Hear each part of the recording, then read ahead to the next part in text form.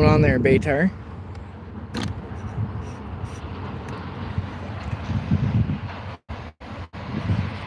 Hey, Josie. Mind the noise, guys. The scrapyard's pretty busy today.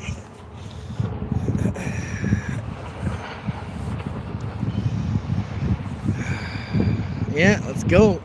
We caught one here yesterday, Josie. You missed my live. You said, oh, why aren't you live?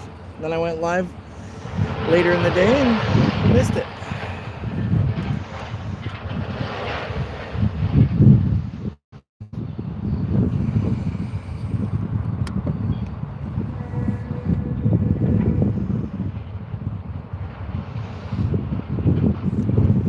So we got that rod. It's got pineapple corn. This one's got a mulberry pop-up in pink, and this one's got Irish cream corn.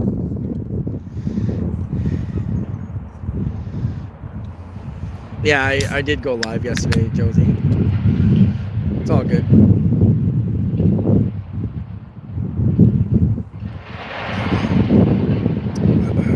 YouTube's been acting funny for everybody. Didn't even upload the live. Like, I even looked this morning, it wasn't. Then after lunch I looked and it had started processing the live.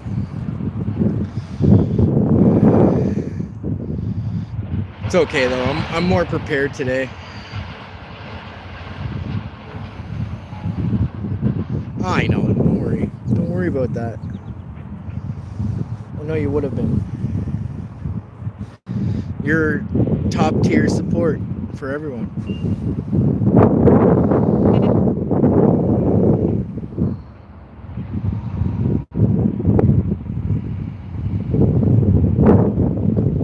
I think that's just the wind, guys.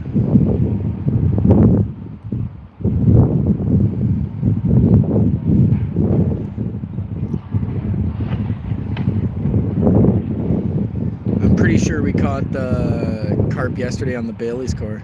Yeah, well, whatever.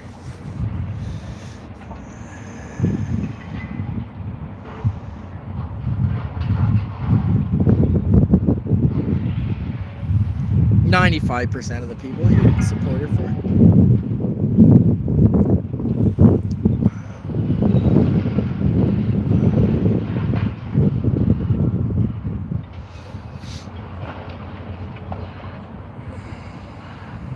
Yeah, exactly. That's right, Paul. Let's get catching.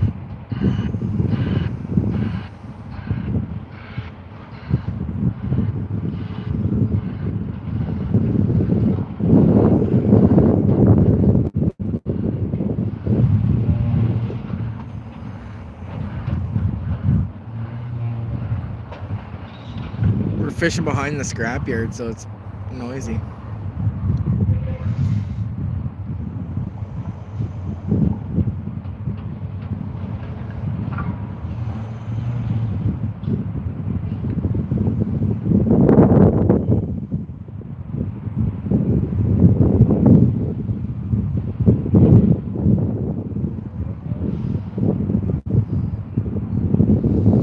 What's up, Scott B? Thanks for coming in again.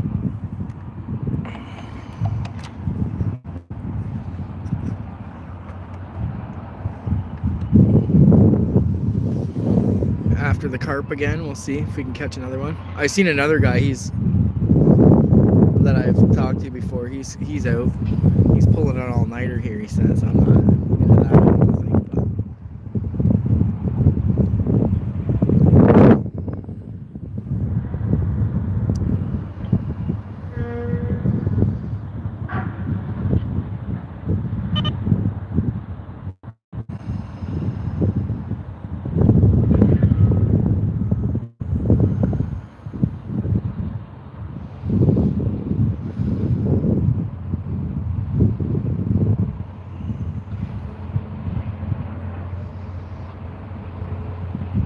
yeah, yesterday we caught one. I think it was like around 5 o'clock. So.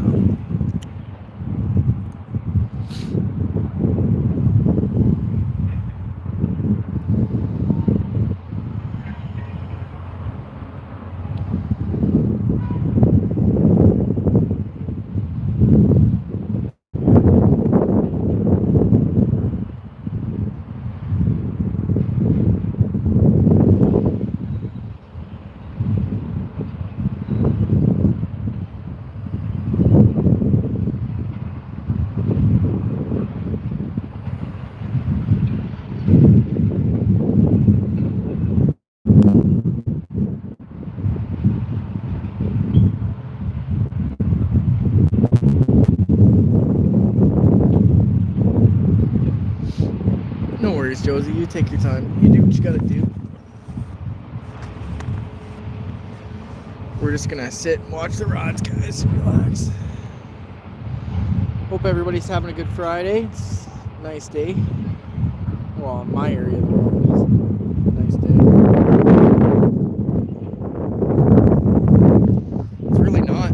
It's just a rod pod, they call it.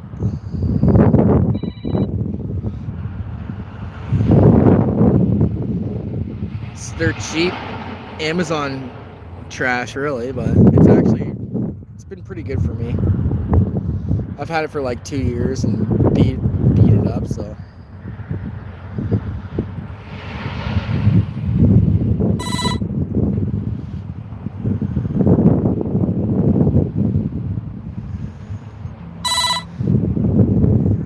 That's right, Skeeter. Hurry up. Let's go.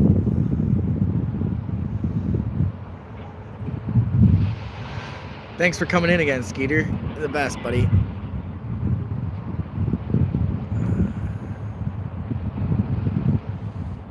You and your antics.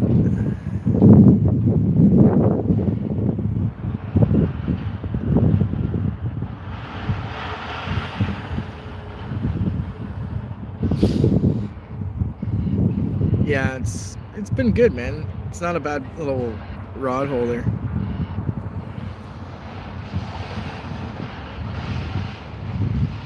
Thanks, brother. I appreciate that.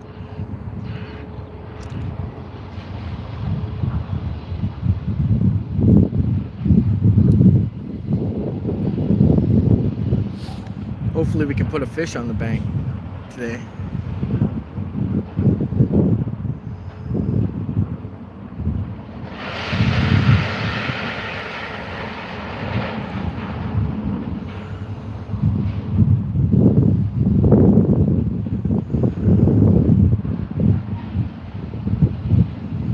We're fishing behind the scrapyard, so it's pretty noisy.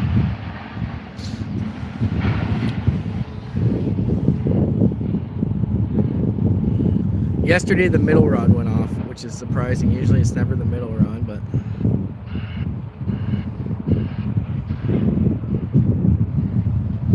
yeah, take her easy, Skeeter. Wait for the ice to melt.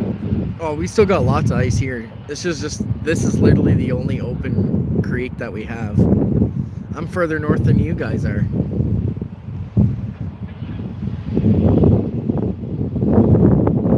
Like legitimately, every other place is frozen around here. The whole bay is frozen.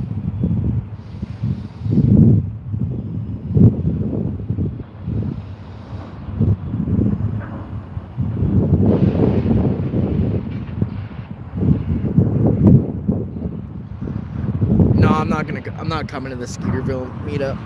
I'd like to. It's just with the Canada-US stuff, you know.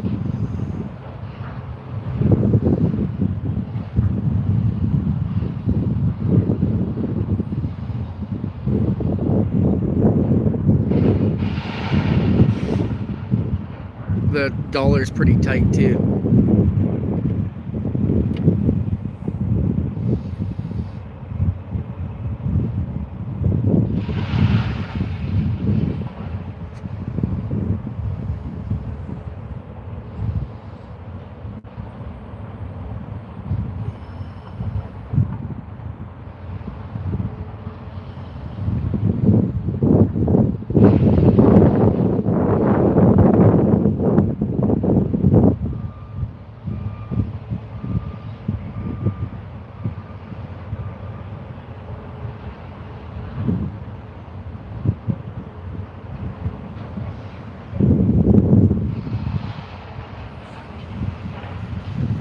Oh, there's definitely some carp action going on. I can see them.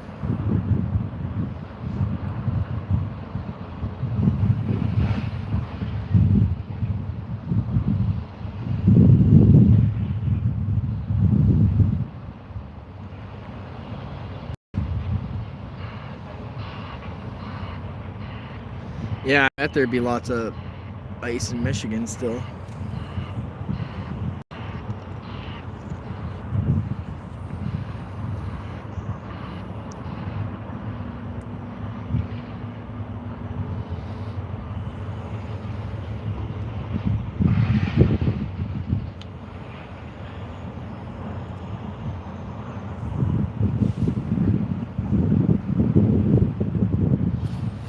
I can't wait for the weather to warm up a little bit though. Then the big ones start coming out. You never know though. We might get a big one right now.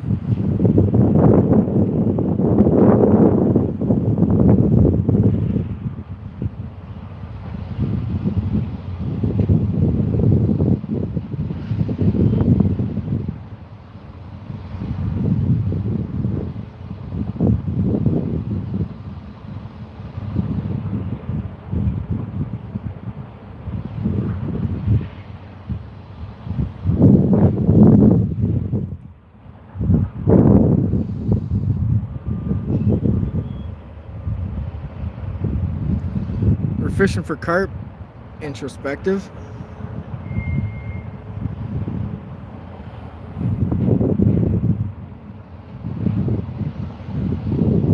What's going on, Pierre? Thanks for coming in, buddy. Appreciate you. Yeah, European style. It's like a movement up here in North America right now. The carp movement.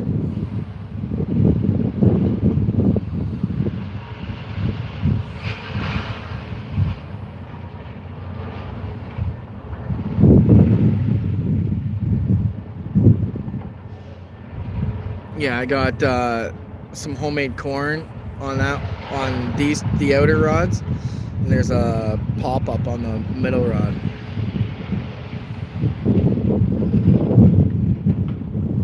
So it's like pineapple, this one's like Irish cream, and that one's mulberry. It's just the wind. It's pretty windy out here.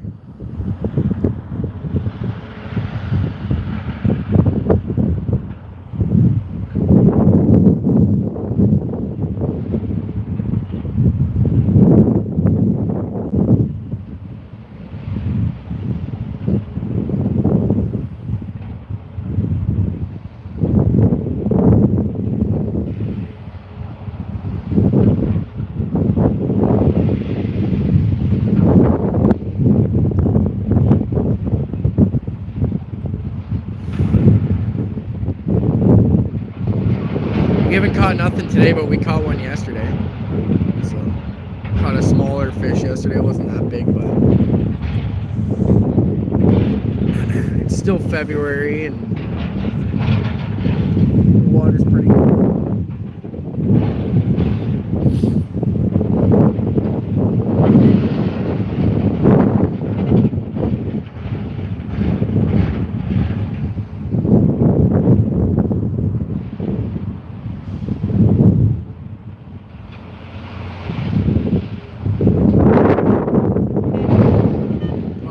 Here.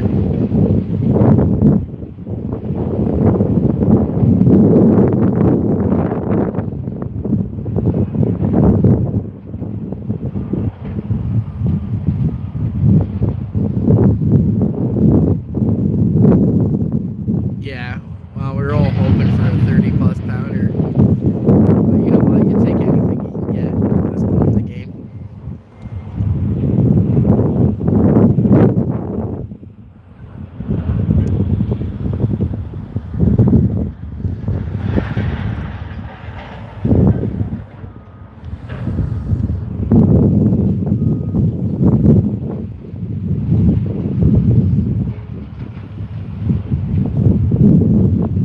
What's your PB here?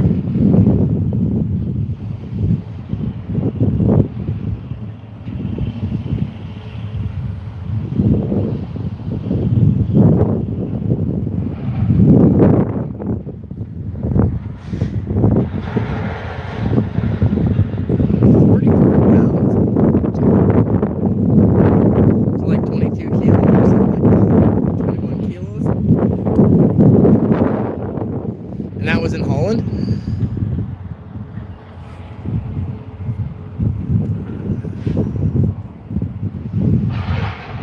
That's a nice fish.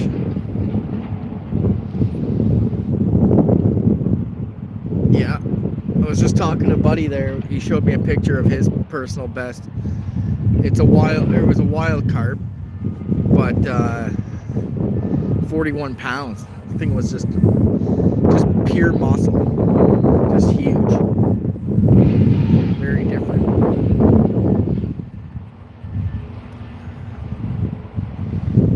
Common as well.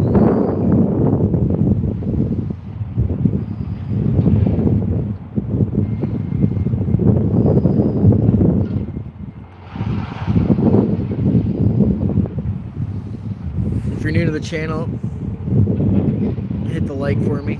Consider subscribing.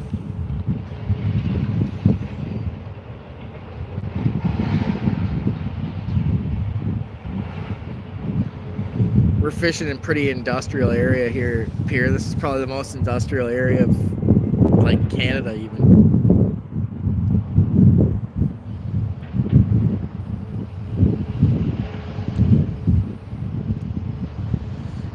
But this river is probably the most popular, one of the most popular carp spots in all of Canada as well.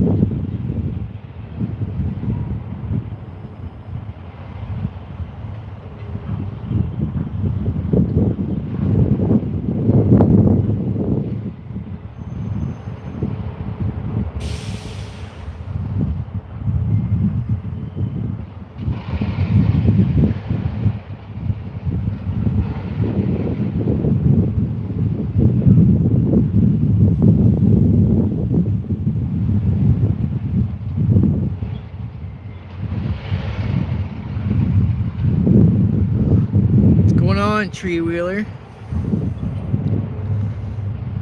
Was that you that posted my thing? Yeah, weather's definitely getting better. ATCP, what's going on? Sorry for the wind noise, guys. It's kind of windy. I don't really have anything to keep her quiet there.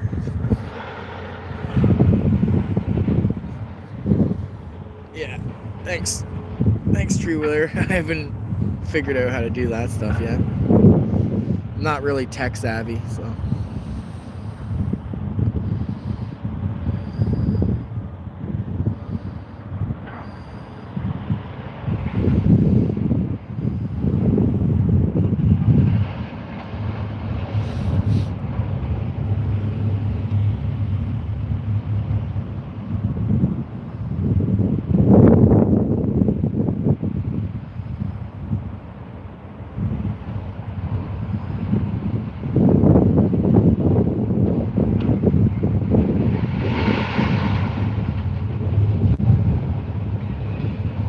So yeah, I got my I just chummed with some particle mix. It's got some hemp in it. It's got wheat, corn, obviously, and these things called maple peas in it.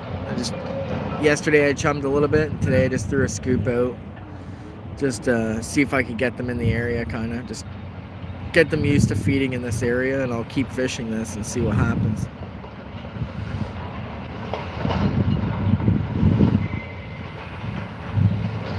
No, I haven't caught nothing yet.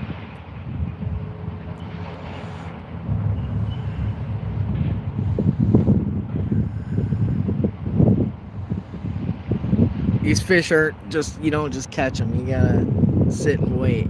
Sometimes you can get on them pretty heavy, but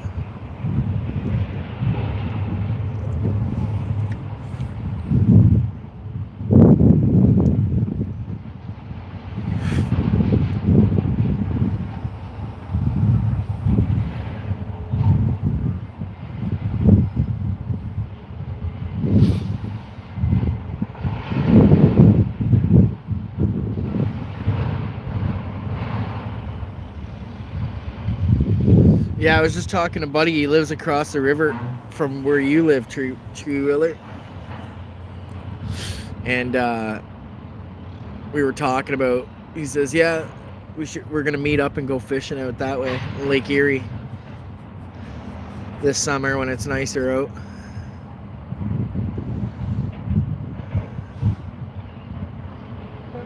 Yeah.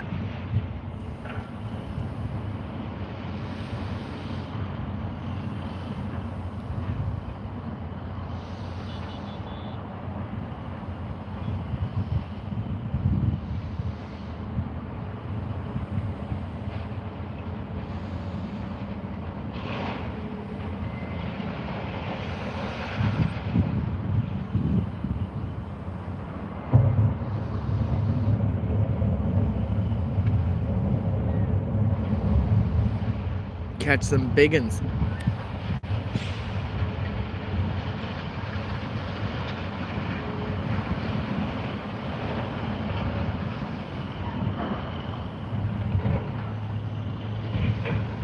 Which ones do you guys think? Which one do you think is going to go off first? I have a feeling the middle one is going to go off again.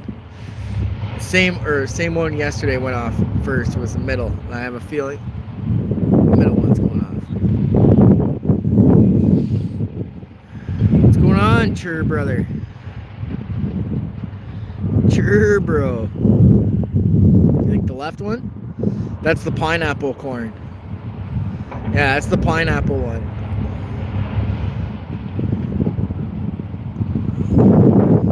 The middle one is like a mulberry commercial bait, like a pop-up they call them. It's like a little floating thing. And then this one is corn soaked in Bailey's. Yesterday the Bailey's one was the one that went off.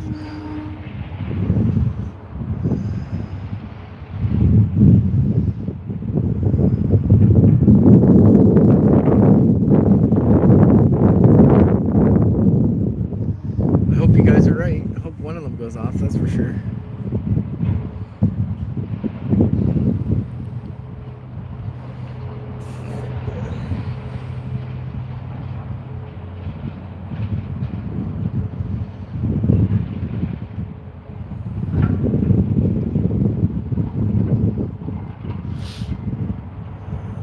Apart from the metal banging, but pretty cool view. I like the view. Here, the trees reflected in the water.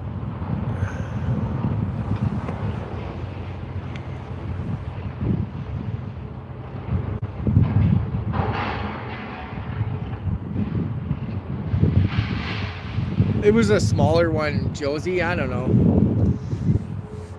I don't really know. I didn't weigh it. I don't weigh them unless they're over 20 or 15, or if I think they're close to 20, I might weigh them. But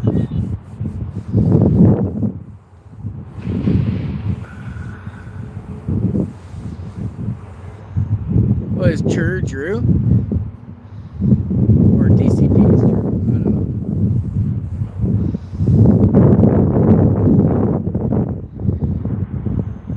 It was probably it was a smaller one. It was probably like 6 or 8 pounds. It was a small fish.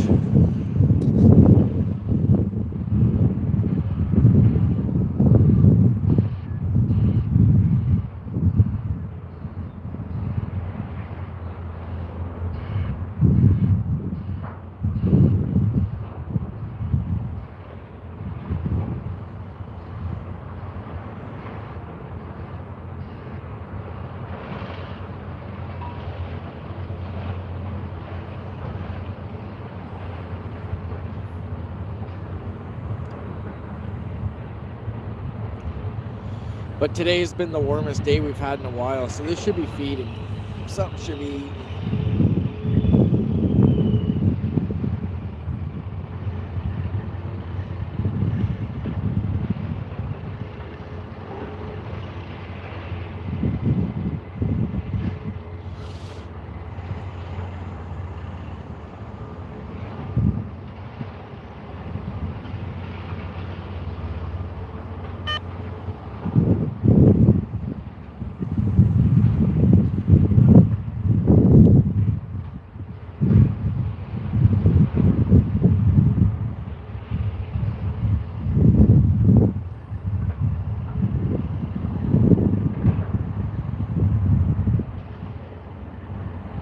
Yeah, it's the same here.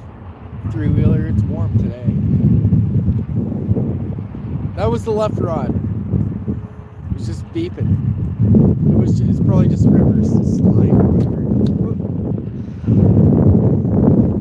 whatever. 78. Jumping, I wish.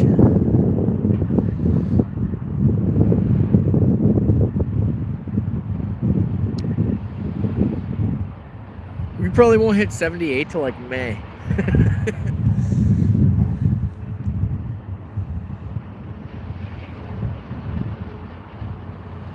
Yeah, exactly. It's like I put the alarms on today. I didn't have them on yesterday. They were dead. The batteries were dead, so I changed them all.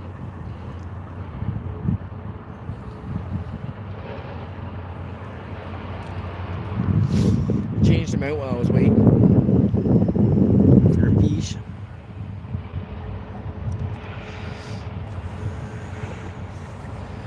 I wish it was 78.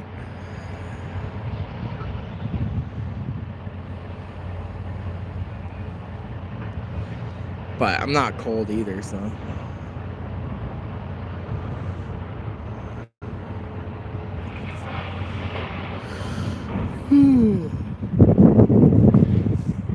Anybody got anything exciting planned for the weekend?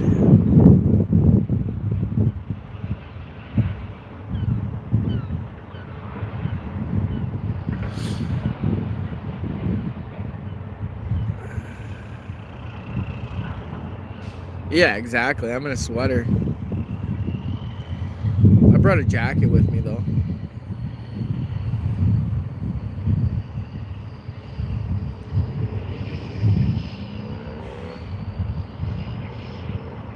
Hey, Mariska.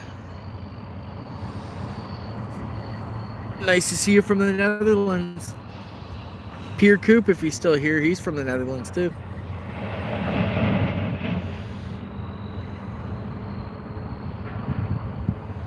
We're fishing for carp.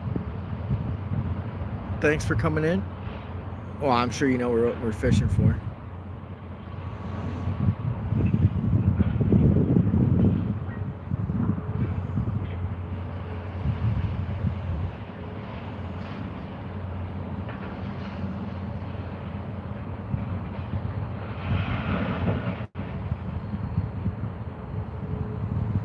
Yeah, get some snowmobiling in.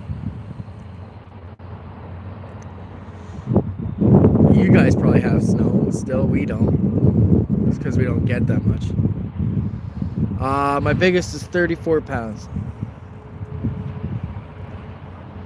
But these aren't the same kind of. These are wild carp, so nobody's taking care of them. They're just.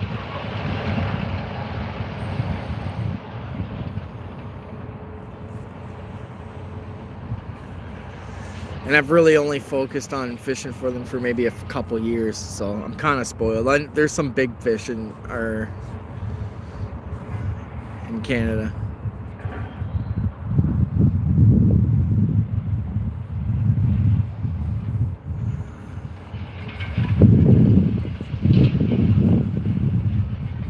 Of course, Josie, you got to get out there, get those crappies. Get some crappies.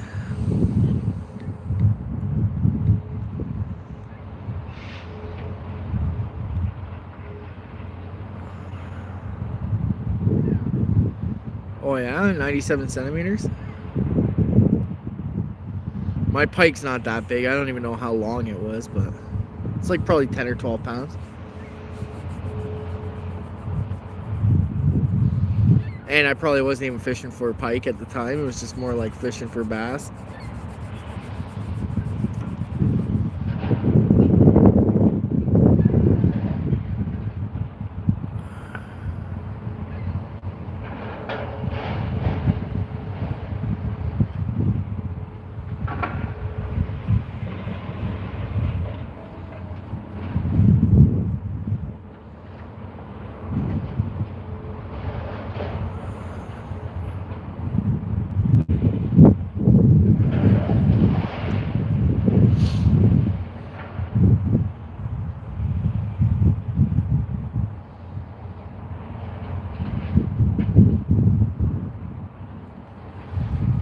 I know you're in the Netherlands. You already said that. For sure. You guys got some good fish over there.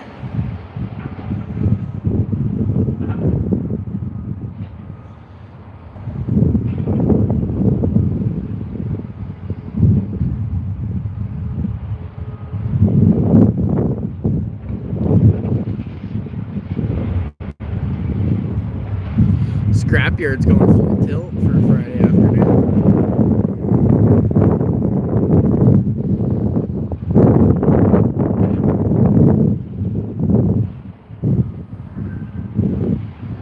Yeah, exactly. You guys don't fish for bass. Bass would be invasive over there.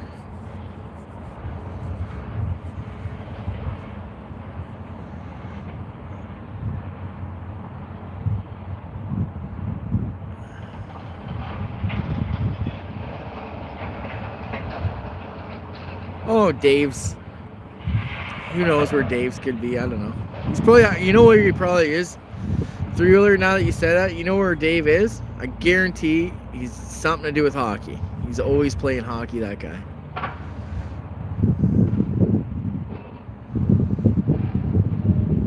Take care, Mariska. Thanks for coming in.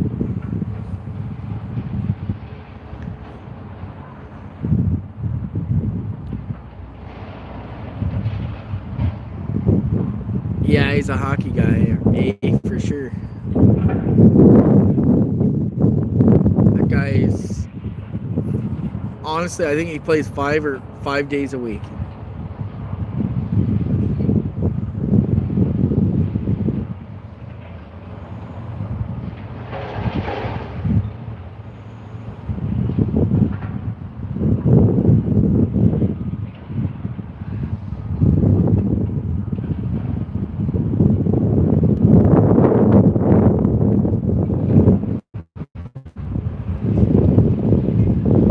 How's the wind noise, guys? Is it bad or?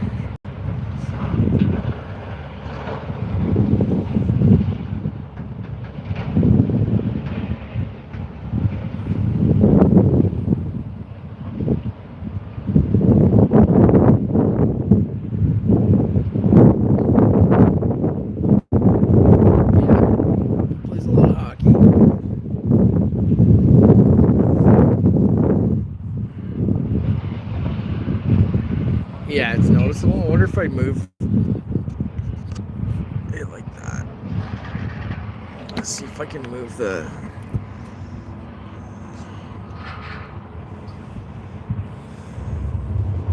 See if I put this thing like beside me or something. I don't know, that should help.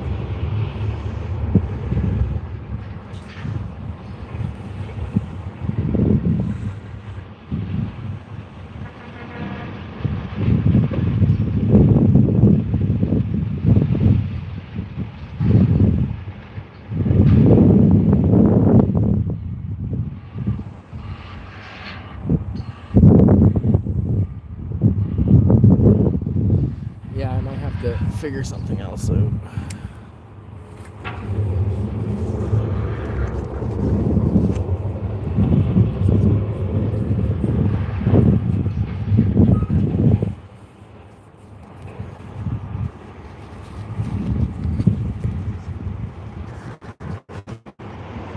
Let's try. Let me see if that's better. Sorry about that. Let me know if that's better.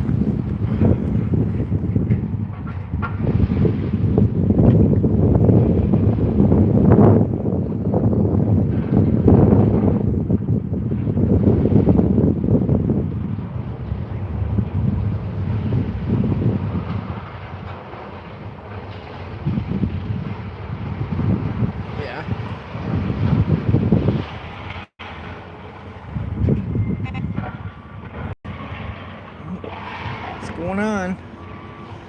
Your left rod might be going off.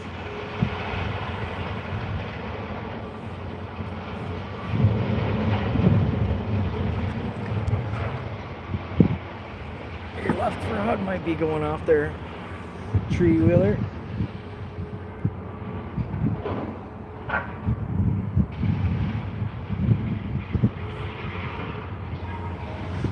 See, I'm not certain where the microphone is. Oh, is it on the top? Maybe it's on the top.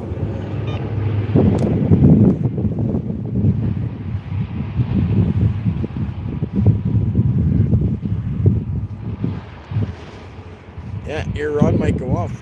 Three-wheeler.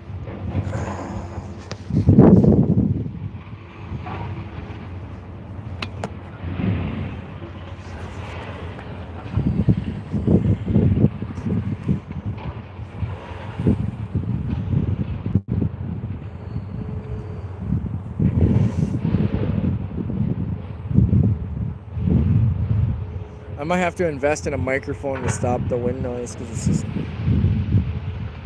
I can't see where the microphone is. It might be on the bottom or top or side.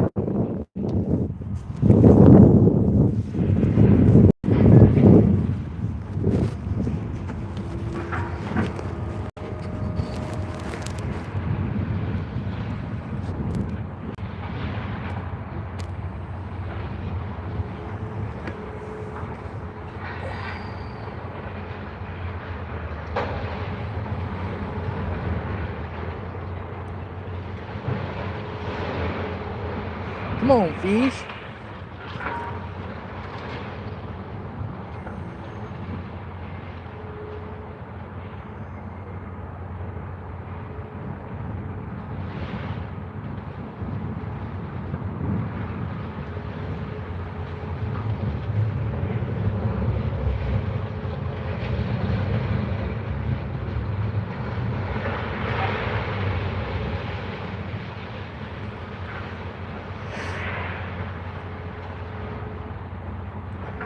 Yeah, there's some trash moving down the river, so... Not trash, just sticks and stuff.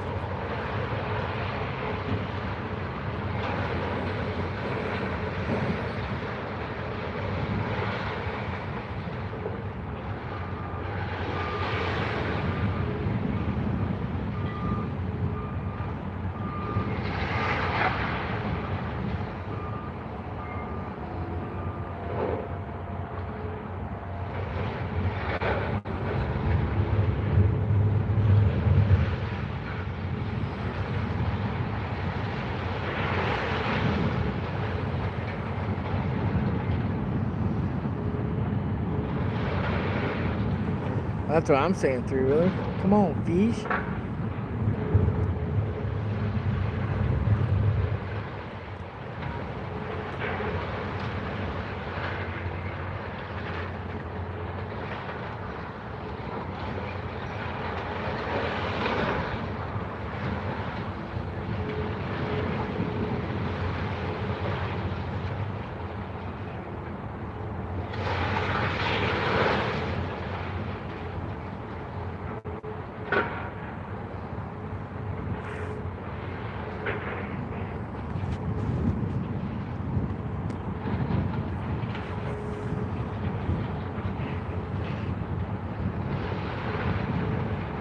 Let the force be with you.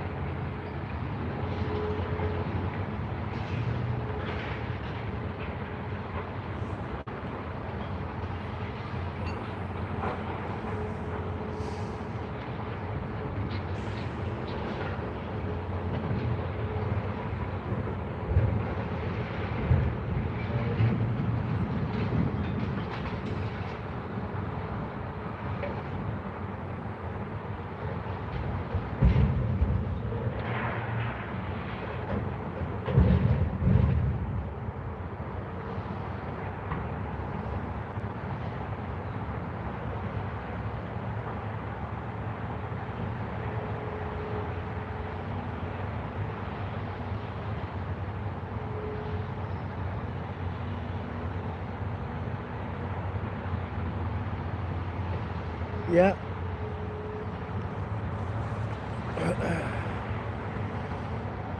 Hopefully they turn on. I think they will.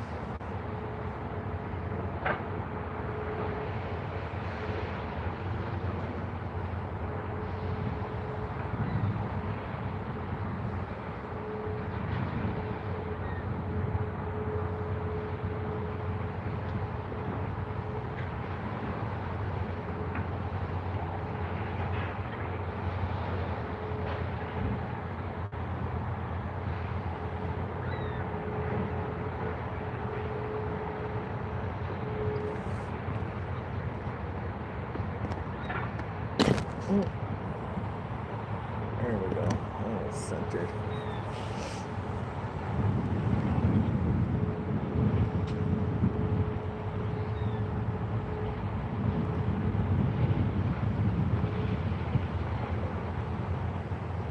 Hi, Nikki. How are you? Thanks for coming in.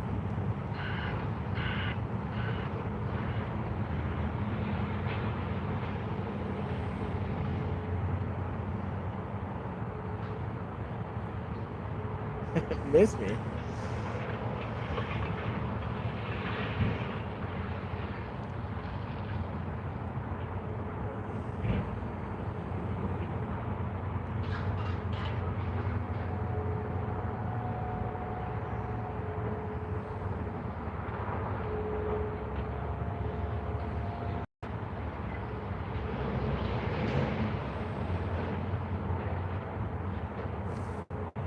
It's winter. I've been hiding. Oh, something's happening. Which one was that? I heard a beep.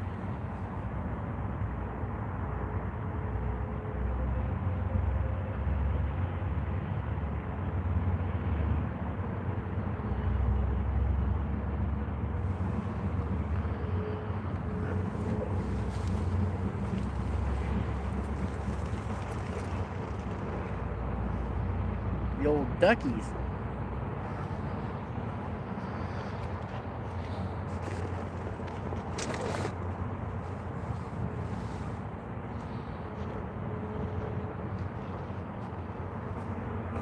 Crack a fresh one.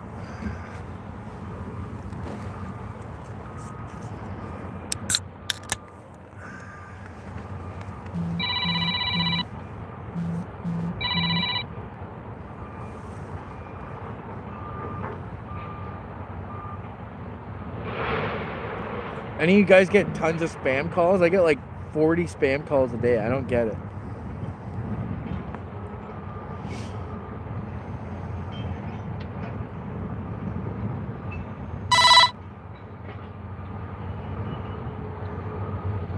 Like, I get so many spam calls that I got 8 new messages today. Thanks, Alice. I hope you have a great day too. Appreciate you coming in.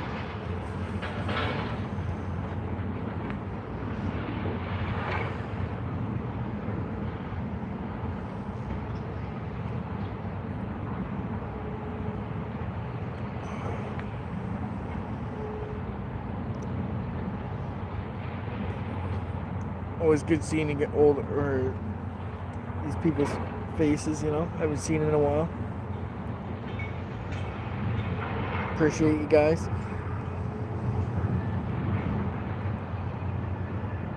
That's why we do it.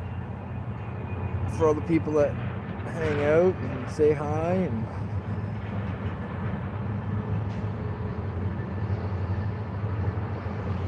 so, it's not a great time of year to go fishing, but it is what it is.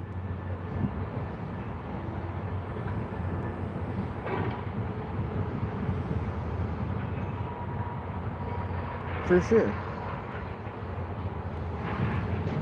I knew you were hiding there, Polly.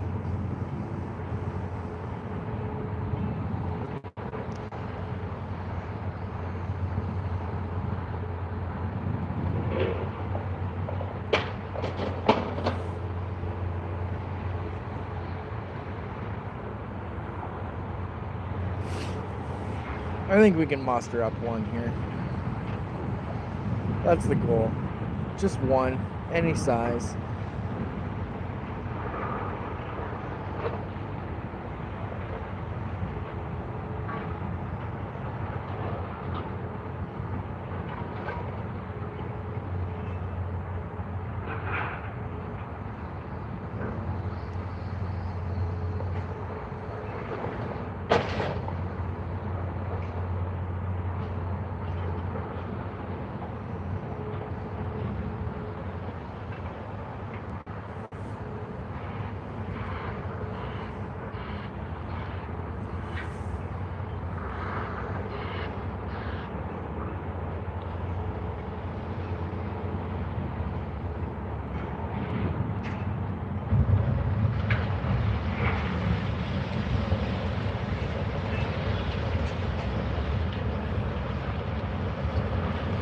You gotta get Paulie out fishing. You gotta get Paul fishing.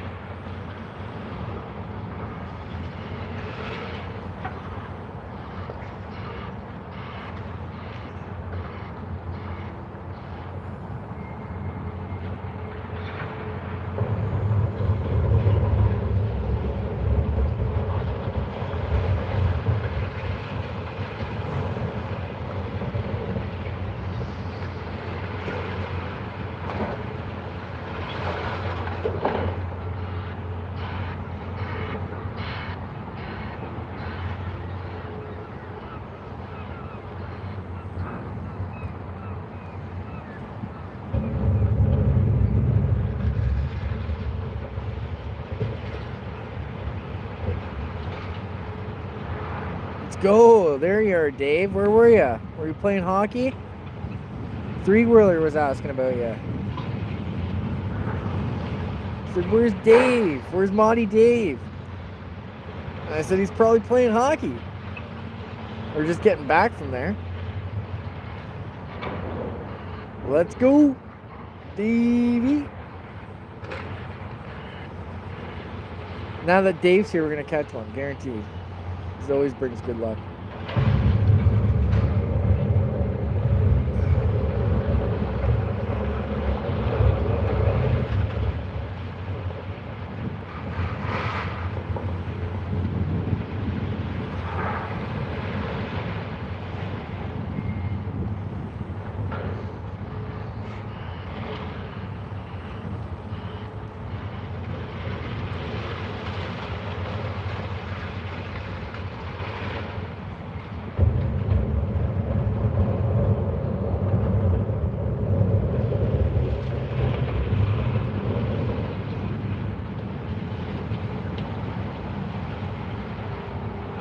Oh, you're at the bingo. Were you at the one in Oakville or what?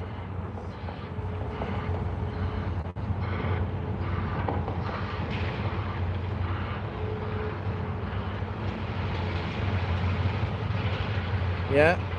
My wife won some big money there one time, buddy.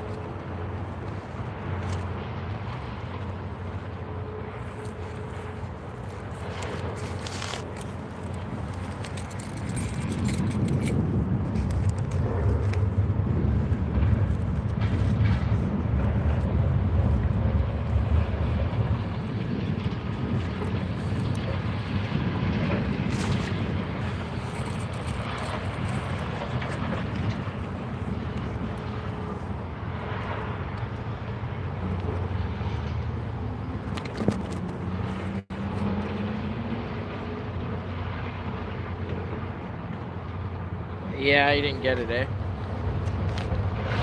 Happens, man.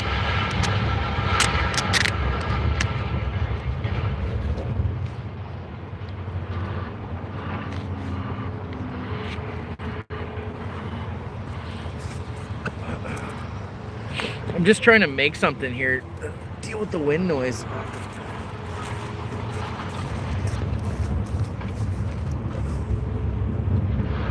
without blocking the camera.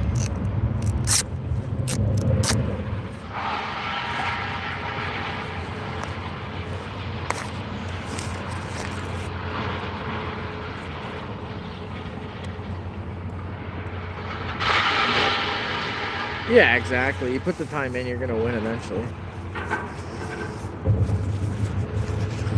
Put the time in, you're gonna catch a fish.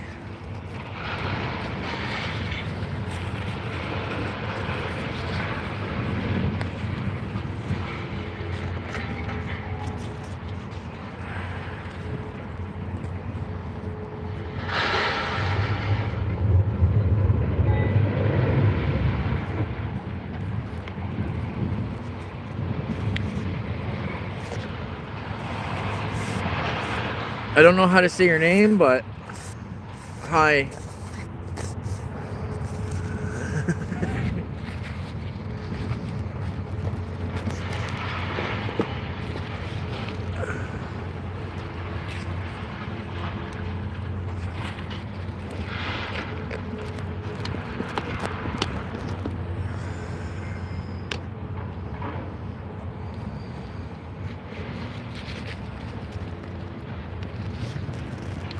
Just trying to work with the camera here to make it so the wind noise isn't so bad.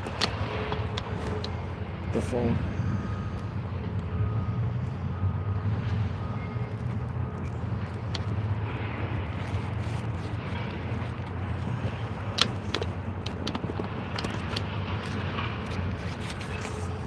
I don't know, man.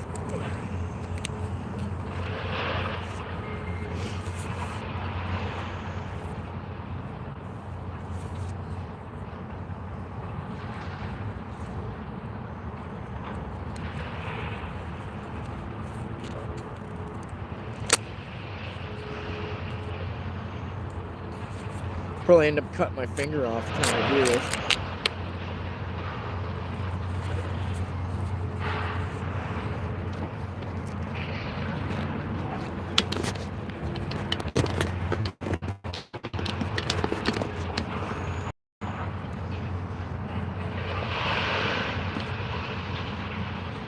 Let me know if that helps at all. Oh, I just started really, like, what? Not even an hour. Not even an hour. Almost an hour.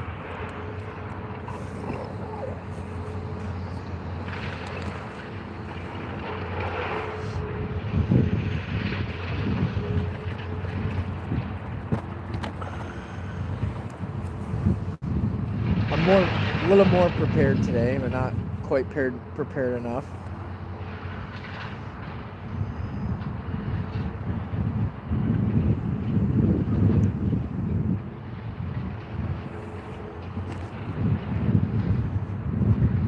For sure, Josie. Thank you for the support. I think we will. I think we'll catch something for sure.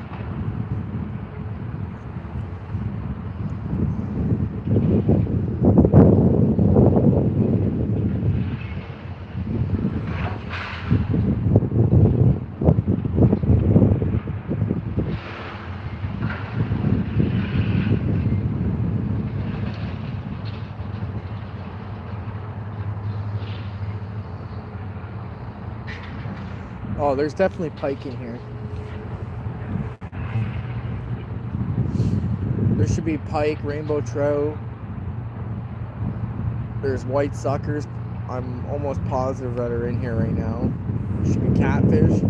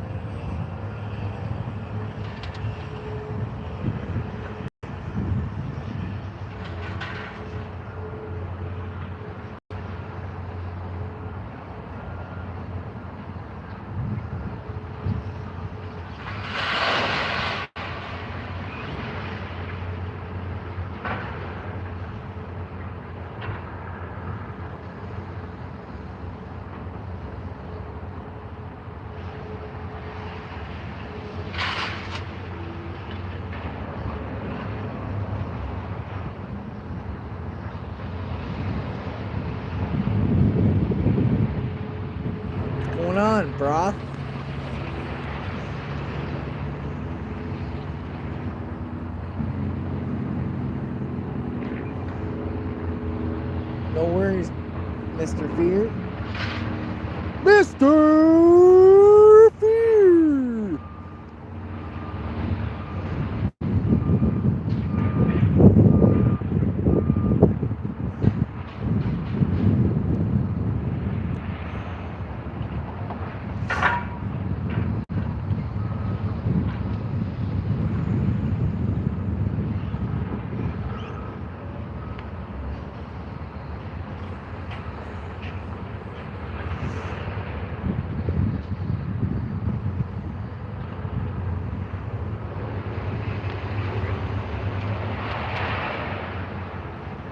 Oh, me getting a day off?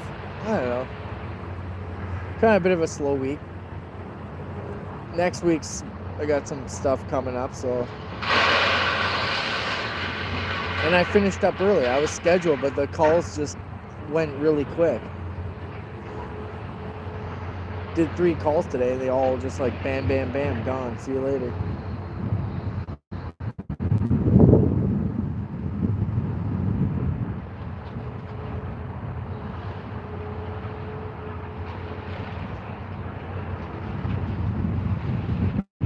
Look, there's a turtle, guys. The turtle's freaking alive.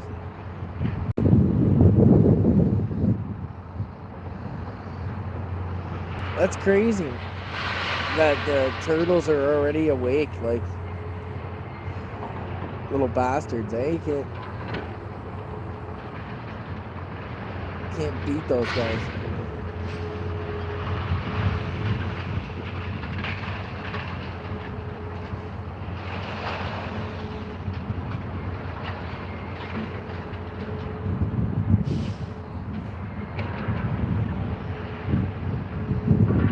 Is the wind noise horrific, or how is it? I might have to get one of those microphones, because... Thanks, Dave.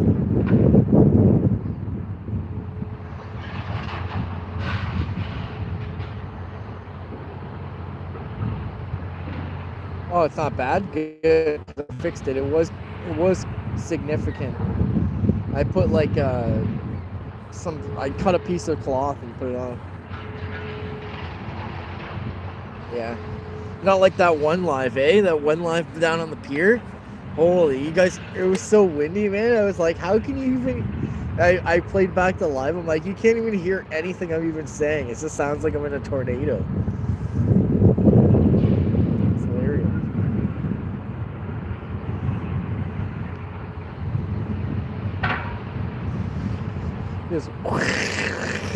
It's just hilarious. It's like, yeah, I don't know.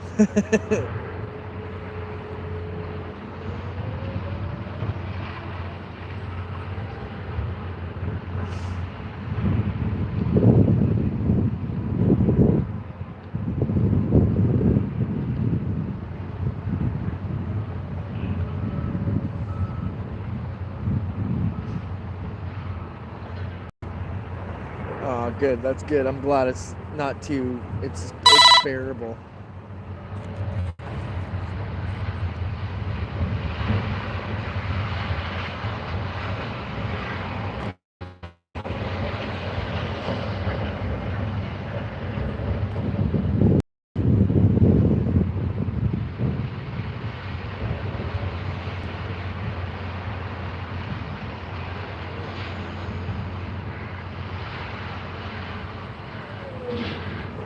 Yeah, but 99% of the snow's gone in my area anyways. There's still a couple little spots here and there, but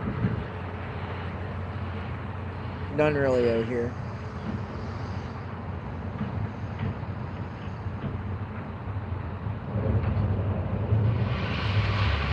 Which isn't bad. I'm sure Paulsway still has some snow kicking around. They got a lot more than we did.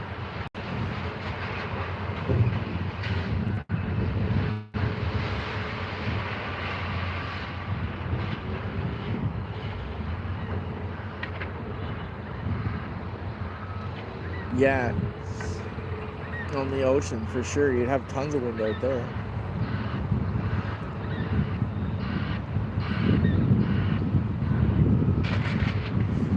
cormorant out there, guys. Pissing me off. He's eating everything.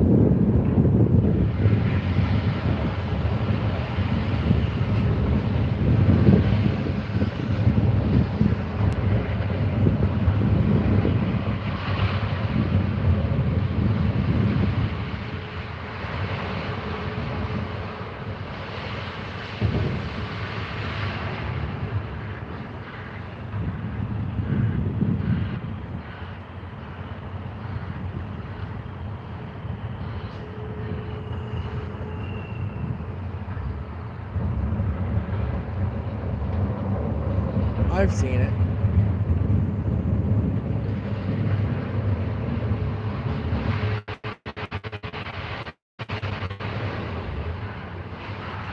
What are you saying, Paul? Lots still what? Lots of wind noise still?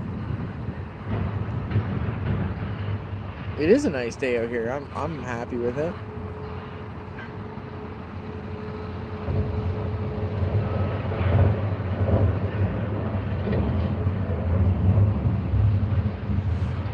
That all that noise might not be. That's industrial noise too. That's like factory.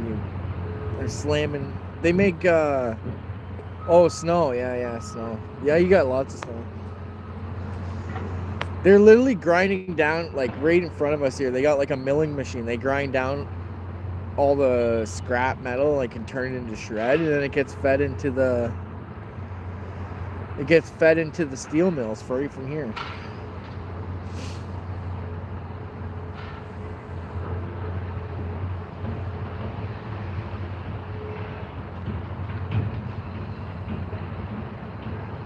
Hey, Canal. How are you, brother? Oh, or probably, Dave, you hear everything. The highway's right behind me, and it's probably 100 meters behind me, but then you hear the steel mills, like, right here. That's literally the steel mill right there. Like, them grinding up all the big machines throwing scrap into the shredder.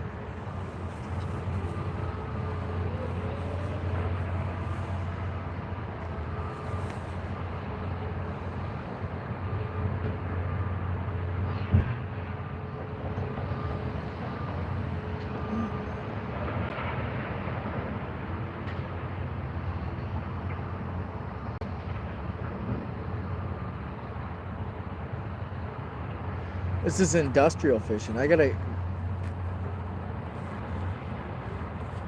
get some. I got some nicer spots to hit up, but this time of year is the best spot.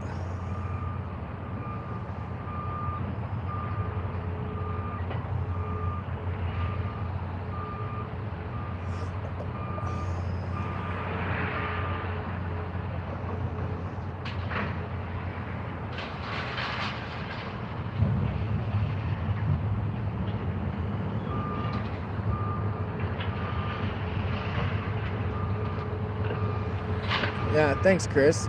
For sure, yeah, this is the way.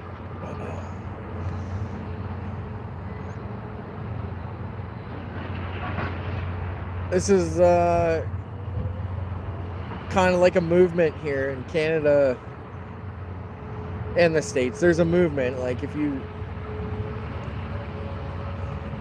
that are people that are serious carp anglers. Like, I guess a lot of people are targeting them now, but.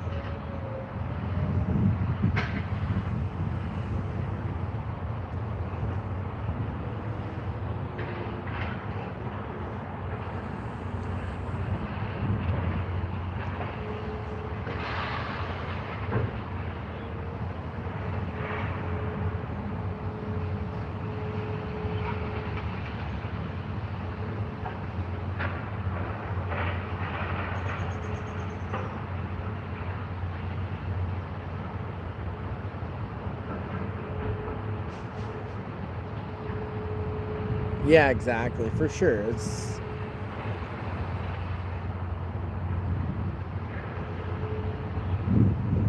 thanks, Chris. I appreciate you. Yeah, we're kind of early here. Like, we're February is kind of like there's still ice on our lakes and stuff, most of them. It's just that this river is basically an outfall for the wastewater, so it's warm. It's the warmest spot in probably southern Ontario. Yeah. I caught one here yesterday. It wasn't a very big one, but it was still a nice fish.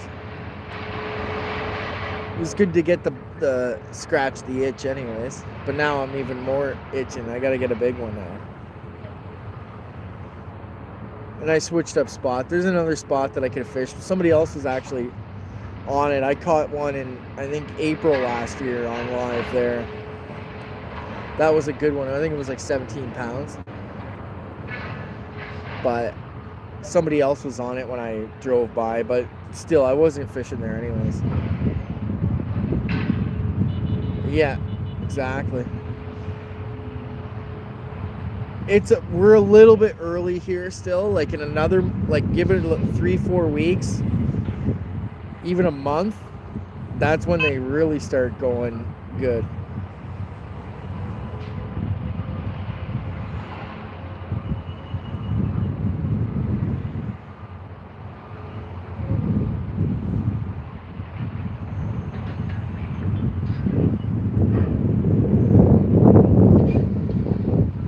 Probably, I'd say in another month, when I come here, there'll be tons of people here.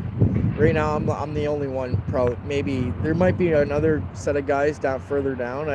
They were in the parking lot when I got here, but I don't know for sure if they were fishing. But in another month, there'll be lots.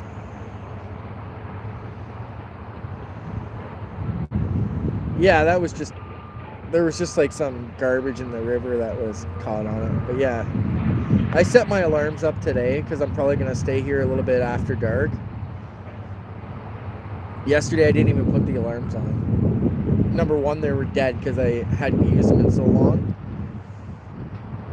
So I changed the batteries and while I was sitting here waiting, doing nothing, and then today I threw them on. Because yeah, it's cool. I like to hear that noise too sometimes.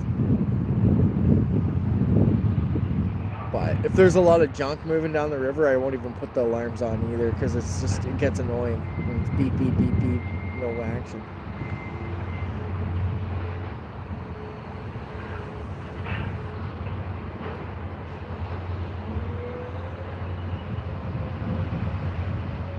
So yeah, on that rod we got pineapple, giant corn.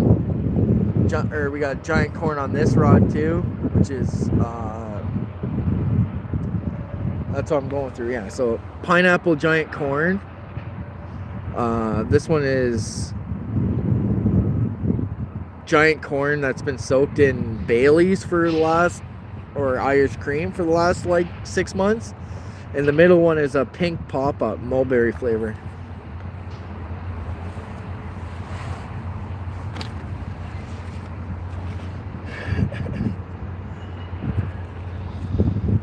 So yeah, I made this bait in the fall, this is the Irish cream one, but you can see that's Kahlua, like soaked in alcohol, right?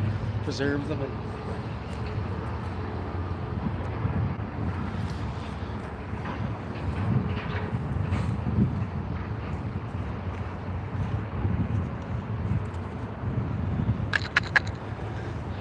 See, that's the pineapple corn right there.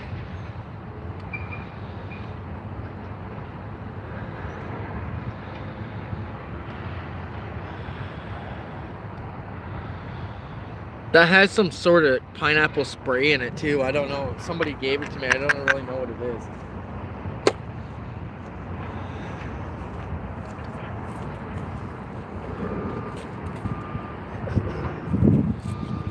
And for particles, that's what I'm using. I just threw out some of these. It's just like corn. There's some hemp seed in there.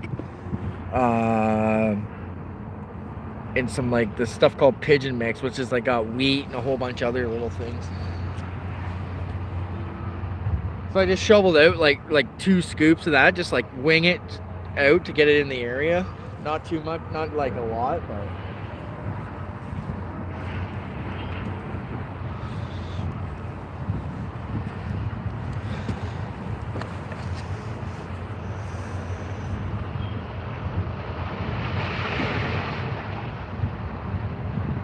yeah, for sure.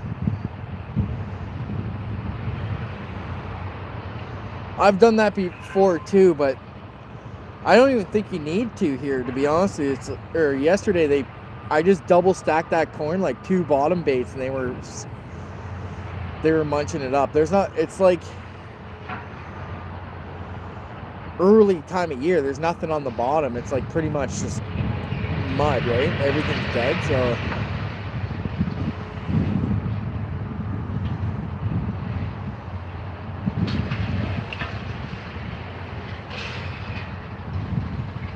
Just like a bottom bait or whatever.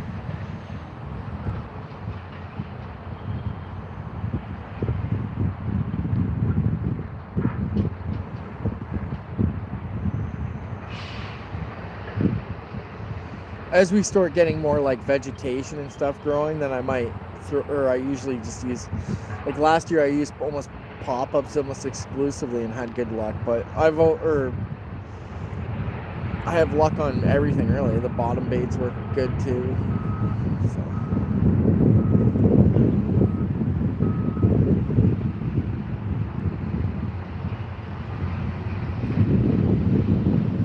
Oh, one of those corn things too has like a floating, like the bait stop is like a floating plastic.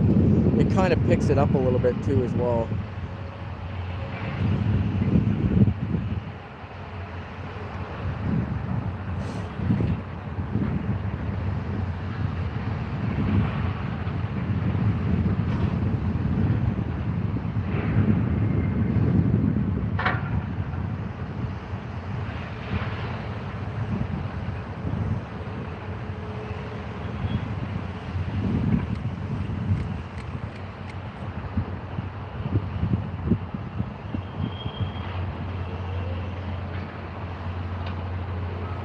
I think grass carp will eat anything, Josie. But I'm pretty sure they'll probably eat everything, so. Yeah, if there was a grass carp, I'm sure it would eat it. To be honest with you, I'm not 100% sure. I've never caught one. They're super rare. If we do catch one, we have to kill it, so.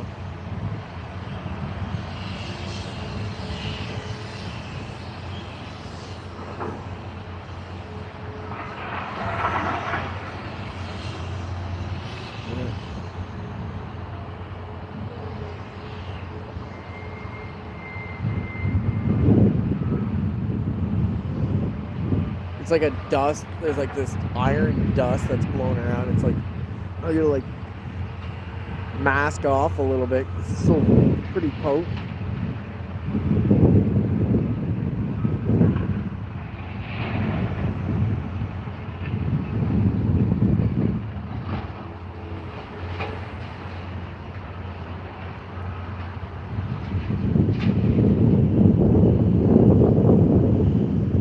Oh, Josie, they'll bite stuff. You just gotta put the time in.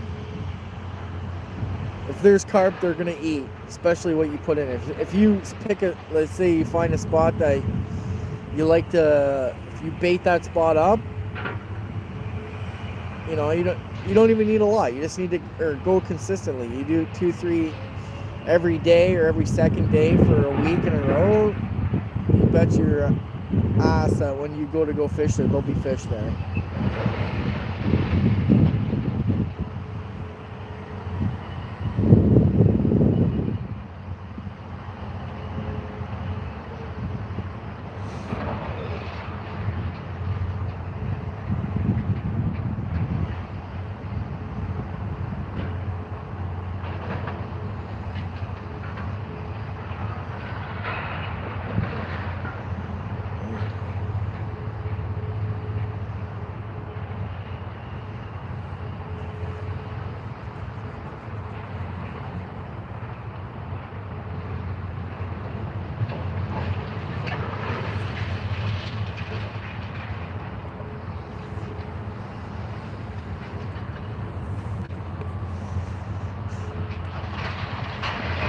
Don't make me blush, Chris.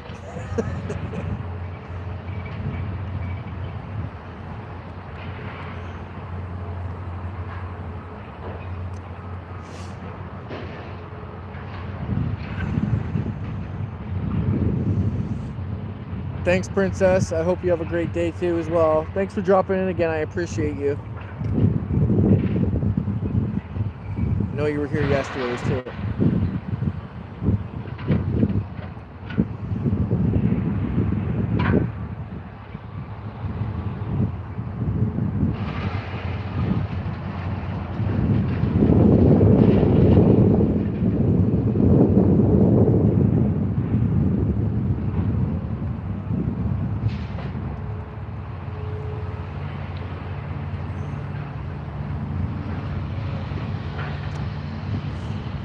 I'm gonna check the water temp in a bit. Yesterday it was like, I don't know, 43, 40 something. We'll see if it's changed over the day. It's been a warm day though.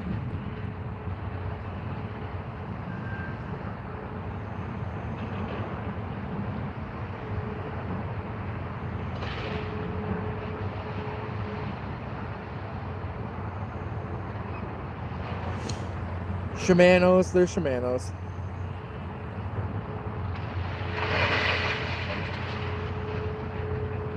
They're Shimano 8000 OCs.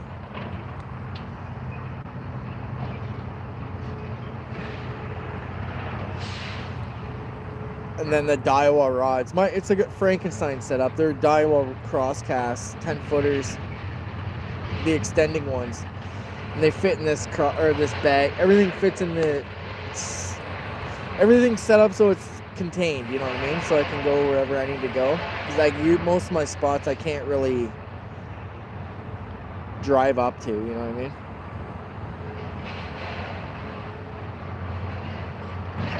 Hey Glenn, how are you? Thanks for coming in.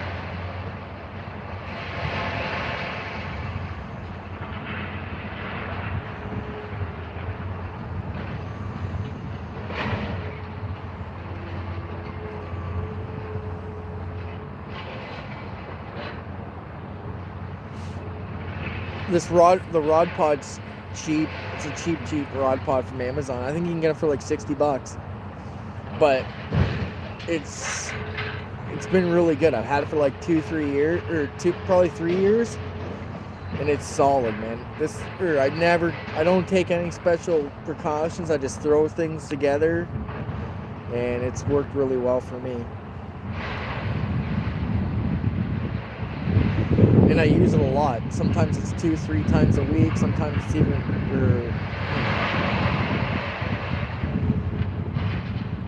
when the weather's nicer, it's at least once a week. Last year I wasn't even going live, most of the time. I wasn't even bothering with it. But this year I think I'll start because we caught a lot of fish last year.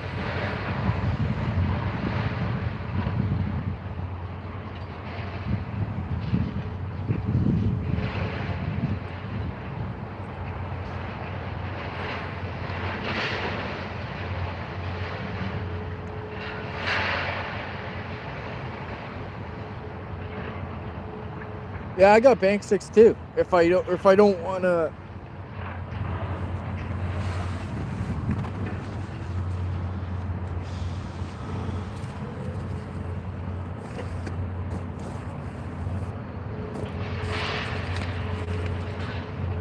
I got 3 with me right now. Right? And they screw in or whatever. They extend too. They're pretty long. I don't know. Say like half a meter. Maybe a little longer. I don't know. Maybe like 2-3 feet. 2.5 feet. I got a whole bunch more. I got more at home too. If I'm packing real tight, then I'll just pack the bank sticks.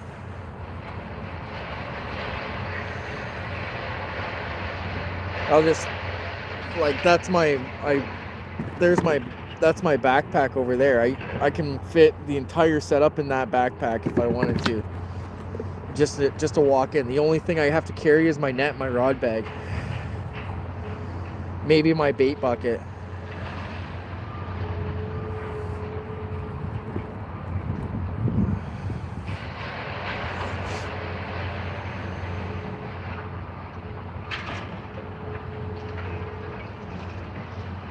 Yeah, for sure, Glenn. It's a setup. I've got lots of setups. I plan on. I'm gonna do a downtown Toronto live this year. I'm gonna go to downtown Toronto with my backpack and my carp stuff. I'm gonna take the train, and it's gonna be. I have a wagon right here.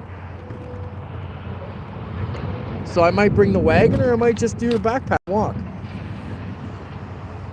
I'm gonna fish the Don River right downtown Toronto for carp. It's gonna be a segment.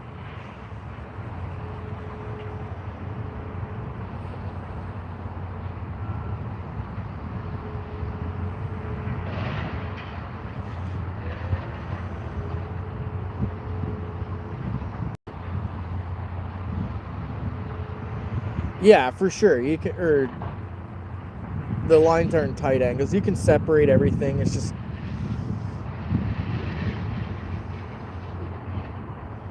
I kind of got everything just like straight out in front, basically. Like one's a little bit to the left, one's a little bit to the right. You know what I mean? And one's right in the middle. So.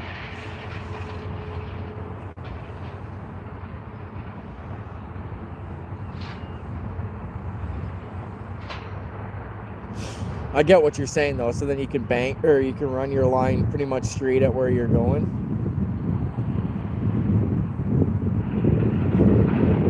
Which I agree.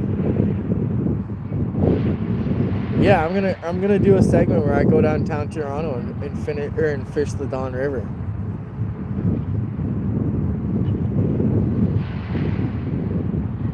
Oh, I know. Here is the carp guru. Guy's been fishing for carp longer than I've been alive. I've known Pierre for a long, well, quite a while. Over a year now, anyways.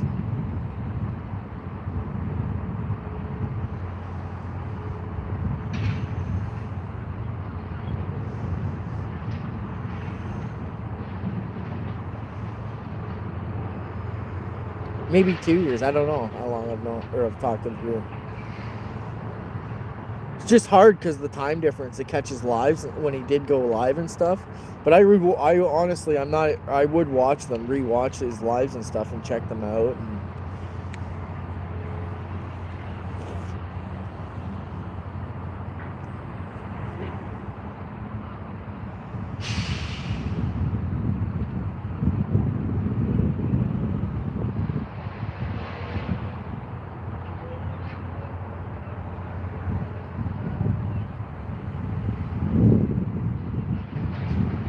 yeah. Honestly, I might even do an Ottawa trip too. I want to go fish the canal. Something just big just boiled over there. I don't know if that's a bird or what. We'll see if it pops up. Yeah, the Ottawa River and the Rideau Canal both have huge carp in them.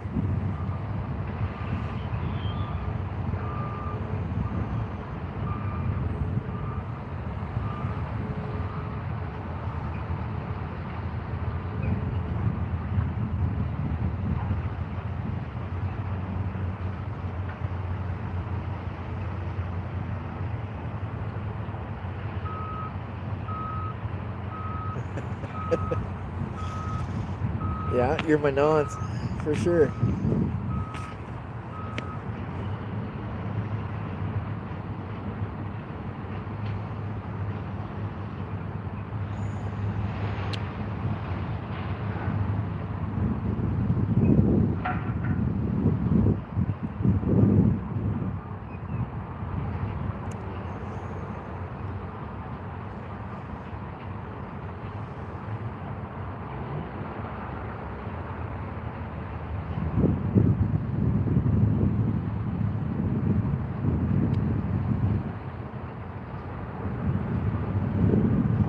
Guaranteed there's sturgeon and well, there's also tons of that. Everything's in there, but I'm almost. The Ottawa River is huge, man. It drains like most of northern Ontario, so.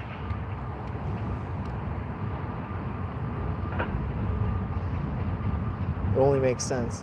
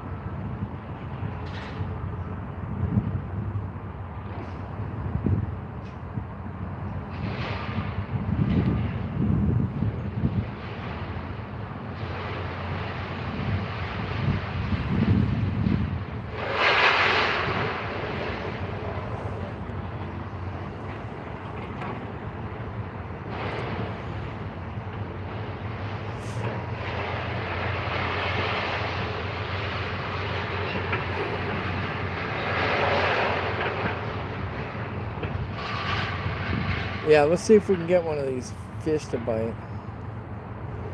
I hope they do.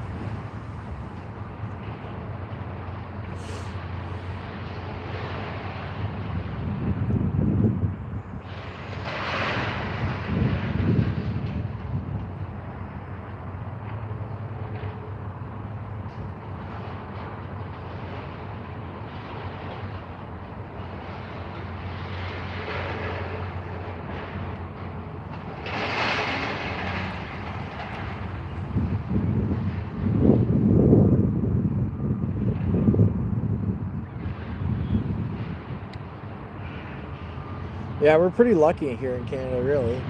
There's like almost, well, every city's got, guaranteed there's big fish in pretty much every city. You just gotta be at the right place at the right time.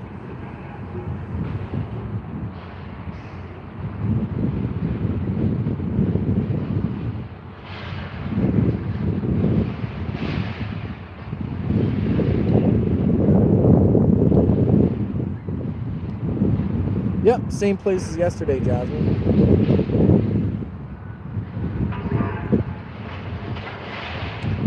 Thanks for coming in again. Appreciate you.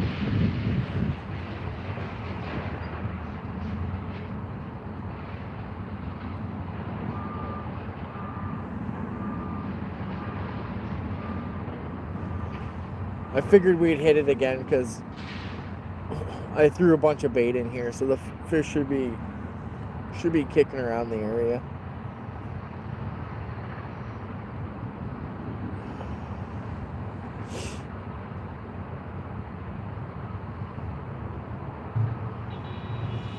Wheeler, welcome back, brother. I modded Wheeler up because that's what he is. He's a mod.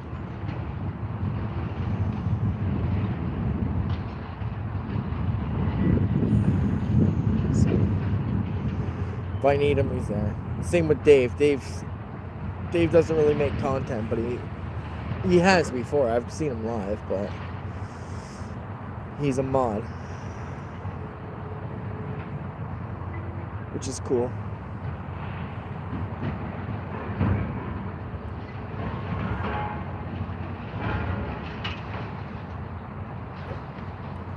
Paul. You don't need it, Paul.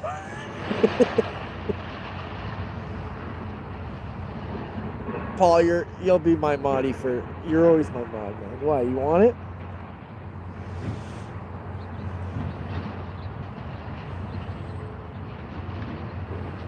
You gonna feel left out?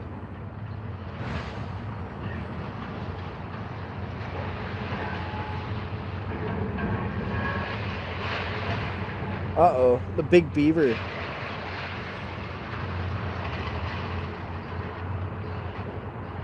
No, nothing's gotten hit yet. We're still waiting. There's a beaver out there. I hope he doesn't come around, though. I hate when the damn beavers come around the pit. Been fighting wildlife off. Like, yesterday I was at a different spot, which is on the same river but further up. The freaking swans, man. Like, people must have been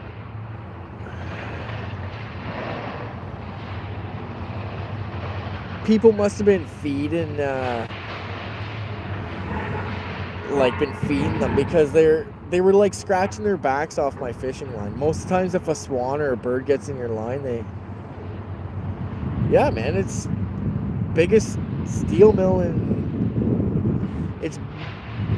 it's a big steel mill, that's for sure. It's bigger than anything that's produces more steel than anything that's in Pennsylvania now, which is typically what Steel City is.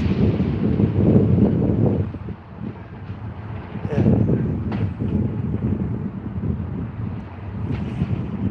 We don't need mods in here, really, to be honest with you. Why, you all want to be gray? Turn me all gray. There's nothing that, I don't even care. You guys can't, there's nothing you can say that really offend me. Maybe if something's really offside, but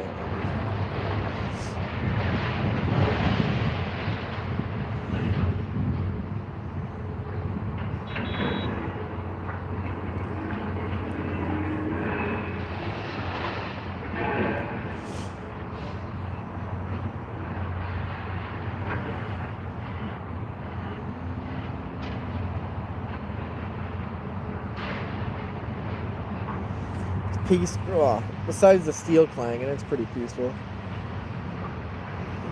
Yeah, I know. You're Paul. You're blue. You'll always be blue in my eyes, Paul. Rude. Rude.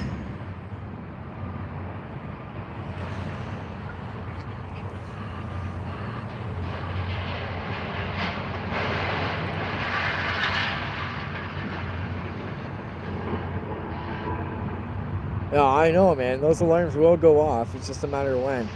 Yesterday was like, I don't know. I think it was like around the same time, maybe a little bit later. We'll see. I'm gonna be here for a while. Yeah, I gotta see what 44%. Yeah, maybe I don't know. We'll plug it in a little bit.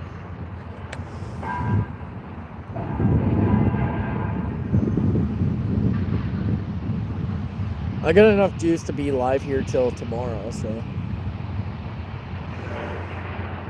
if I wanted to be, which I might not want to be.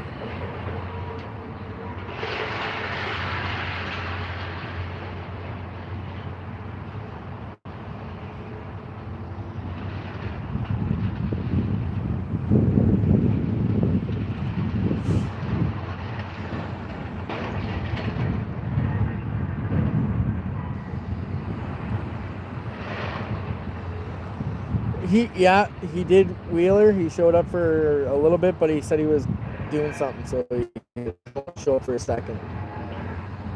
Yeah, Tony is my better half.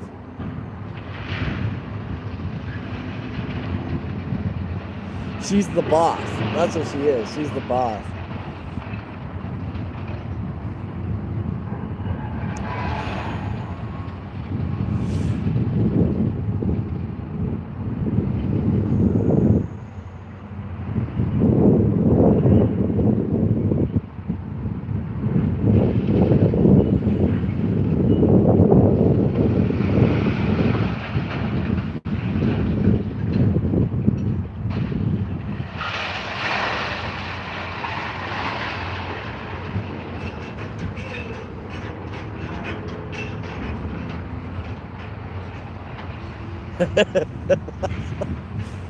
I hope not.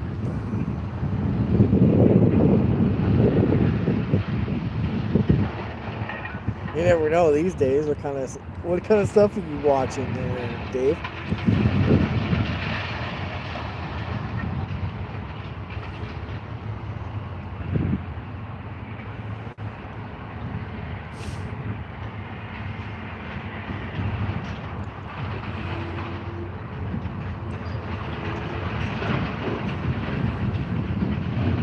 Yeah, big boots. You know what they say about big boots? Big feet.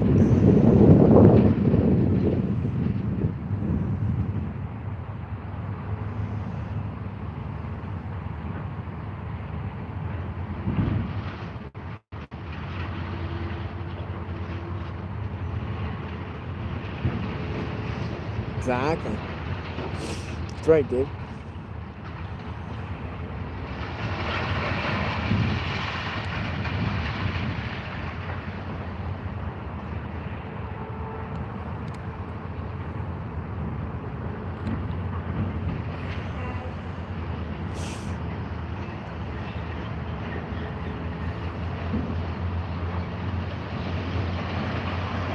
Yeah, it is a long time. Congratulations, buddy.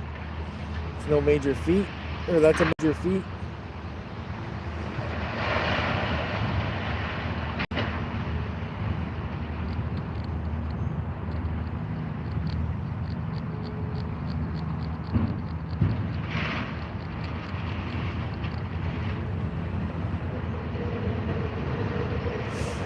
I think we've been married for 6 years. It's been,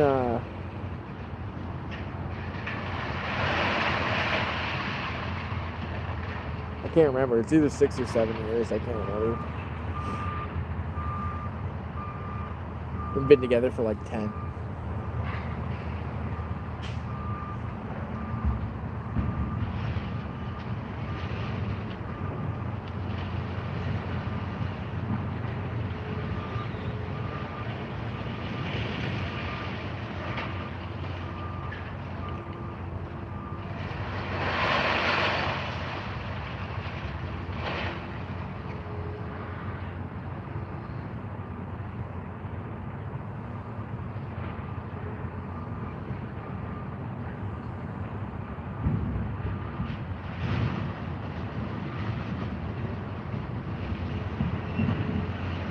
Nice, Chris. That's good too, man. That's a long time.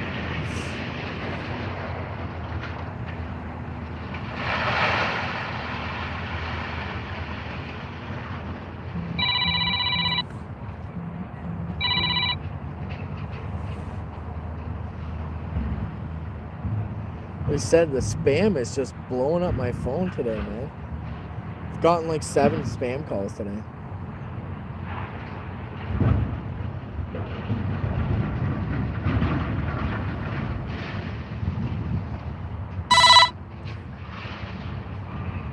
It's just spam, man. Spam.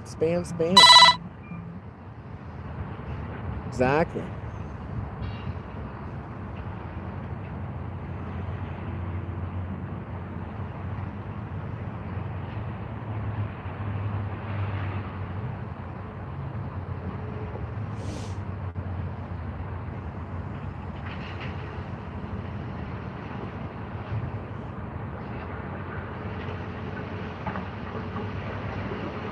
Yeah, I don't know, man. I've gotten like 8 or 9 today. I'm not even exaggerating. It's just like annoying.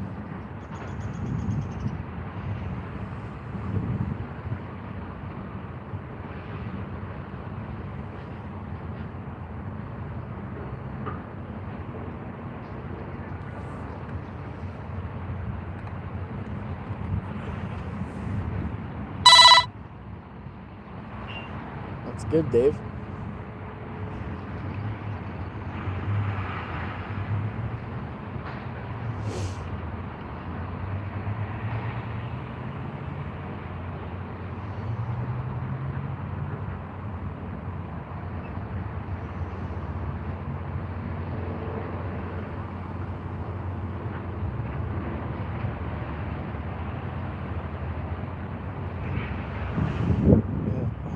Yeah, but my phone number is advertised online for like services that I provide. So when you advertise online, anybody can get your number, and it just goes crazy, buddy. They like sell your phone number to like these places that just spam you and try to scam you and whatever.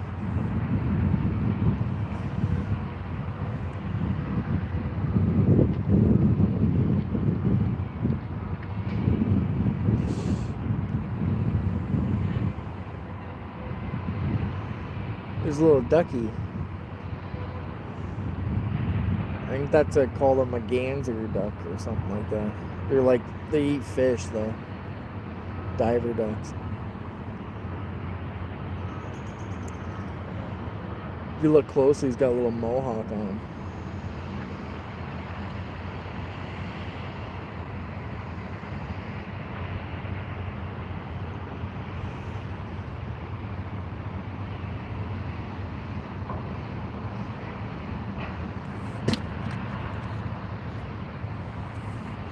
Thanks for all the likes, people. I appreciate it. And those who are sticking around, hanging out, chilling, relaxing. Oh, looks like one of your guys are live there, tree wheeler.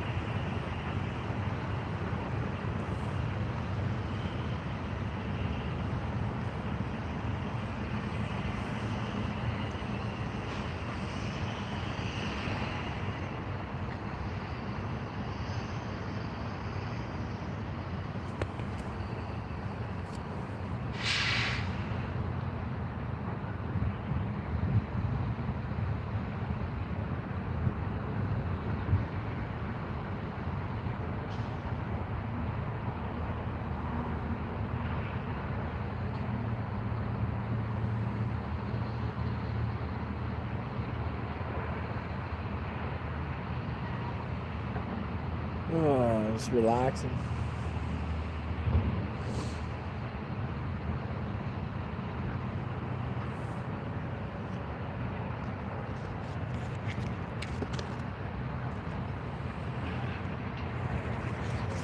The wind's died down a bit. I gotta take a look at this bush over here.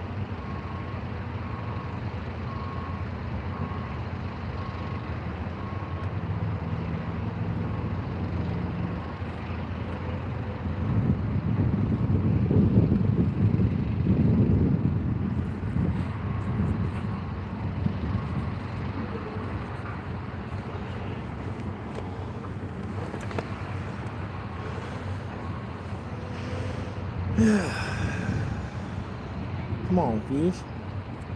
There's gotta be something lingering around.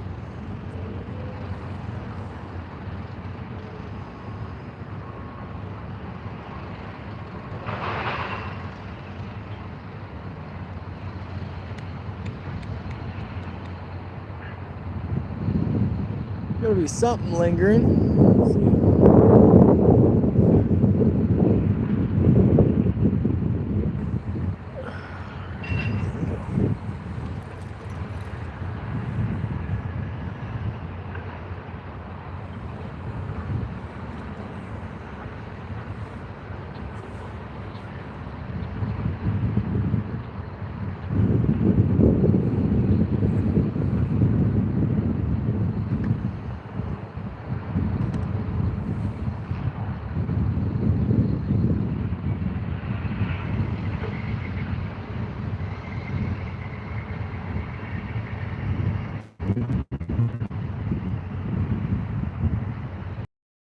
But it's winter, guys, so you gotta remember, so this fishing ain't gonna pick up here for a little bit yet. But there's still probably a couple in here that are hungry.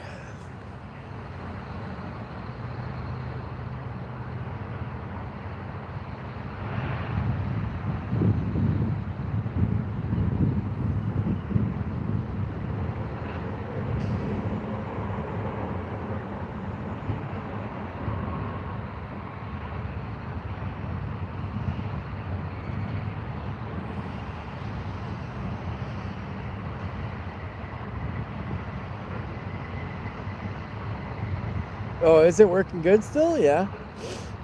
I told you. It was much more simple than what you guys thought it was. You guys are all like, oh, it's the vent, it's this, it's that. Nah, it's not. It's this. Very simple fix. Been there, done that. Trust me.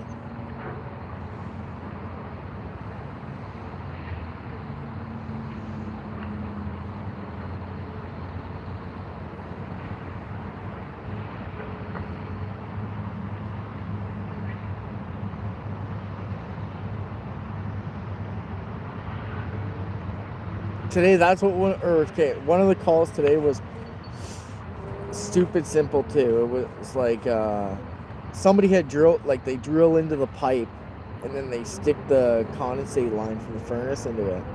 Well, I guess they stuck the pipe in there so far that it was like blocking, like basically like you had like a tube in there, but it was blocking the pipe from where the toilet was coming in, so it was catching paper and it backed it up. So basically all I had to do was pull that pipe out, cut it shorter, and put it back in, and then, like, you shouldn't even hook it up like that, but silicone it back together, and it was working fine.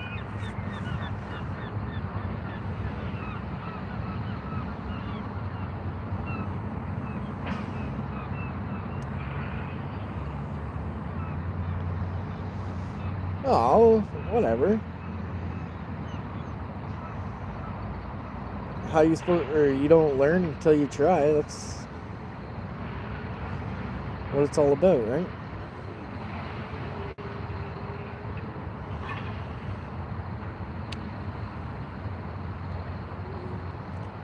Did you ever figure out your kitchen or laundry situation?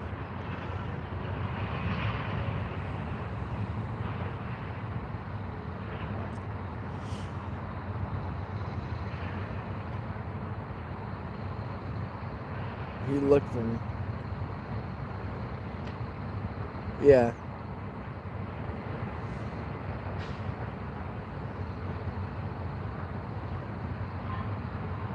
Yeah, they do, Dave, but sometimes they're not always right, man. Sometimes it's much more simple than what they're saying it is. Like, they probably said, oh, it's a venting issue, it's this issue, it's that.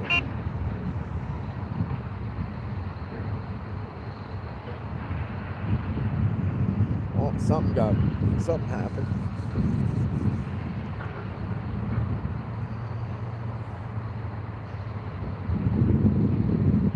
Does it fill up the sink, or is it just burp the sink up, or?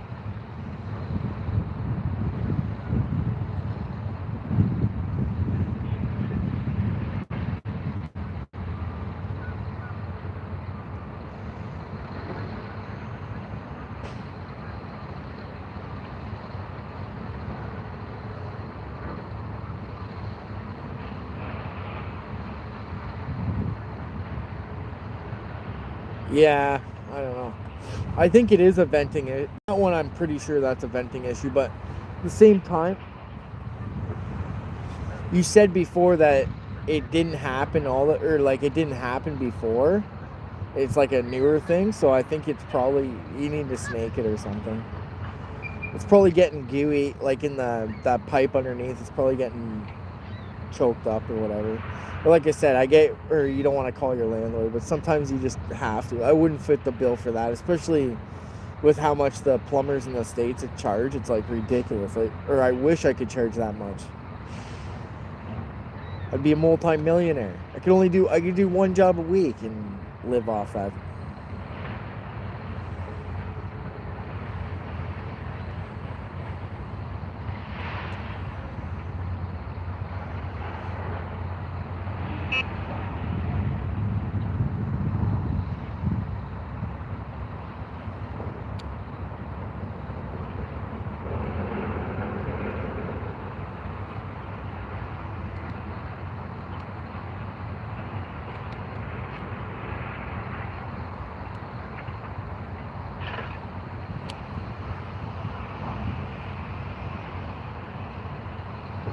I don't know. I think these things, Paul, have after every like couple hours or whatever, they they'll just beep or something. Just like do a beep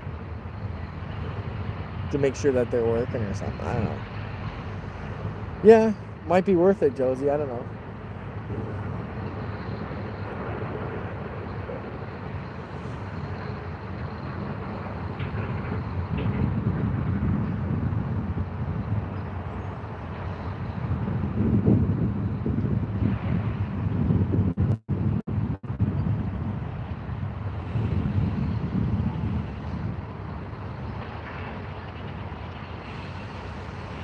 Yeah, for sure, Dave. But her washing machine's blowing up her kitchen sinks and makes this kitchen sink gurgle.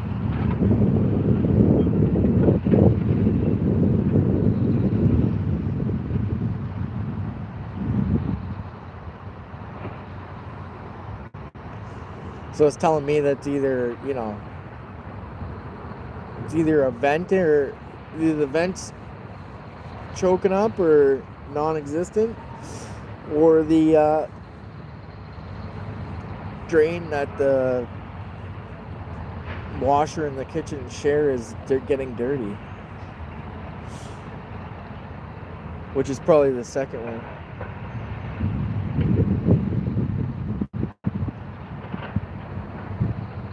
Because all that nice cooking she's been doing, biscuits and gravy and whatever else she's making over there.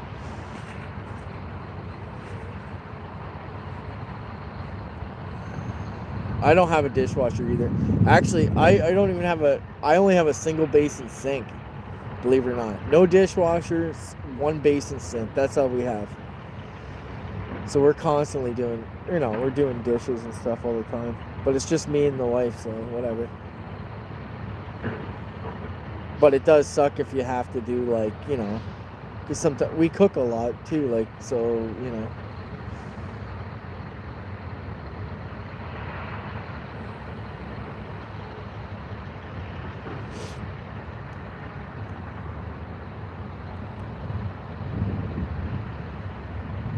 But honestly, Josie, the dishwashers, they, like, everyone uses them, but they don't clean your dishes as good as you just washing them by hand.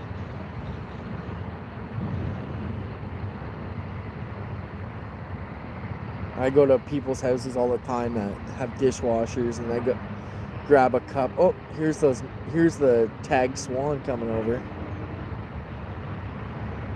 This is what they call a mute swan. So these ones are tagged because they're protected. So we got to make sure that we don't get this thing tangled up in our lines.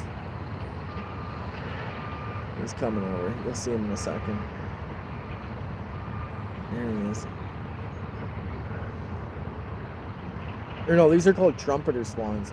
The mute swans are what the orange beak. This one has a black beak. And if you look on its wing, it's tagged.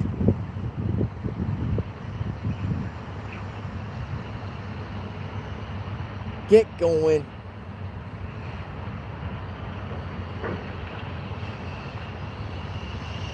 Yeah, exactly. So what's the point of a dishwasher if it doesn't even clean your dishes? You don't run, because the residential water doesn't run hot enough to clean them properly. Like if you go to a restaurant, I have to make sure when I do it, you have to make sure the water is 180 degrees.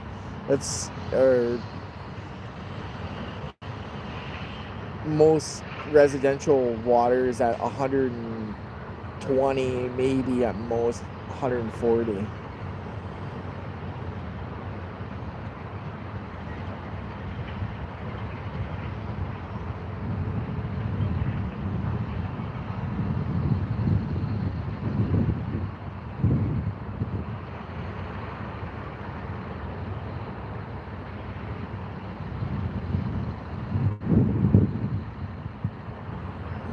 I know, yeah, it is.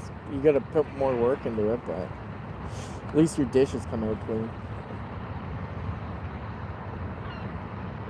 But when I go to, like I said, when I go to somebody else's house and they hand me a glass, or go to get a glass of water and the freaking glass is all spotted, it's like, nah, I ain't drinking into that. Just I'll rewash it myself before I fill it up.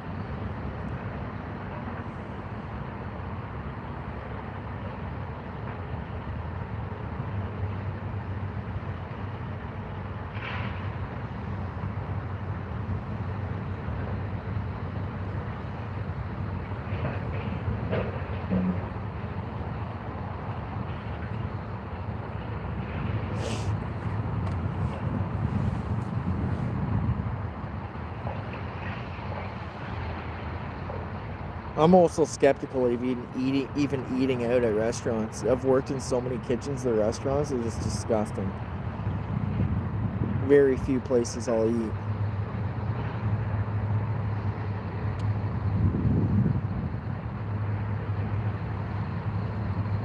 Even if they offer it for free, it's like, no, I'm okay. I'm not hungry.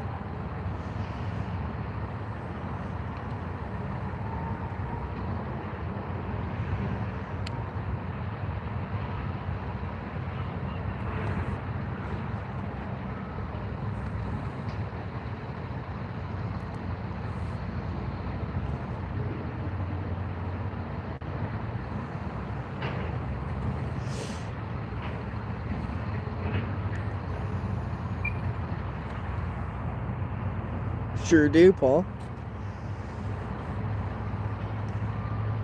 My pinky's always in the air, brother.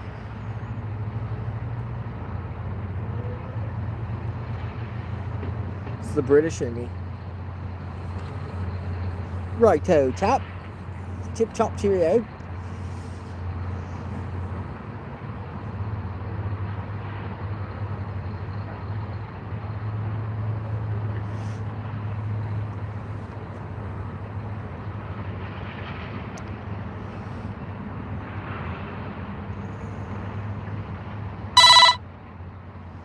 I don't know, man.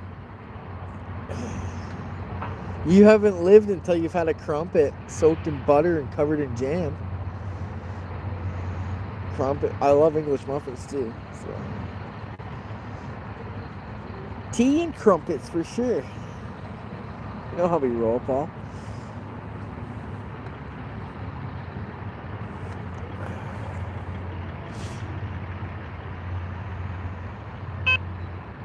Yeah, see? It just does that random beep. I think that just like tells you it's alive or something.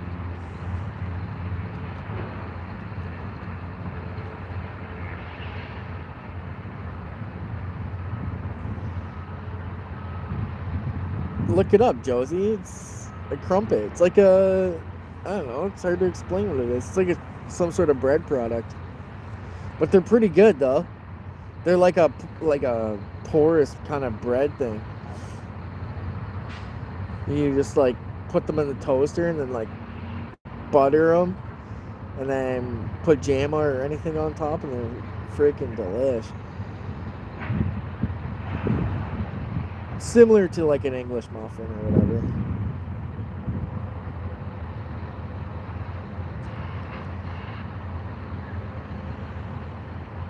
It's not a Canadian thing, it's a British thing.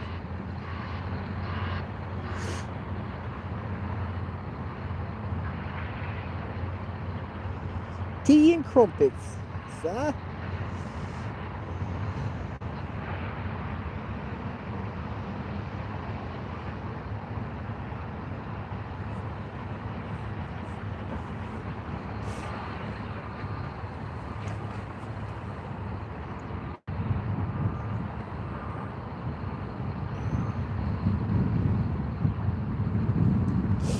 Ranyo, thanks for joining the party. No, and I haven't caught nothing today. Caught one yesterday. Nothing yet today.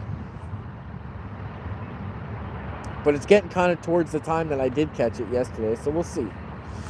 See what happens. It's still early in the...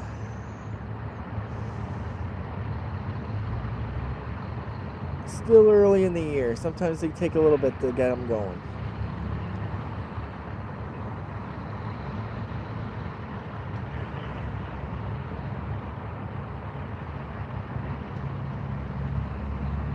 Fiddlesticks, that's right.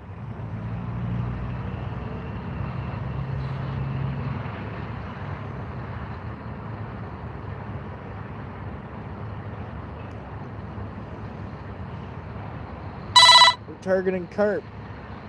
Reese. Jalapenos. Jalapenos.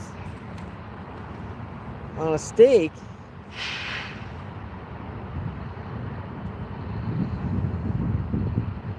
I think jalapeno is more like that's more like a burrito taco kind of thing.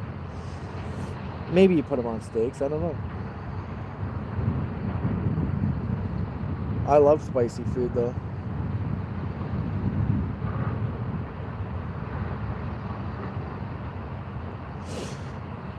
Yeah, exactly. It's, guess what? I'm not from the United States, so. But yes, it is. I was watching a thing the other night, like a seminar, and yeah, the carp epidemic is coming here. There's a reason for that too, because it's an amazing sport fish. That's why.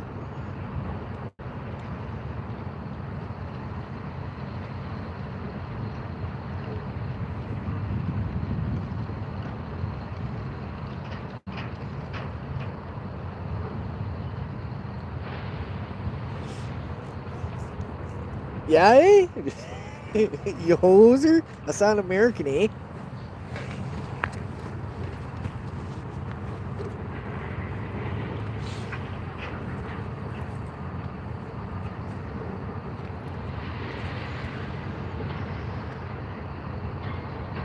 Oh yeah, Jose.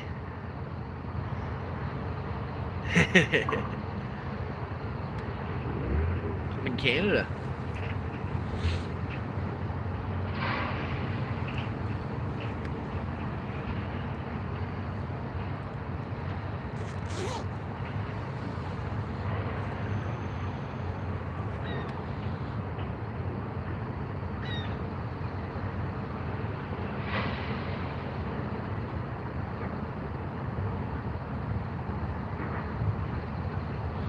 I'm fishing in a tributary off Lake Ontario in Canada.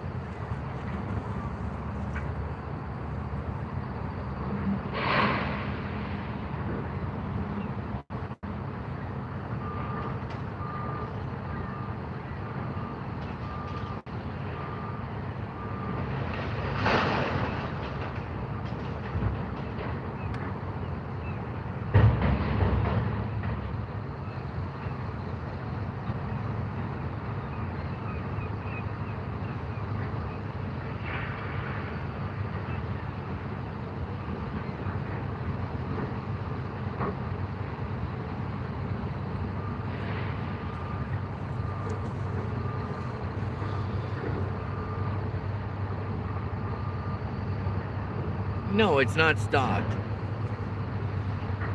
It's wild carp, man. They're wild.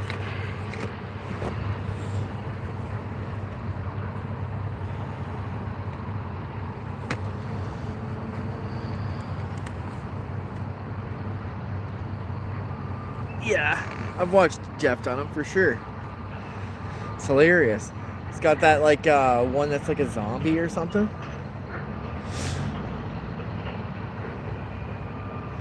No, it's just they're all wild here. We don't stock carp. They don't even. Yeah.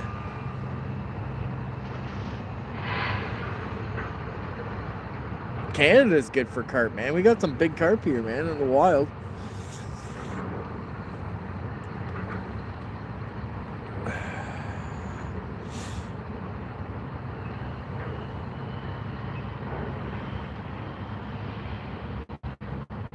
Jose jalapeno on a stick, yeah.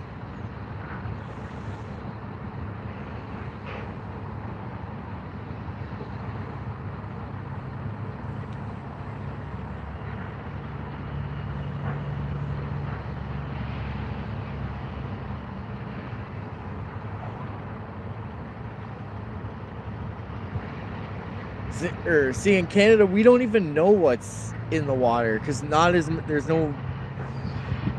many people fishing for the carp, right? So we don't know how big they really get. It's only, you know.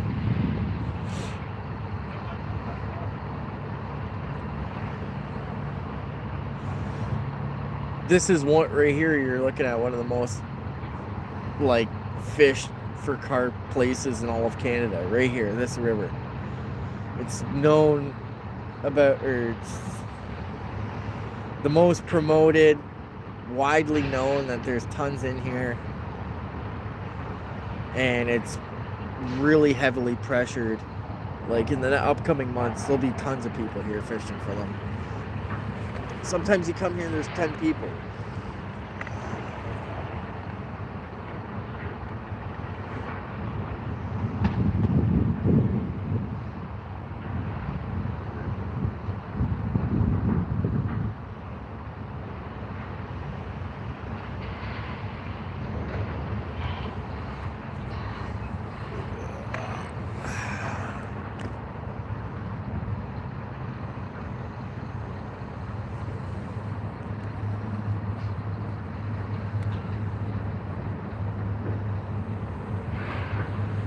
Peen.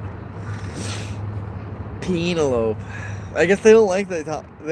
YouTube doesn't like when you say peen.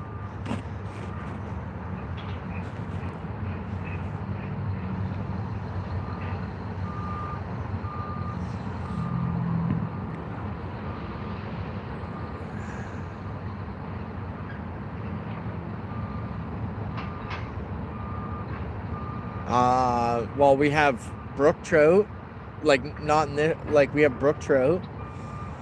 I don't know what a ferox trout is. No idea what a ferox trout is. Never heard of it. We have brook trout, rainbow trout, brown trout, and lake trout. Brook trout and brook trout and lake trout are types of char.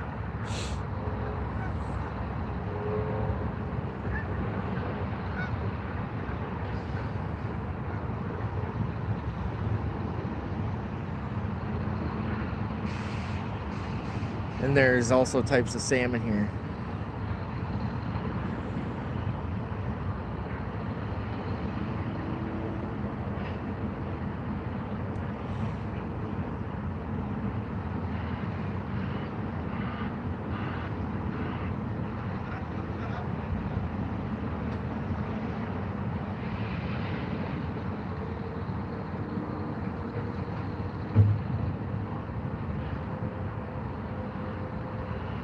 Yeah, we got some pretty big lake trout. They're not usually in they're not in this creek. This creek is too warm for them. They don't like warm water, lake trout. They're more of a cold water thing, but yeah, they get huge, man. I'm like 1 hour from Niagara Falls, and the Niagara River, they're massive. It's one of the best lake trout fisheries aside from like going way up north, you know what I mean? Like we're talking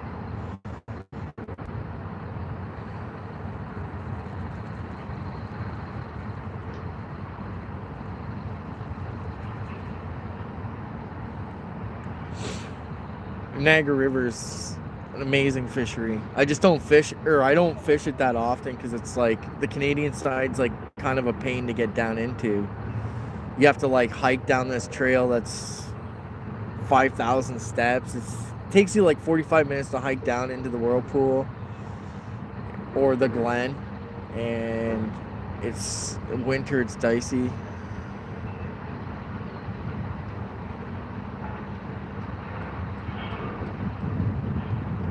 Yeah.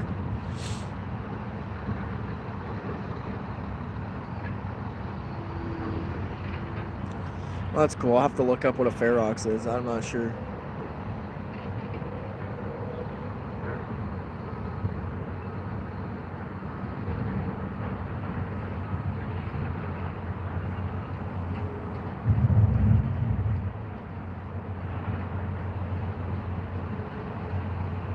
Oh, you have a French Canadian there for the winter, eh? Fermez la bouche, la tabarnak!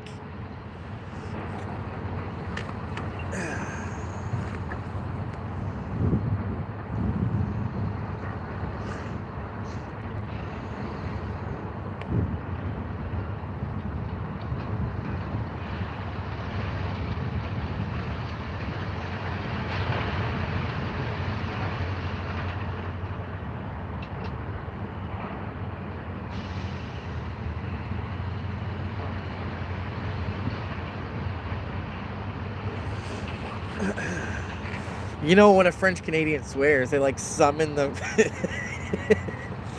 So I can't remember what it was, but it was like summoning the Bible or something, like the Holy Trinity.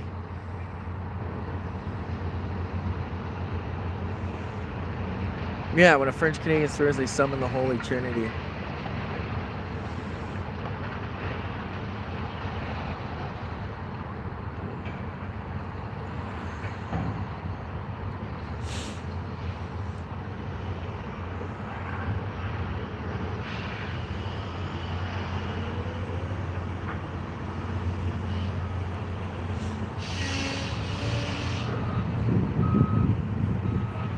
Yeah, I don't blame them going to Florida for the winter. It's freaking cold, man. And Quebec is freezing up there.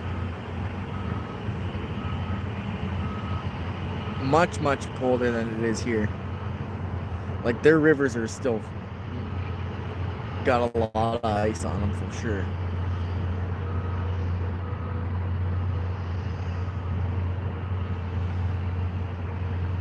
The Holy Trinity, you know, the Father, the Son, and the Holy Spirit. You know, Father, Son, Holy Spirit. I got one yesterday. I haven't really fished much for carp. I've only gone like 3 times this year so far. Once was like in a snowstorm. Well, not a snowstorm. There was a lot of snow on the ground. I didn't go live and I didn't catch nothing. It was in a different spot than here, but it's another spot that's got really warm water all year round. It really doesn't freeze over. What, you don't know the Father and the Son and the Holy Spirit, the Holy Trinity? What's wrong with you, Josie? You should go to church. So yesterday was a smaller carp. It wasn't a big one. It was like maybe like, I don't know, 8 pounds or something. I don't know. 6 or 7, something like that.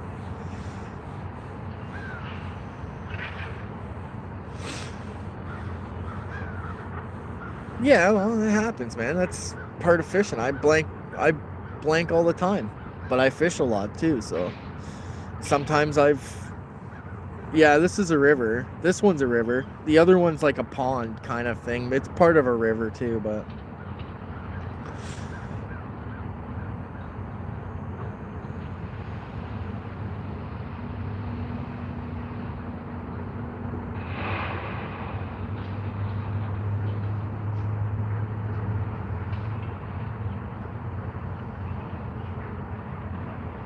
oh, that's a small fish Reese for here, or that's small for here, man.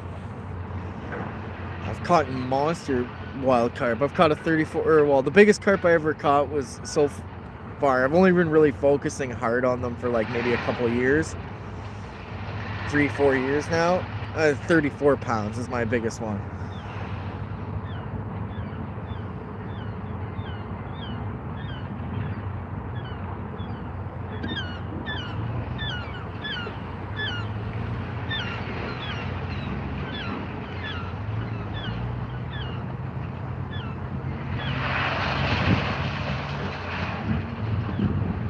Yeah, well, fisheries get ruined here too.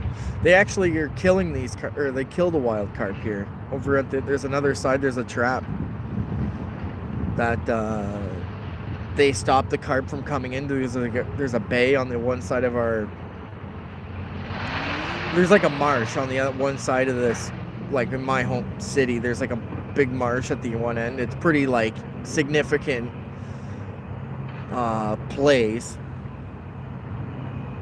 Part of what they call a world biosphere, so it's protected and all that. But yeah, they have like a gate there that keep the carp out of it, and they basically, the big carp, they just throw them, or they kill them. So that kind of upsets me because I see them pull out like huge, we're talking monster wild carp, like 20s, lots of 20s, 30s, probably the odd 40.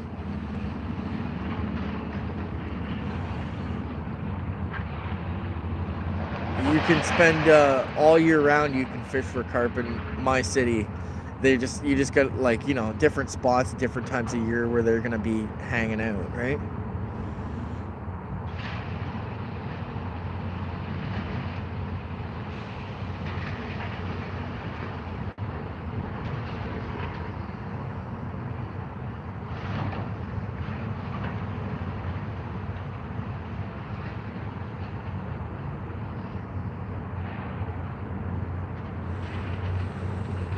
And there's other areas too that are like ponds and stuff that you can go catch smaller ones in. There's a couple ponds up in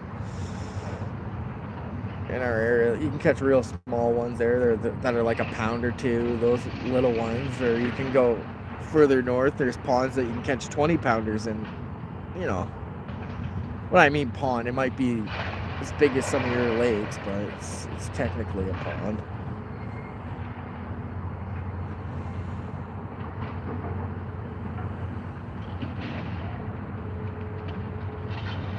Yeah, I would assume that too.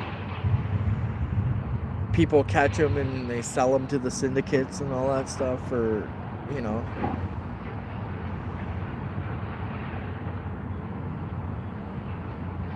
We don't have like pay lakes here, so that's one good thing that the, like for carp anyways. We have like trout pay lakes, but not very many pay lakes at all. So we don't have those. They're just not a thing in here.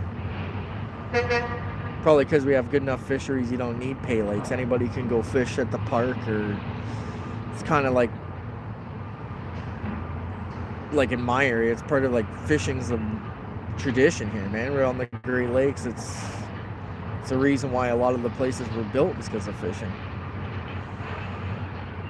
or they're the reason why they're there. You know, fishing villages along the lake.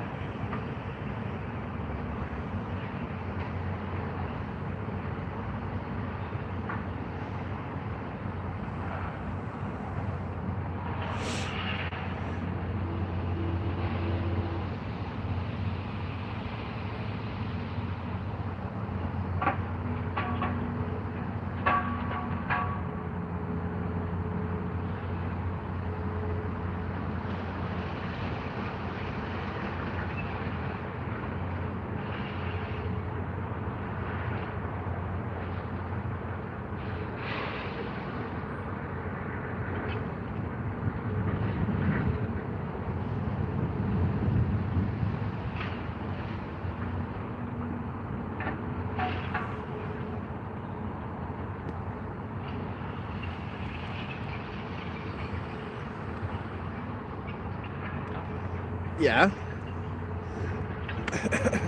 Yellow perch, Ranyo, they're great for eating, but they don't fight, man.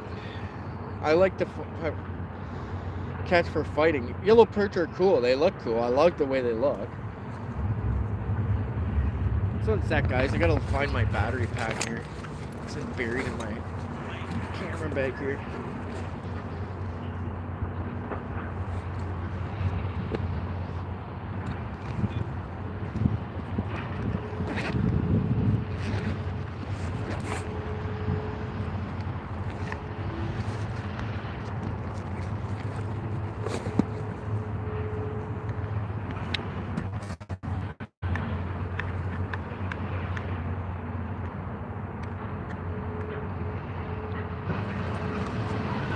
Yeah.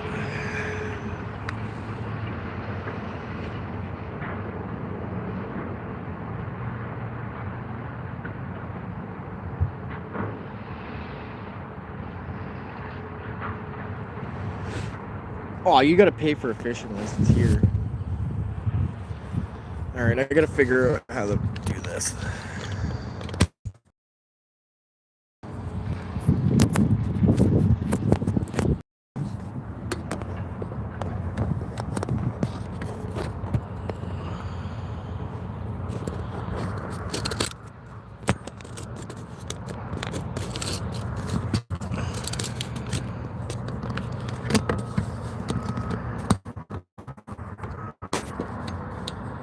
Sec here, guys. Oh, I can't do it like that. Yeah, another one's probably be next level for perch. There we go.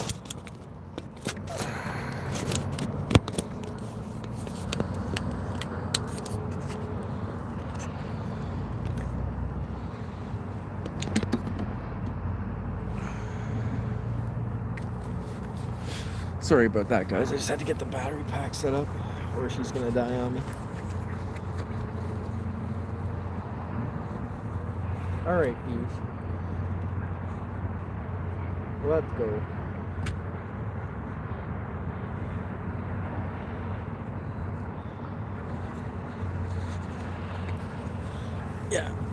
Yeah, they got some pretty big perch over there. Your guys' perch are a little bit bigger than ours get. But we got some pretty nice ones too. You guys, I don't know, I think we're called like or you guys are like common perch or European perch.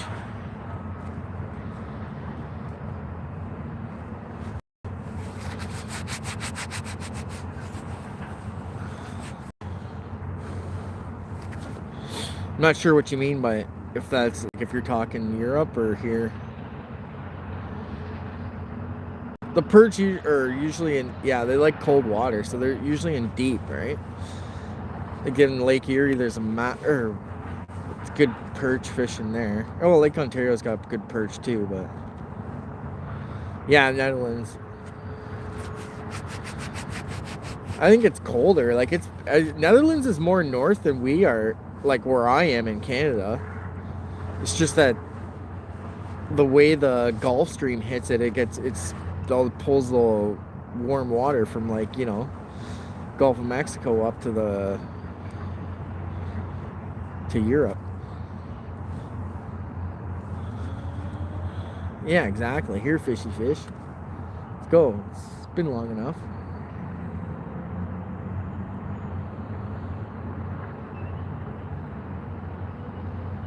It's all good though. I appreciate you guys for hanging out with me. Keep me occupied while I'm trying to catch a fish in February.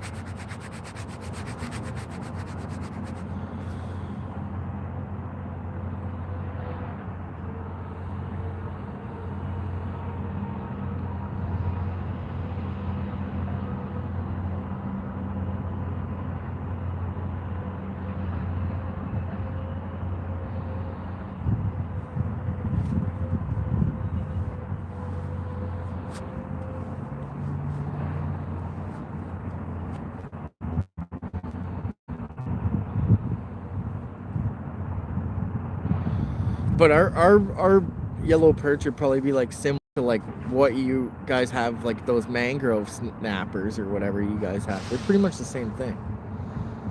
I think your mangroves get a little bit bigger though.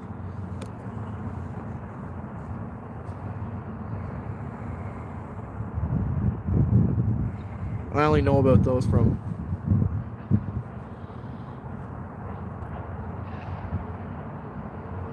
yeah. Well,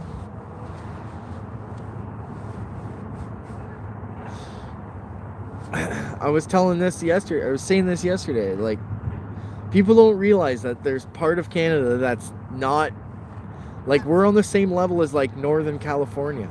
You know what I mean? That's where we're at. Like, our level is like at Northern California, or, you know, longitude, latitude, or whatever you want to call it, but pretty close to that, like Oregon, something like that. So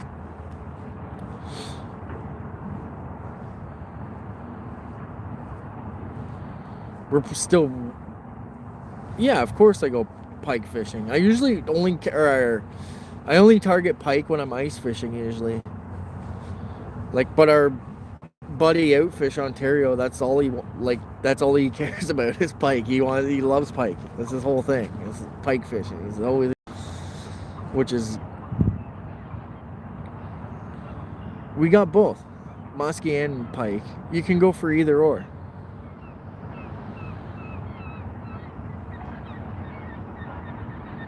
Muskie are less prevalent, but they're you know, you gotta target them. Well, basically you target them the same way as you target pike.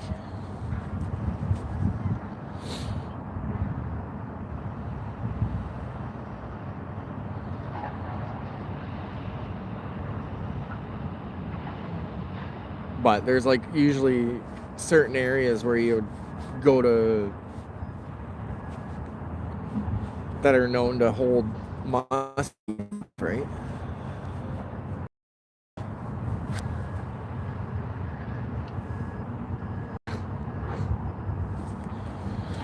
I'm not I don't usually target them because you kind of need to.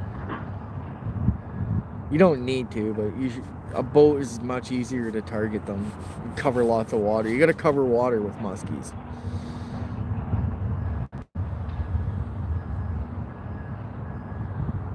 Oh yeah, nice big ones. That's good. Like my home city here, there's not too much pike. Like there's pike here, but not like there's not too many crazy big ones. But not far, like where I grew up and stuff, in Lake Ontario, there's lots of big pike in the harbors and stuff. You just gotta go to a certain time of year. Like even now, basically when it's like the melt is like the best time. Like spring is the best. You just cast some stick baits and stuff in the or spoons in the harbors, and you catch them.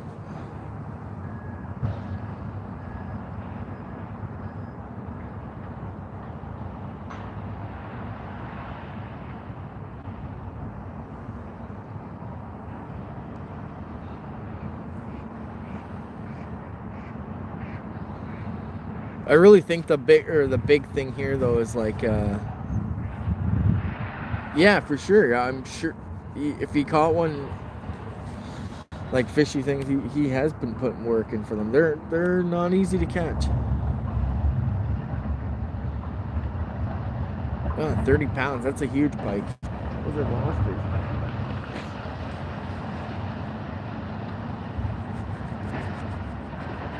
Yeah, he has been putting work on the muskie for a while. That's good for him if he. That's great. They're not that easy to catch. You got to go to certain areas at a certain time of year, and it's like they call them the fish of. Well, I think the fish of the 10,000 casts for a reason. I've only ever caught one. They're here in Niagara River, and wasn't even caught. It was walleye fishing, and it was just a fluke. So, and it was smaller too. It wasn't a big one. But I know guys around here that's all they target is muskies and big ones, and they'll drive 4 hours, 5 hours to go fish for them.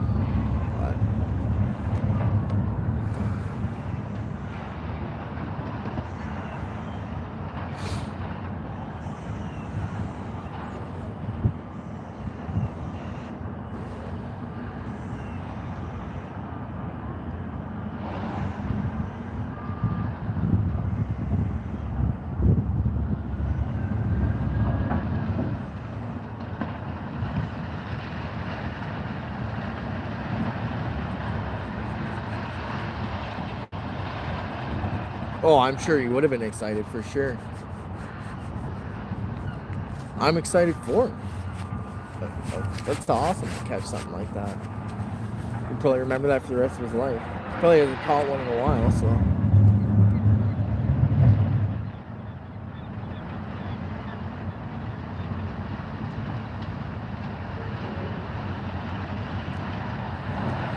Yeah, trolling for him and stuff, yeah. Trolling spoons and crankbaits and stick baits or whatever.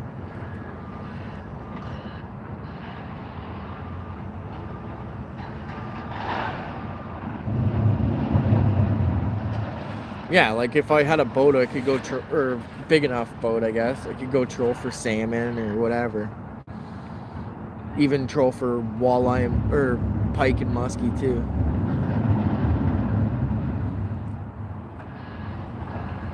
Oh, that's nice. But I don't have a boat. They're expensive and I don't have the space to store it.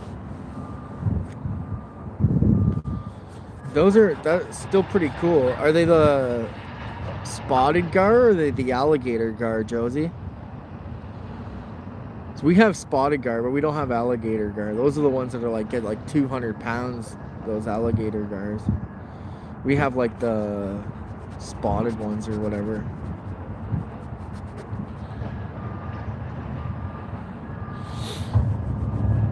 Yeah, we could. I've never caught a gar pike myself, but I know they're around here. It's just a matter of time, right?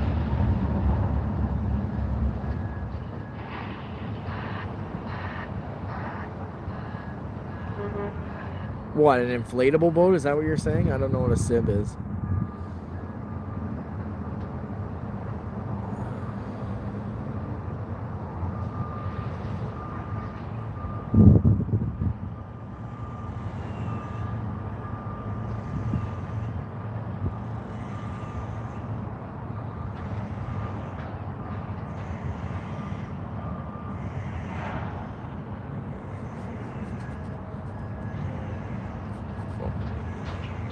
No, it's just we call them, or it's just like a name for them, gar pike.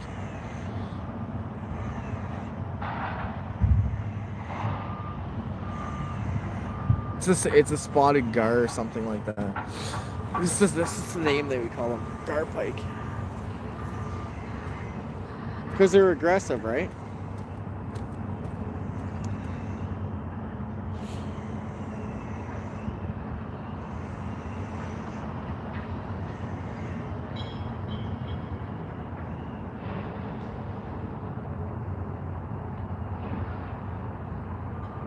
You guys have dogfish or bowfin, Josie?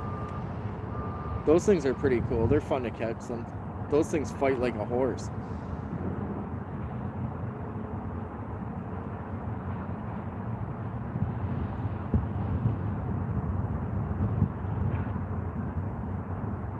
Yeah, I have an inflatable boat, but you got to remember, man, like our lakes are huge, dude.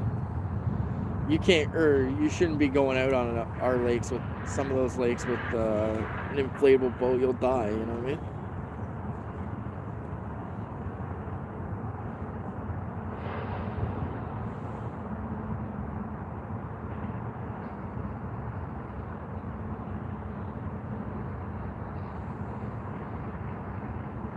You might be able to go around the harbors and stuff like a little bit, but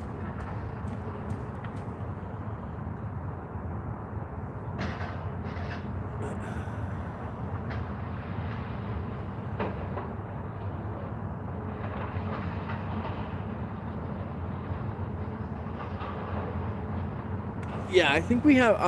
I don't know all the types that we have. I think we have long nose and spotted gar or something here. Dogfish or bowfin. It's the same thing. A bowfin or a dogfish. Just two names for the same fish. They're super aggressive though. You usually get them bass fishing because they look, or they're, yeah. You usually get them bass fishing because they live in the same habitat as bass. If you go real early spring, like basically ice out a little bit, well, probably right now for you, because you guys are at like 70 degrees. They're like crazy aggressive.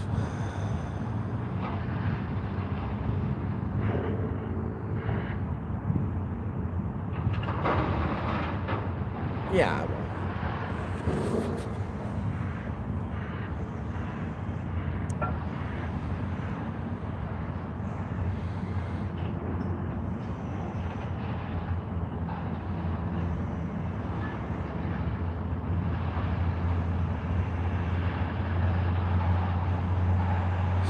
Yeah. Well, a proper blow up boat, man. That's, yeah, what are you talking like? Those are like the boats that the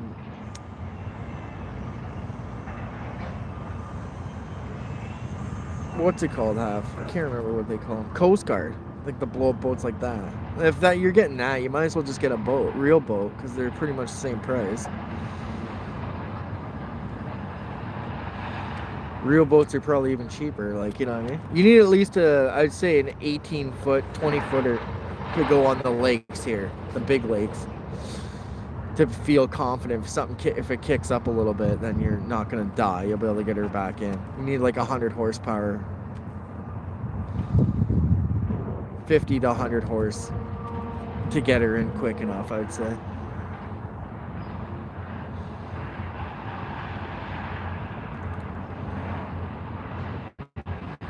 You know, because the Lake Ontario is huge. It's a big lake, man. It's 50 kilometers wide and 450 kilometers long.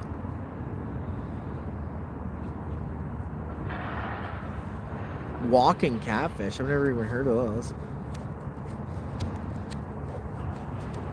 Ronyo, what part of Florida are you in? Are you like in the Panhandle? Or are you like Everglades or what?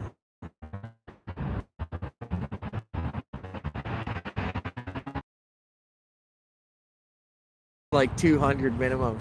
Yeah, but you were strapping a 200 to a freaking 16-foot boat, man. You guys are nuts. Not even. Yeah, close to the blades, yeah, for sure.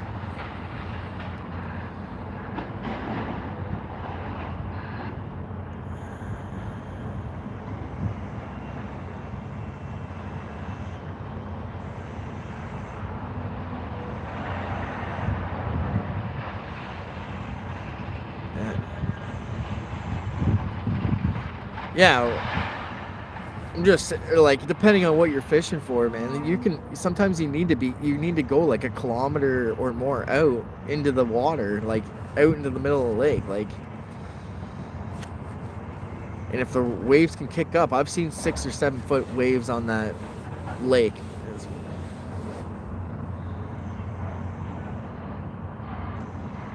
Yeah, 115 on a 16-foot tenor, man. She was flying.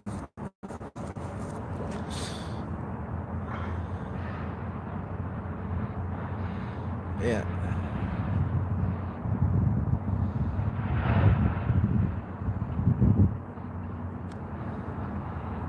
Yeah.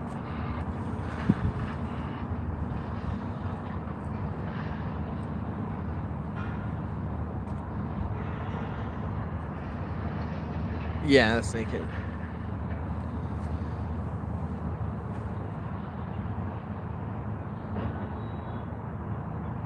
I don't know where the fish are at, man. What are you doing? Gotta call them in for me. Here, fishy fish. Fishies. Come on, fish.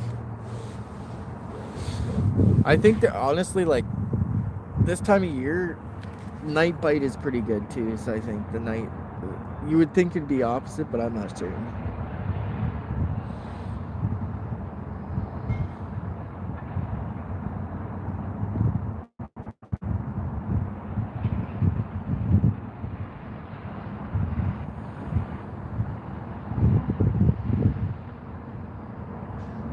I don't have the fish whistle with me, no.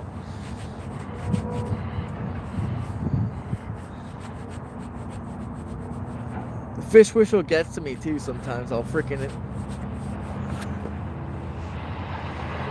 I had the fish water though. Didn't have any fish whistles.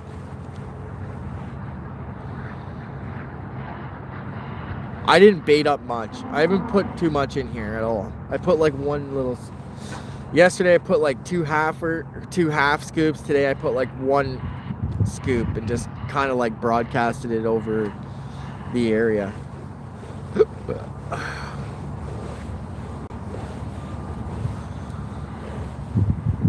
I'm not throwing in 20 kilos.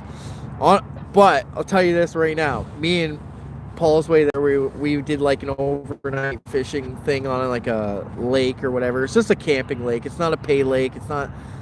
People didn't even know there was carp in the lake. Let's put it that way. And we put like quite a bit of bait in. But usually I bring like a 5-gallon bucket for the whole weekend, and we might even do a couple spots. You know what I mean? So like a 5-gallon bucket, and we don't use boilies for that. I mean, they're way too expensive for that. We'll just use like feed corn and just like cook it. Obviously, we cook all our bait. Yeah, and we woke up in the morning. It was like the sunrise, and then we just watched one carp like just suck up, like probably half a kilo, if not a kilo of bait within like 5 minutes, and just like sucked up the whole thing, like all the the stuff that you short cast or whatever with the baiting spoon. Hi, Coffee Cake, how are you? Thanks for coming in, I appreciate you. Freaking cormorants.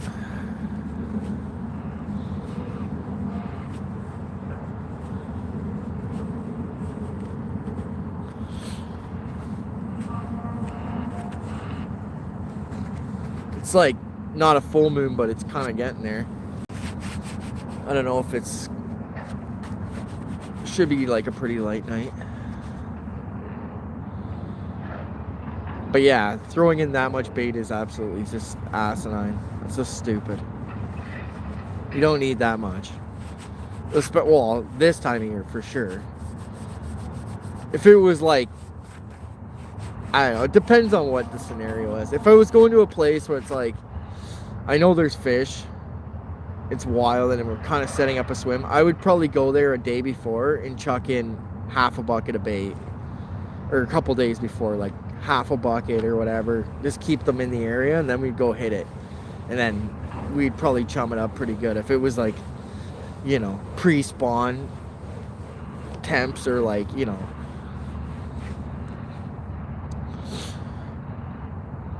after the hot spells of the summer when they're starting to put like, or when it's starting to go down again, they, gets cooler again, they start getting feed baggy.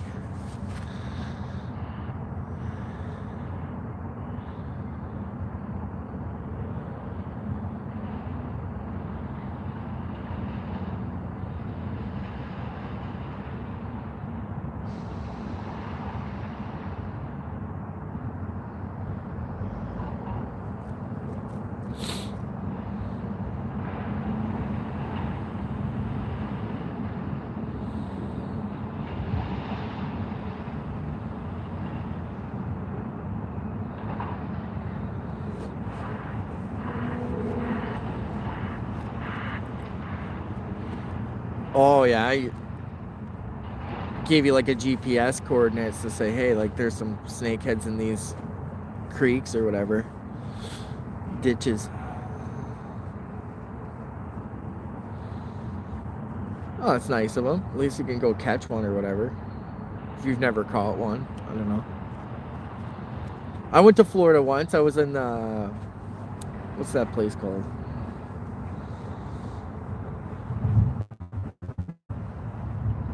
Kissimmee. In Orlando, I guess. I was around there. We didn't go like, we did the Disney World thing for a little bit, but it was like, eh. And then I think we went to Cocoa Beach twice. We went on some like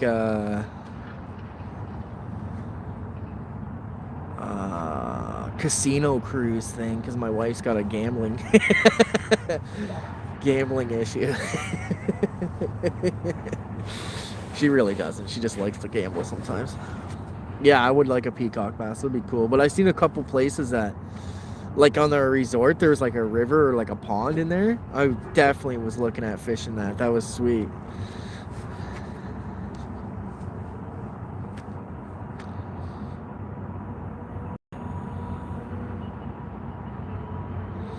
Yeah, man, I wouldn't even, honestly, like, if you got caught bringing a snakehead into Canada, you would be hung. No, you'd probably get a bigger jail sentence than if you murdered somebody. There was a guy that got caught with a bunch of prohibited stuff not in my city, but close to us not too long ago, and he got some pretty hefty fines. Like $100,000, I think, or more, $250 maybe. And then they found out, or I guess they found out about, like, interrogated and found out somebody else had some stuff, and they went to their house and got it too.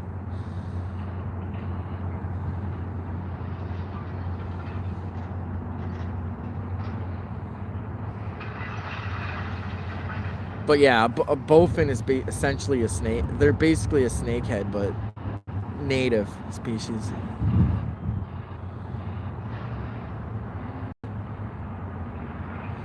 Clown knife fish. I've never even heard of that. That'd be pretty cool to catch, though. I like catching all different stuff.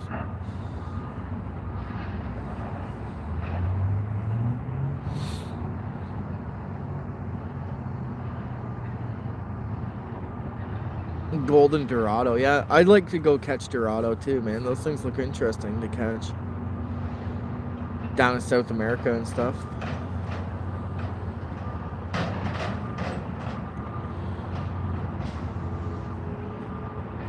Pachu? Yeah, that'd be interesting to go check it out. Try something different.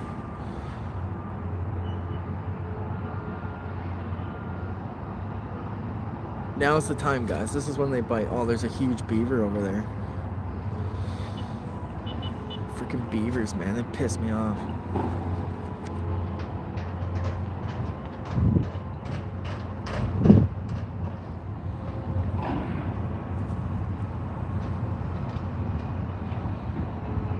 Oh yeah, they got Pachu in, or whatever they call them, Pacu, or whatever you want to call them in Florida.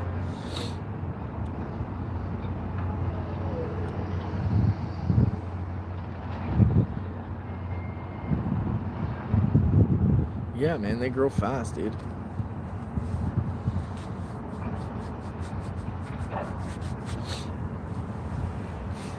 if I had my own house, I would set up an aquarium or a pond. I'd be setting stuff up, but I just rent, so I'm not gonna, you know, if something happens where the thing explodes or whatever and floods the house, it's not, I don't really want to deal with that.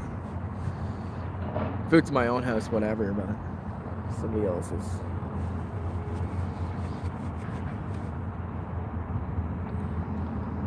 My own house, I would dig one or dig a pond in the back, like 8 feet deep, and freaking.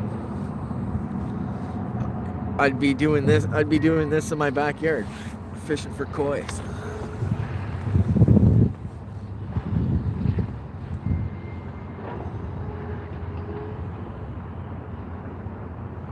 Oh, we got like a goldfish problem. The goldfish are surviving our winters.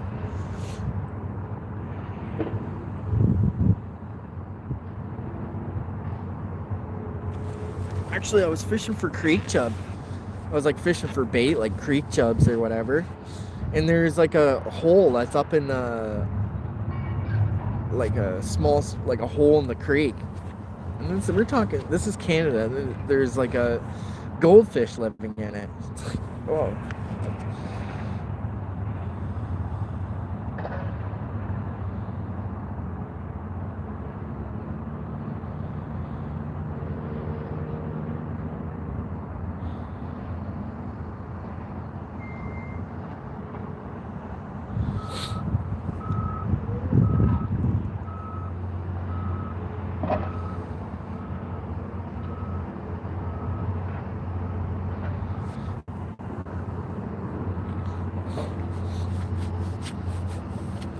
Yeah, I'm not gonna repeat what that fish what that fish's name is. I might get it wrong or something.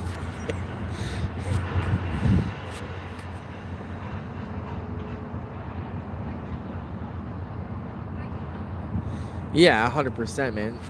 Well, you know that one lake here, Paul Lake, is full of those crossbreeds or whatever. This place, remember I caught the goldfish here. There's goldfish here, man. Like you might catch one that's like crossed with that's here. There's a guy coming up with his baby here.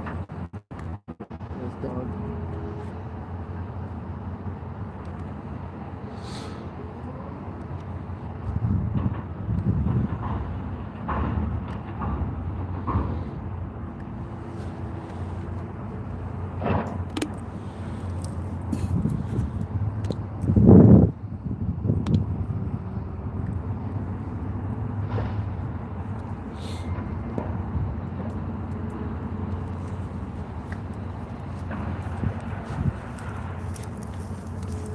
Yeah, where are you? Can I ask you what you're fishing for? For carp. For carp? Yeah. I've seen guys with your setup here before. Yeah. Serious. Yeah, man. There's for like, sure. Is this like? Do you go anywhere else for like with this setup? All over the place, man. I imagine like this can't. Is this a good place or is it? It's just warm, right? Like the water, obviously you can see the water's open, right? Yep. So it's a warmer spot. So generally the fish will be biting here sooner than, like you could ice fish for them technically, but like, you know, trying to find them, these kind of fish they have schooling tendencies. So yep. Where there's one, there should be more, right? So, yep. So here's the spot right now. They always are here. You can catch them here any time of year. It's just that I've seen guys like ready to take him, and I put him right on the leash because I don't know what you guys keep in your buckets, but he went right for it one time. Oh yeah, mine's. It's just like grains and stuff. Like you could eat it. Like it's not gonna hurt them. No, yeah, I didn't say that. It's just my dog went and ate somebody's. Yeah, like it's not gonna kill them or nothing, but it's just. Man. It's so just. How's today been? I haven't caught nothing today. I was here last night, and I caught around this time. I got one, so yep. Which is okay. I'm okay with that. It's one. It's a matter of being outside. It's not the nicest area, but it's a funny. Like it's funny because like I have a buddy who would love this aesthetic. Yeah. You know, he's like a photographer. Yeah. but It's kind of, I have taken pictures. it's kind of like weird because it's like you're in nature, but you're in industrial. You're in like industrial. It's Hamilton nature. Yeah, exactly. Yeah, cool, man. Yeah, so it's kind of interesting. Like, yeah, I fish here a lot. This is pretty. Like, honestly, I'll tell you, this is like one of the most popular carp fishing places in Canada. This creek. Like, it literally is. It's like everybody that fishes for these things knows that this. Cool. You So can you're eating carp? definitely not. Yeah, eh? Definitely It's not. like I grew up. I'd fish with my dad. He's not a serious fisherman or anything like that, right? But yeah, right. And so it's funny now that I'm getting into my 30s, and my buddies are trying to start to fish. None of us really know what we're doing, and yeah, it's kind of when I've seen this setup over there, and I'm like, fuck. Were they fish or somebody fishing down there right now? No. No, yeah. Actually, I didn't take the whole trail down, but I have seen like two guys down there previously. It was like last year or something. Yeah. No, I know. I fished down there too, but I've fished this spot yesterday, so I was like, and I threw bait in here, so I was like, oh, maybe they'll be back here today, but it's not really working out. But whatever, we'll see what happens. In the winter, it's kind of weird. Sometimes at nighttime they bite better, so it's kind of weird. I don't know. It might be the light levels or whatever. Yeah, that's cool. Hey. But there's some big fish in here, man. I've seen like Really? personally, I've seen a 27 pound fish caught here. No shit. Yeah, there's some It's big like, ones. yeah, my dad's like, I only fish for walleye, like shit like that. Yeah, well, stuff you can my eat, right? My cottage is up north and it's on Pickerel Lake. We've never caught. I know where Pickerel Lake is. Yeah. We've never caught a goddamn pickerel. Yeah, that's We've like. never tried too hard, but like we'll catch bass off the dock and stuff. But yeah. What's the name? Or it starts with a K. What's the name of the town? Kirkland Lake. No, not Kirkland. No, that's way different. No, it starts with a K. I can't remember that. But Doe Lake is right on the other side, right? Is that what you're like? Which? Doe Lake is on the other side. Yeah, that's nearest. Yeah. Yeah, like Pickerel Lake's on one side, and then Doe Lake's on the other side. There's two Doe Lakes. Little Big Doe, Little Doe. Yep. But yeah, I've been up there too. Actually, a bad experience there. We took a boat. We rented a boat from like this guy. We got like we got like all the way across Big Doe, and then we were like, there's like a channel, and we were gonna fish that channel. We got into the channel, and we were gonna go into Little Doe. Doesn't the boat motor die? We were like, oh. This is why you rent a boat, so it doesn't die. You have to deal with your own boat. Took us 6 hours to row back, man. Oh. Because all the wind was blowing the other way. But it's good for the kiddo to get outside in the way. That's it. Well, I know. And yeah, my wife, they've got a cottage out in Perry Sound. Yeah. Elizabeth Islands and stuff. You have to boat to the island. Yeah, to get to the cottage. Yeah. Yep. Yeah, for sure. My buddy that I know has a cottage in like near Midland. He has a boat and a slip. Like he pays them and you load all your stuff on the boat, and then you drive to his cottage. It's pretty interesting, but it's good word, interesting. But it's a lot of work, man. It's a lot of work, man. Yeah. They just bought, so they were using Grandpa's boat, who bought, the cottage way back when. And so the boat was 30, 40 years old. Like, we're going to get a new hull. They're like, we're going to transfer the old 30-year-old motor to the new one. You got to use, starter fluid every time. Yeah.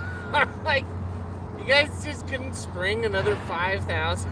Yeah. Oh man, boat motors are expensive, man. I know. I know, right? I'm like, oh. Yeah, for sure. But yeah. Hey, it's fun. And you know what? That one, I like that cottage more than my parents' cottage.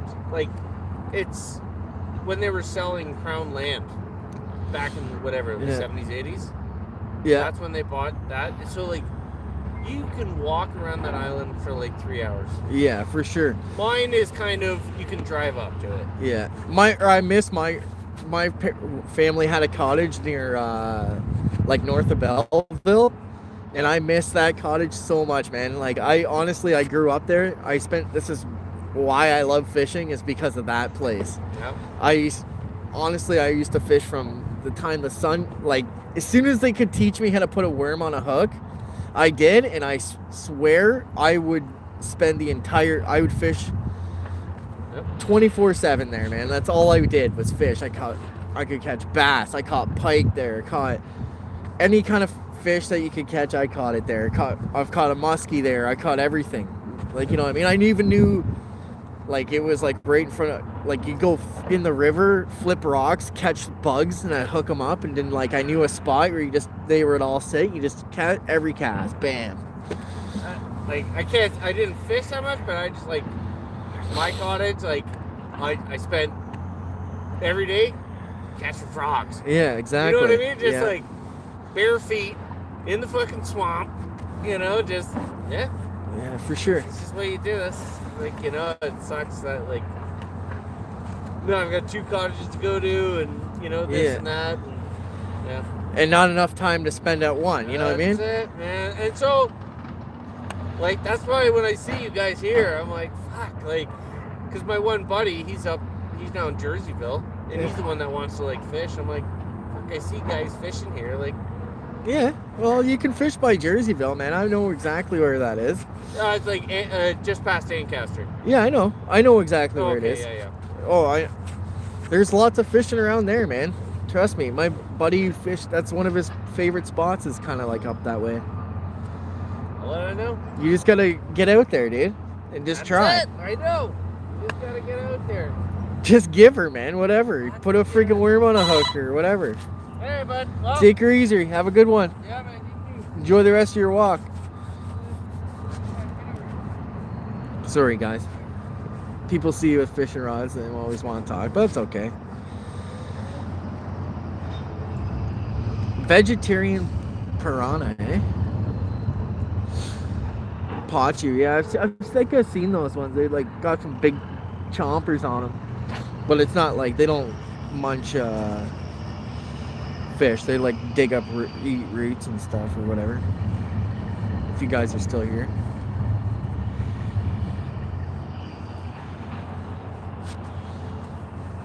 Come on, fish, let's go. Yeah, he was a nice guy for sure. He's cool.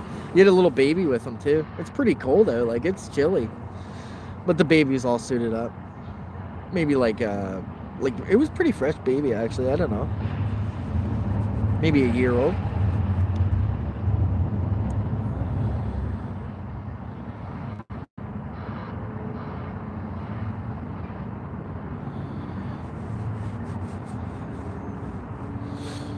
He's got that little. Oh, yippee, Ronyo. I know how that feeling goes. I could get called for. Yeah, it's pretty fresh. I don't know.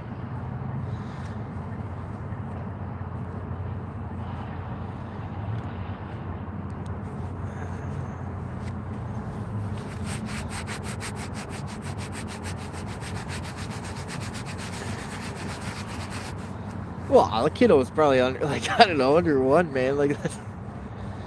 Yeah, exactly. Enjoy work, though, man.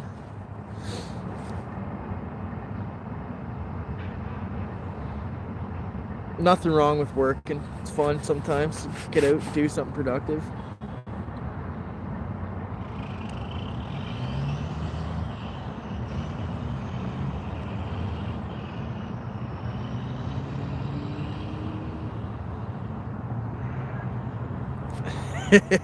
Well, whatever. I guess we got different perspectives on fresh. He was in like one of those jumper things that you put on like you're wearing like a backpack. You know, they're facing forward. There looks like there's something in the water that's right in front of us here.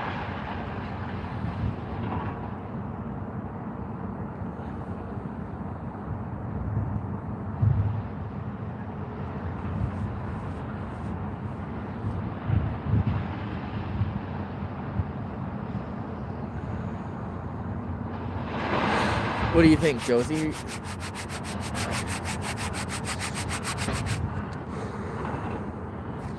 Mr. Mom.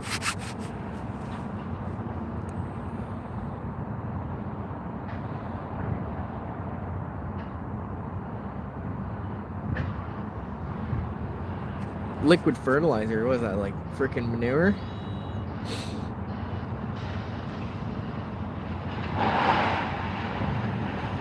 Septic sludge from the freaking wastewater treatment plant to blow on the orange groves. Hey, locked up, what's going on, brother? We're carp fishing, trying it anyways. Oh, I don't know. Thanks, Johan. No bites yet, three-wheeler. You haven't missed nothing, man. Just us some funny conversations.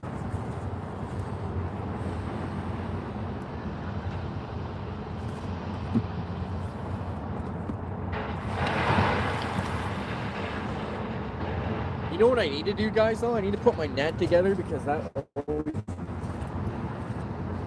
Usually I catch a fish if it's not prepared for it.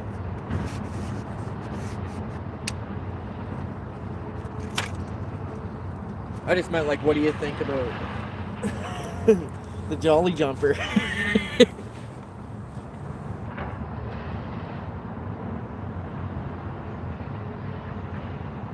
Oh, chemical fertilizer, yeah. Honestly, I'd rather freaking sewage sludge than chemical fert, probably.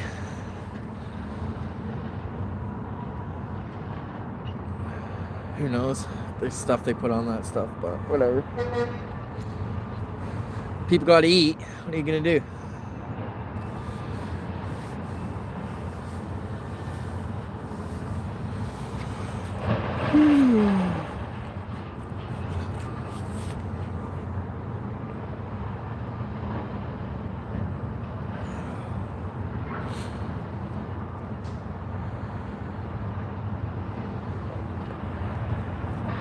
Those Florida orange juice is bomb though, so can't complain.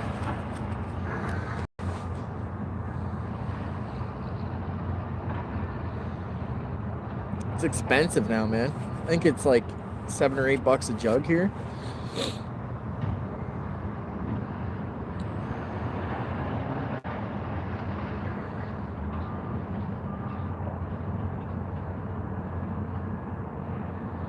And the orange juice is probably made with the seconds, so.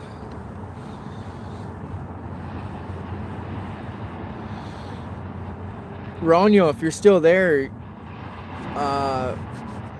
what month are the oranges ready? Like, what month do they harvest?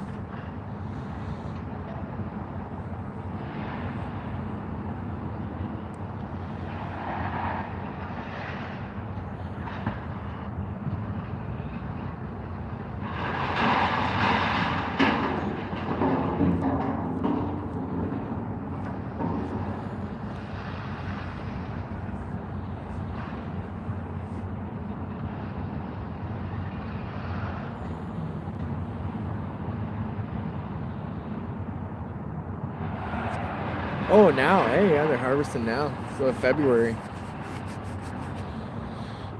Johan, I would love to come to South Africa and fish. I got another buddy there, Jerms Lee, man. Smashing carp.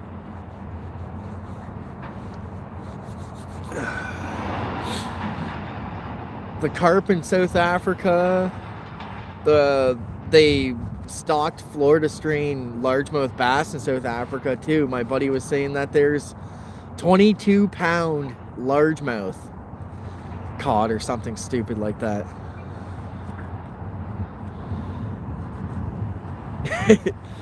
Honestly, Josie, you never know. Like, that's why I asked. I wasn't sure when they were ready either, to be fair.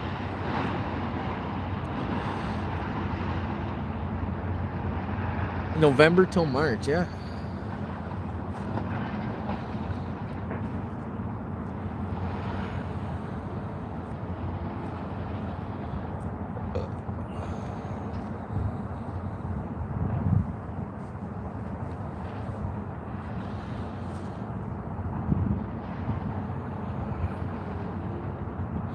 It probably wasn't a nitrate. It's probably because it's fruiting. It's probably more like phosphate, something phosphate.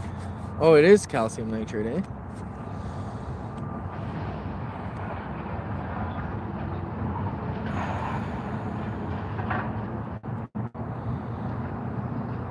See, I thought nitrates were more for stuff like foliage and stuff, and then phosphates and oh yeah, phos also.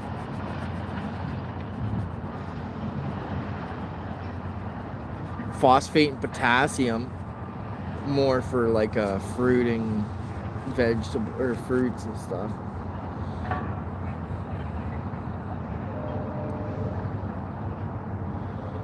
Yeah, it's probably the stuff that they're putting on that stuff. They got her down to a science. Like, it's such a business. They got her down to a science exactly what they need. So they put it.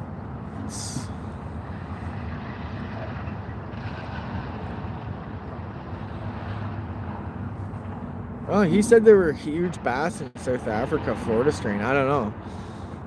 Like, I've heard of some big bucket mounts in Florida, but, or you know what I mean, like southern states and stuff. But he was telling us that there was like a record caught there. I was really surprised. Yeah, exactly. It's particular mix for exactly like application, right? Like if you're gonna mix up chems for lettuce, I'm sure it's much different than something that's for like a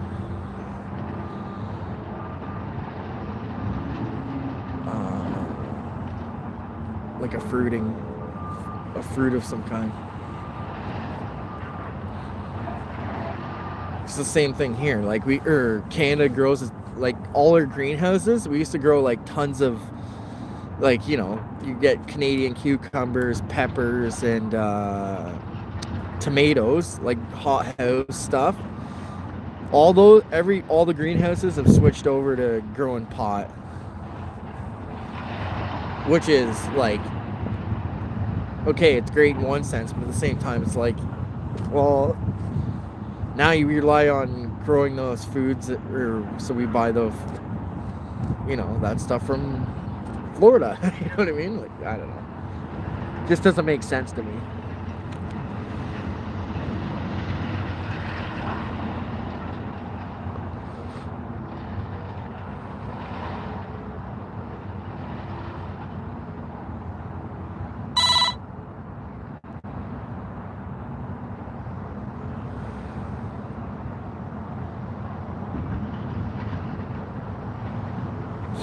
Like, we have a greenhouse that's so bright you can see it from, you can probably see it from here. It's like 30 or 40 kilometers, or it's not 30 kilometers, but like 20k away.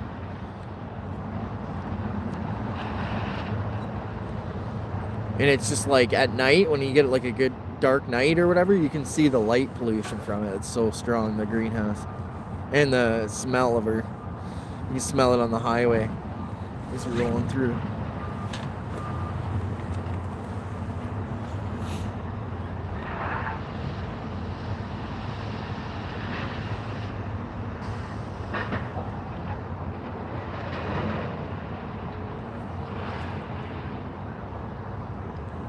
Take care, Ronyo. Thanks for coming in, eh? Appreciate you.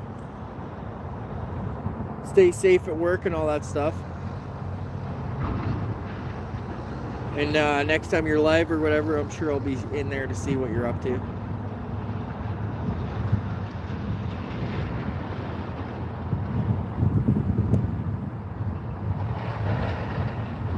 %, Josie.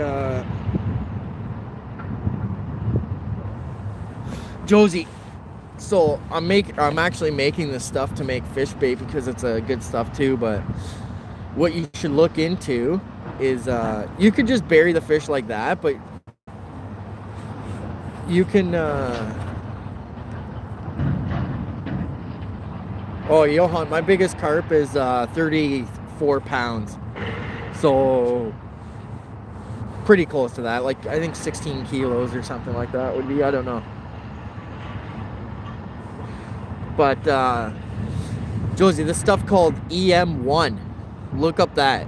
It's like a microbial thing. and you can put that like you can use it as a foliar feed for your plants. So you can like put it in their water and you just like water the leaves with it.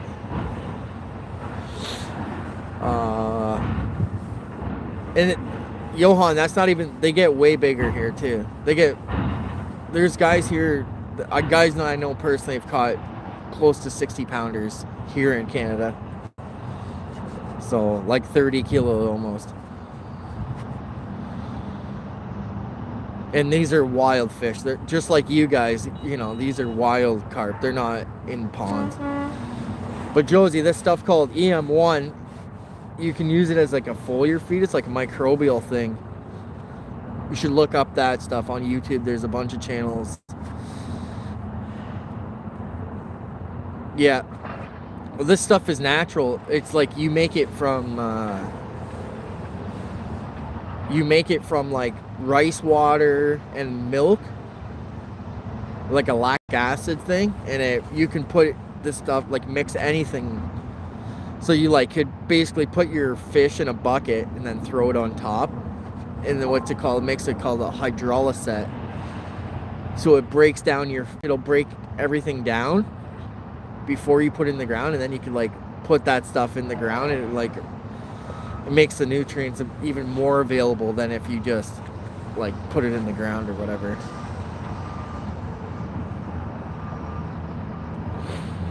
But you basically can do the same thing just by burying the thing. But apparently it makes it's more available to the plants quicker or whatever.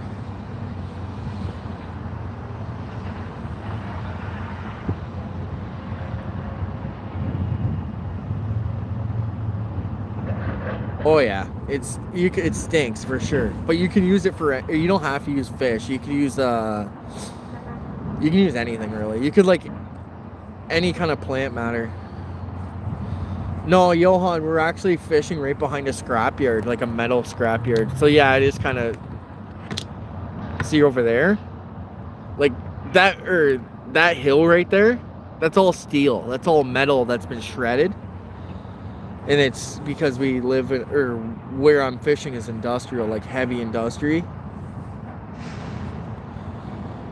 They grind all the metal up, and then they put it in rail cars, and it goes over to the steel mill and gets smelted down. So they like make different kinds of steel with different types of metals and stuff. They sit, and it's like basically the scrapyard's here, then the next one over is a steel mill, like one steel mill, and then the next one over that is another steel mill. There's 2 steel mills, and they make different products with different steel.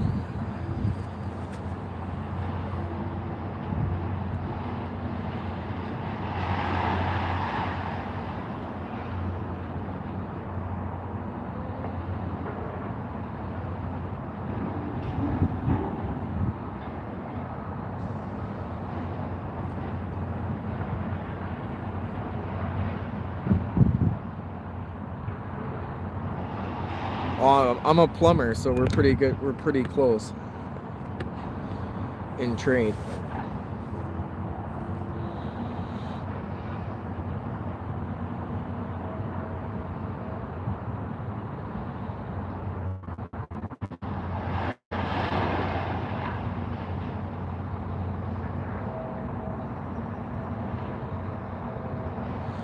You just deal with more industrial stuff than I do. Boilermakers make, you know, tubes and stuff, weld a lot of piping tubes together.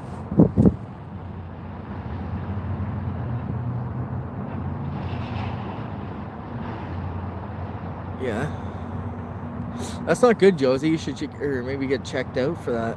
Hopefully you got heartburn's a sign of could be, you know, heart issues too, right? If you get like really bad heartburn, if it lasts a long time and stuff, you should get checked for that.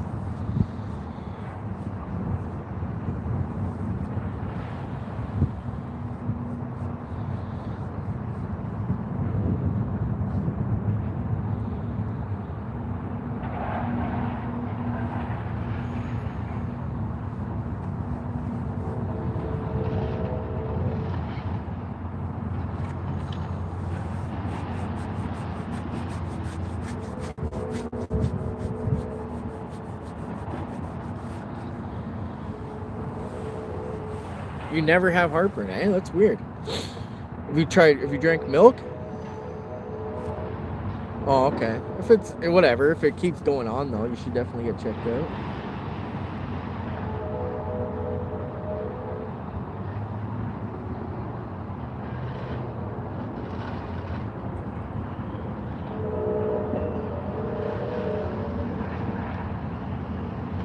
I get heartburn quite a bit, but usually it's like because I do stupid things like eat extremely spicy food or drink a bunch of. If I drink any or like too much alcohol, for sure I'll be freaking getting a heartburn.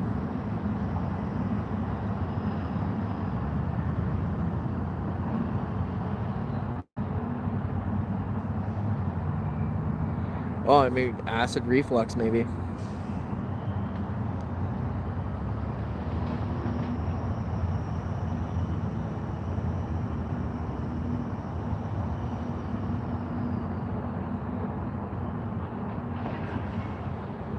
Yeah, Josie, we care about you. You gotta stop drinking so much soda. That stuff's gonna kill you.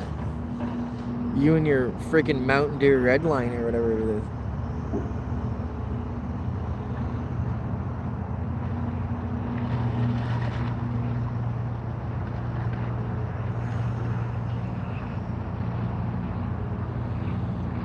Mountain Dew Red Alert.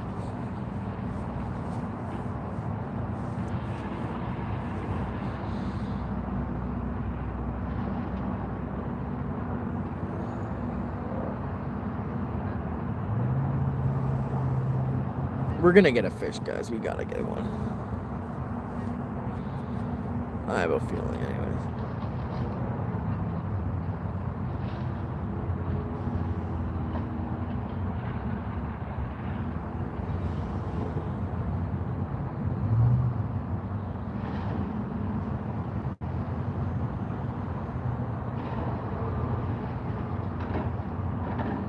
Yeah, you gotta that Mountain Dew is that stuff is any sodas are so bad, man.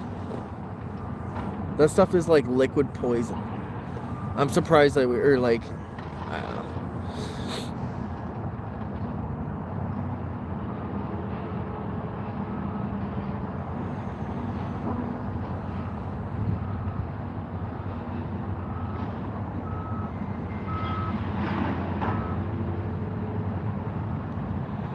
Yeah, for sure, Johan.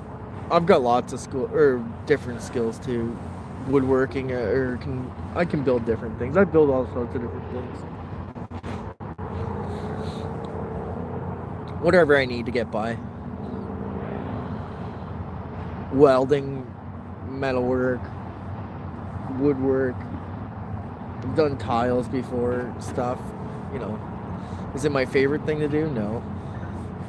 Car mechanics, definitely not a. It's not a lake, it's a river.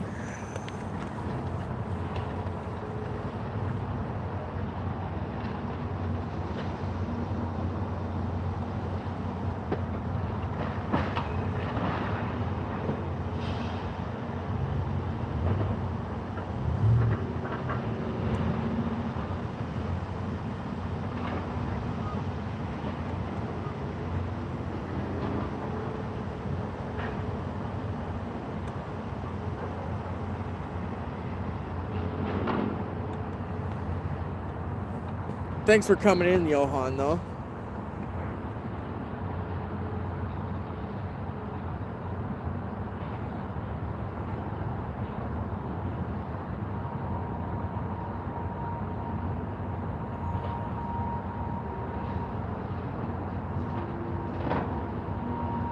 Josie, have you tried Gaviscon? Do you have any of that stuff? That stuff works good.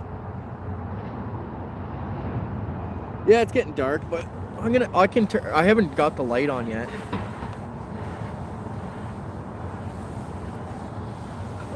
What time is it? I don't know. 6:30 p.m. 6:45. 6:42.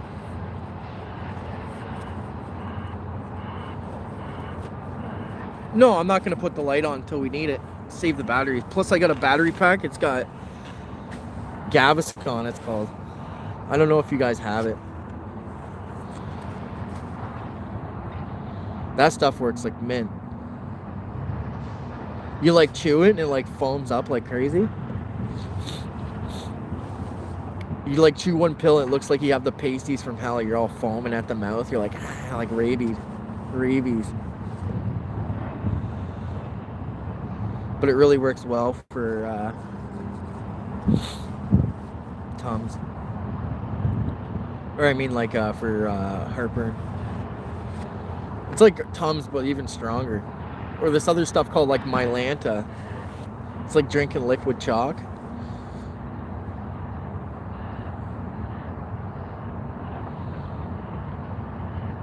No, I haven't caught nothing yet, Reese.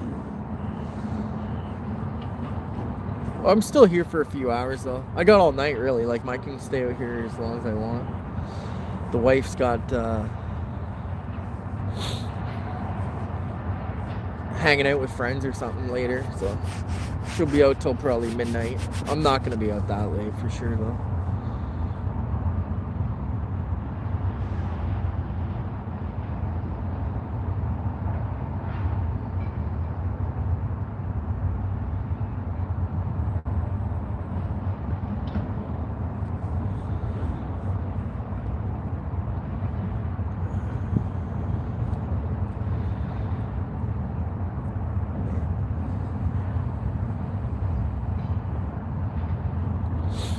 Yeah, Johan, we can't, like you guys have different stuff on the shelves, and you guys can buy like over the counter pretty much anything, like a lot of different stuff that different regulations than we have in Canada and the US, South Africa, and a whole bunch of different regulations on what drugs or whatever stuff you can buy over the counter. Tree wheeler, putting your shades on? Don't worry. When you see those bite alarms light up, you'll know what's going on.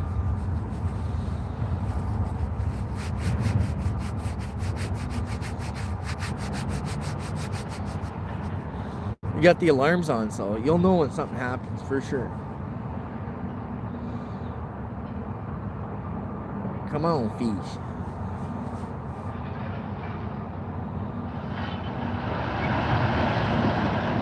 It's just a European setup, Josie. But yeah, like you don't need any, like, you know, like all the other, most of the American guys don't have bite alarms and stuff. It's just I don't know. Right?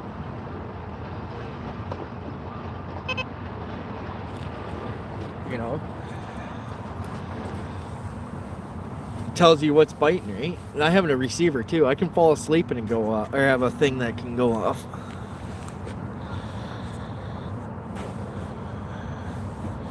Doda, what's going on, brother? Thanks for coming in. No, it was me. I was showing you what. See, you gotta pay attention.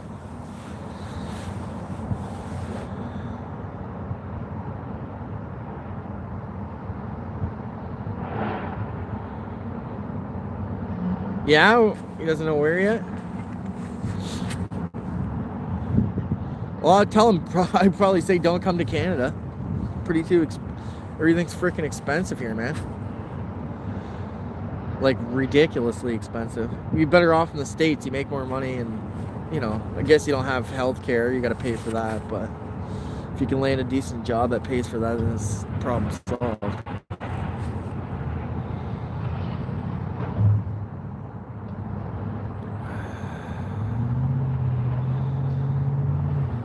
Ads. I don't know whose ads. How do you turn?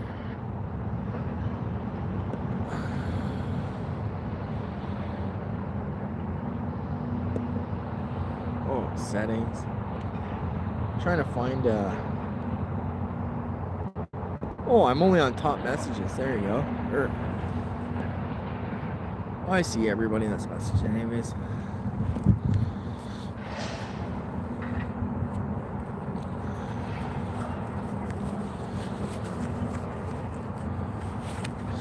Well, if you guys are all, or anybody, if they're wondering or whatever, Brother Outfish is doing well. I've talked to him recently.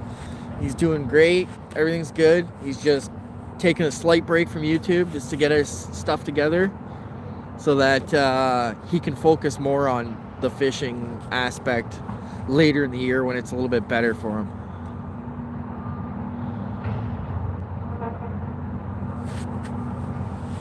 Yeah, thanks, Dave. Take care. Have good with the dogs, and yeah, I'll get home safe. No worries. Yeah, he's just taking a little bit of a break right now from the tube, and he's doing well. He's just putting his nose to the ground and working to make sure that he's got finances all ready to go for when it's better time of year to go fishing. No, he's good. He's good. Trust me.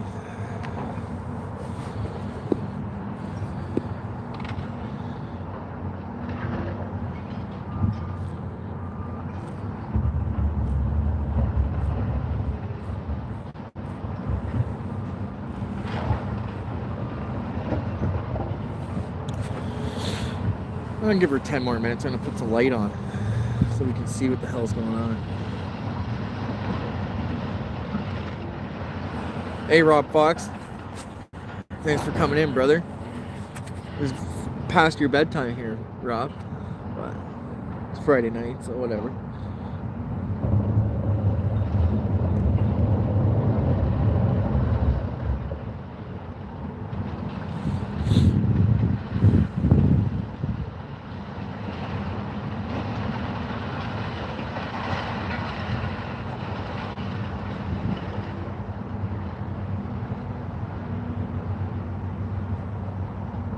Yeah. Thanks, Johan, for coming in. Appreciate you. And hope to see you again, man. I'll be live. I don't know when again, but at some point. I'm hitting this fishing season pretty hard, so that's why I'm out here in February trying to catch a carp in 40-degree water.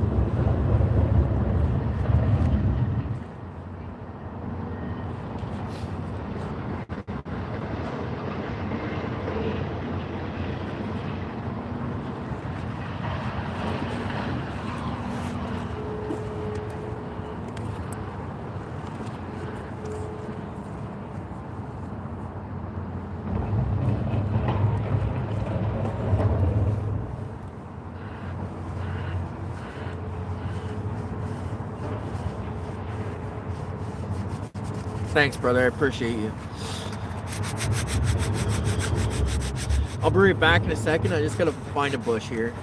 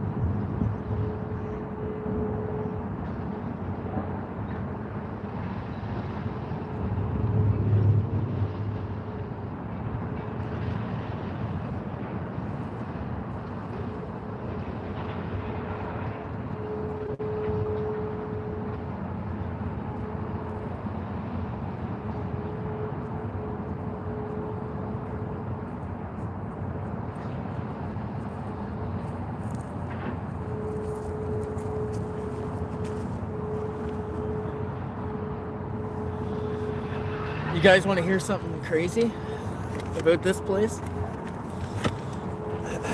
You can let me know if you want to hear it or not. I don't care.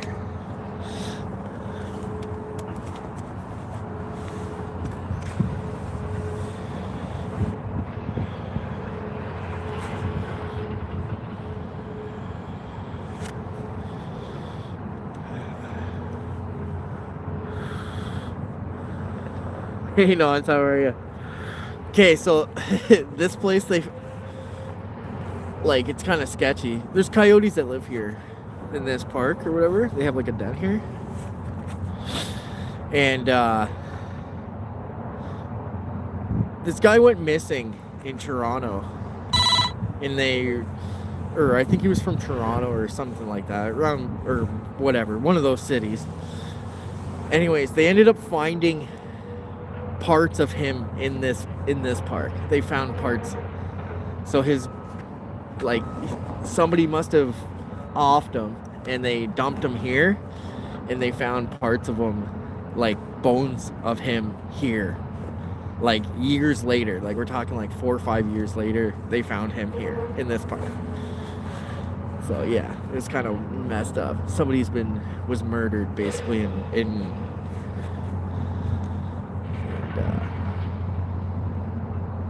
they found him here in the park somewhere. Yeah, it's kind of sketch.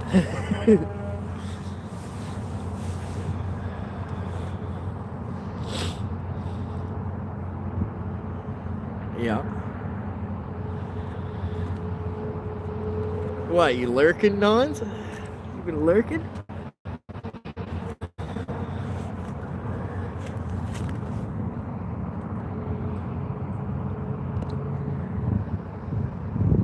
Love you too.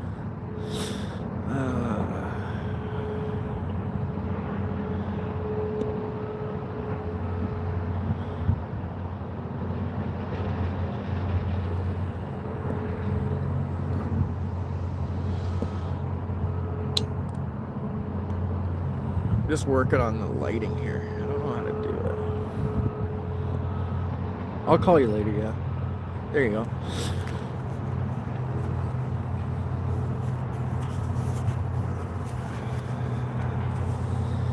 Yeah, I watch it myself for sure.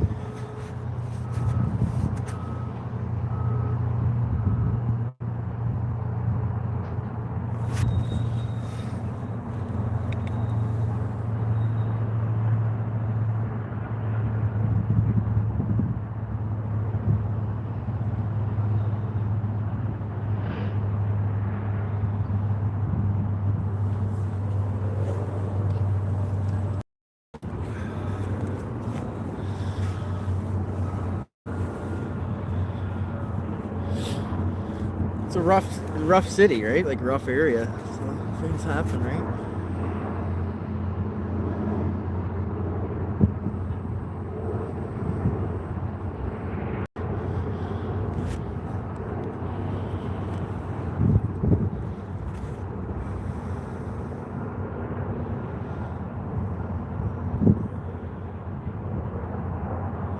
Yeah, I'm using the particle mix again. I'll show you.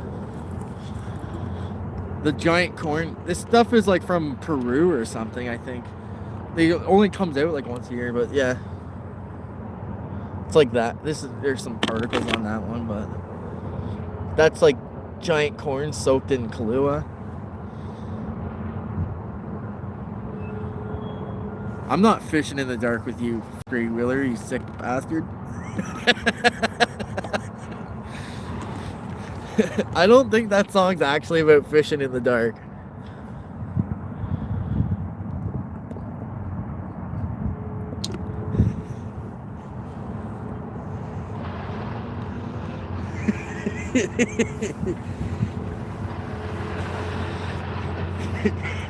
You can fish in the dark by yourself, brother.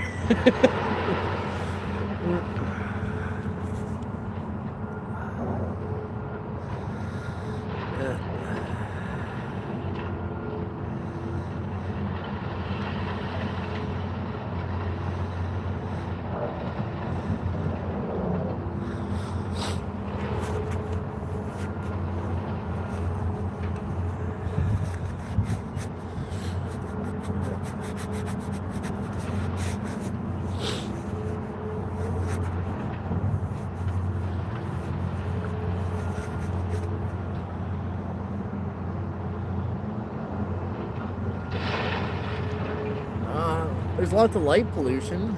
I don't know.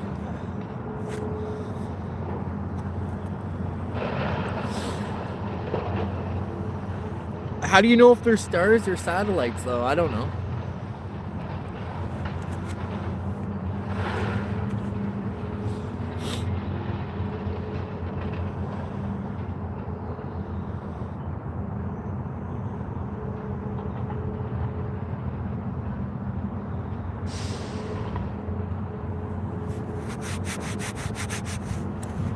What kind of business you running, three-wheeler?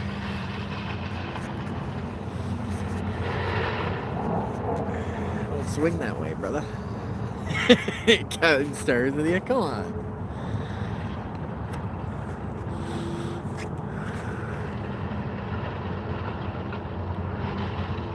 Yeah, I know. I'm just joking, Rob. I know I can tell what satellite usually.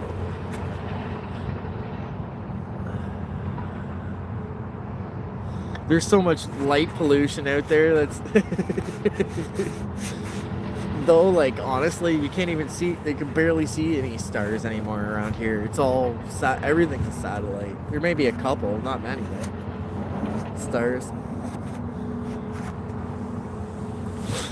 ATC, brother, what's going on? No fish.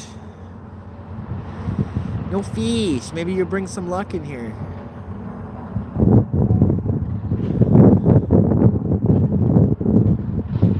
Trying for a carp in February. I caught one yesterday. But you never know.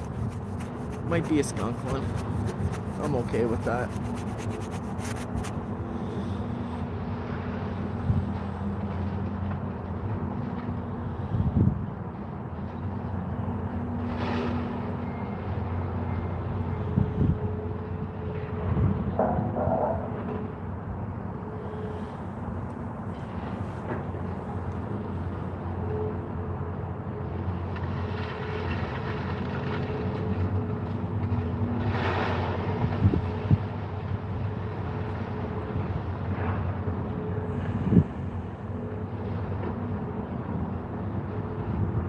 Going on for a Friday, ATC? Doing anything exciting, relaxing?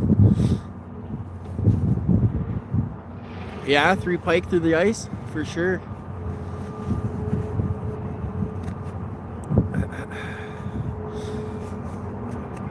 Honestly, ATC, I think I'd have to drive a fair ways to get any kind of safe ice anymore that I would be willing to risk my life on, that's for sure. Even your ice is probably, well, I'm sure it's thick still, but the top of it's probably getting punky a bit.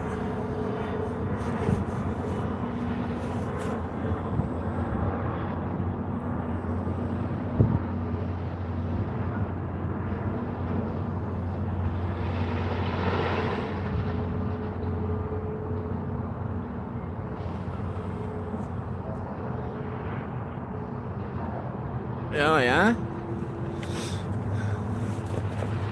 The old Paps. Had a couple of those earlier. The old cheap ones, eh?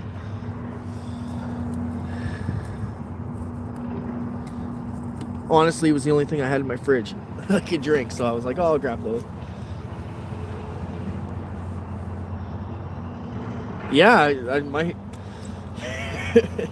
It's incredible how the weather, even 1 hour, like, you know, my family's house in Oshawa,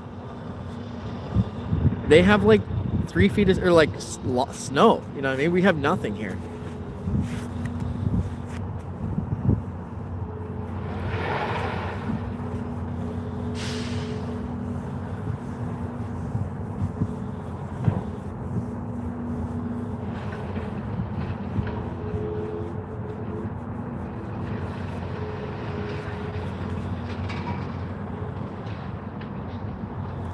Really, eh? Yeah, that's crazy, man. See, it's a completely different climate.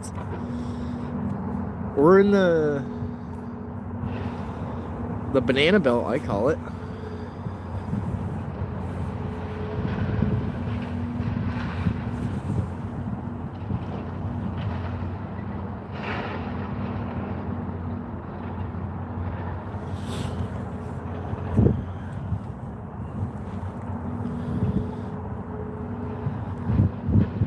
Yeah, that's crazy. 5 hours and so yeah,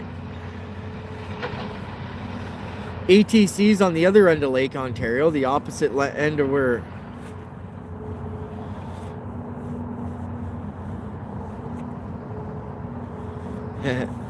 ATC's on the opposite end of Lake Ontario, and like he's saying, he's got 2 feet of ice.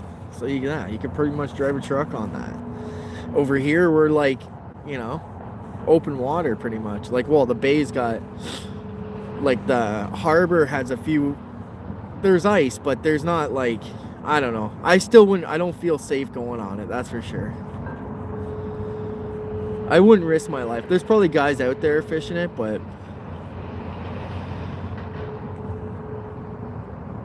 I might have ice fished like a little inlet or something where it's got some good ice, but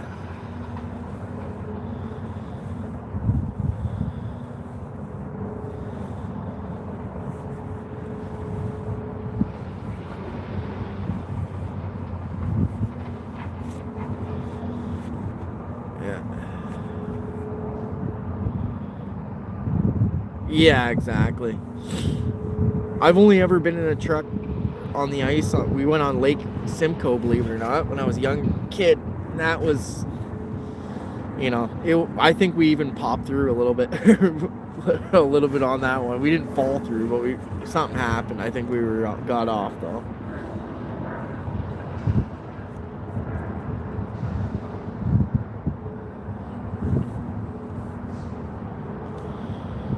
No, it's not worth it. Yeah, it's still winter, man. It's interesting, but yeah. Here, there's no snow. The water temp is... Actually, I never checked that, so let's do that.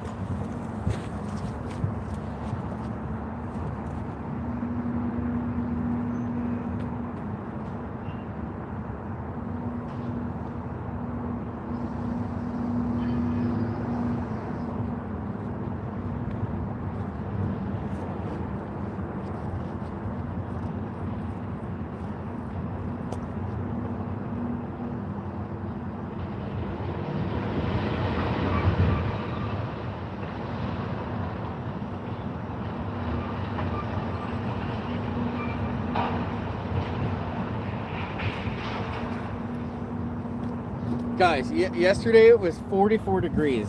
Today, that's what the temp is right now. 47 degrees that water is. Yesterday was 44. Not even, I think it was 42. So that's how the difference.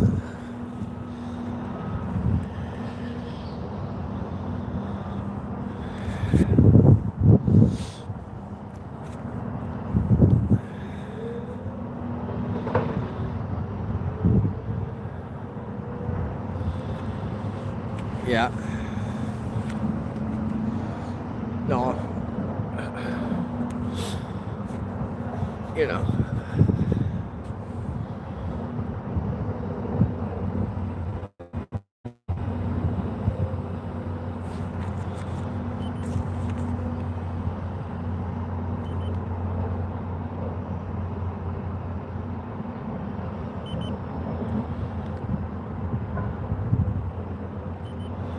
So the ground in front of me.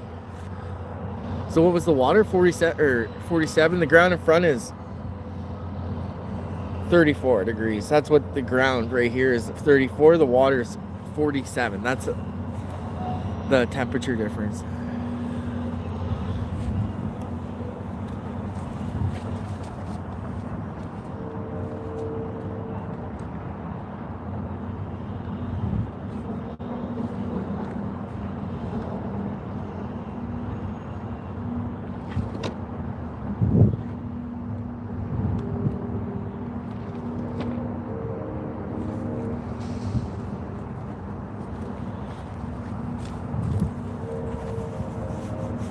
Yeah.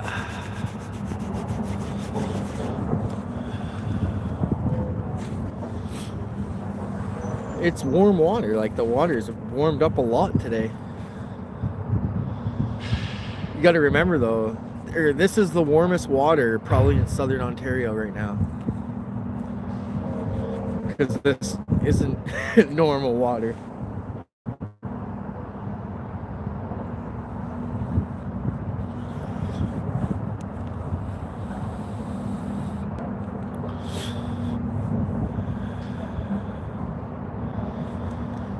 Everything happens for a reason though, ATC. Learn a life lesson there, that just because you can do one thing at one time doesn't mean you're not going to get a different outcome when you do it again. It could be the same thing, right?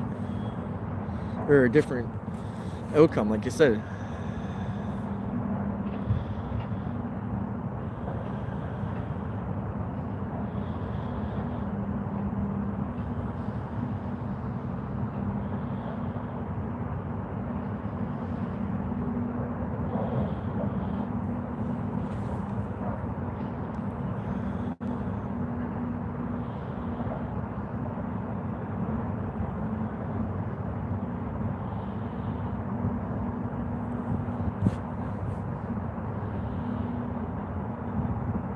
Yeah.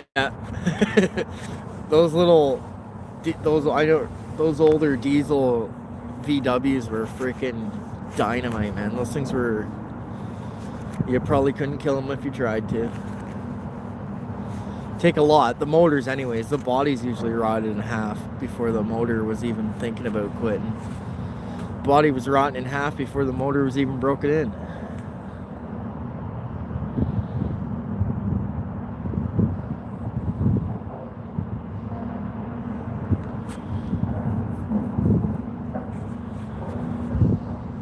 Exactly. Yesterday was colder, Rob, and we caught that fish. You should have, or today the water was really warm, so you should have had something happening, right? But who knows?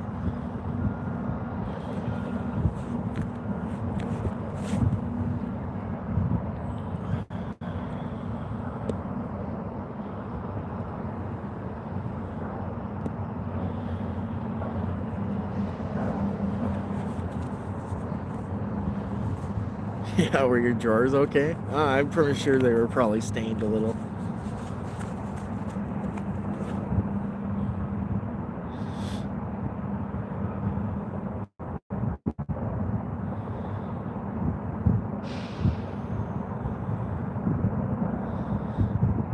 Nothing a little bleach in your skivvies couldn't fix.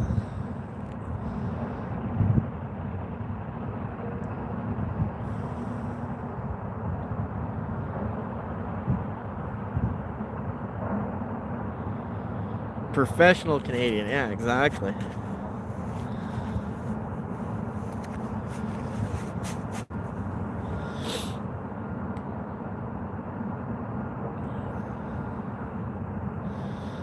If you haven't, or honestly, like if you're Canadian, like, not saying that you should fall through the ice, but if you haven't fallen through the ice because you're doing something stupid, you haven't lived really. It's just about knowing what to do when it happens, that's all. Because it's a matter of time. If you fish enough during ice season, you're gonna, whether, you know, like I said, ice conditions can be different in different places for different times, right?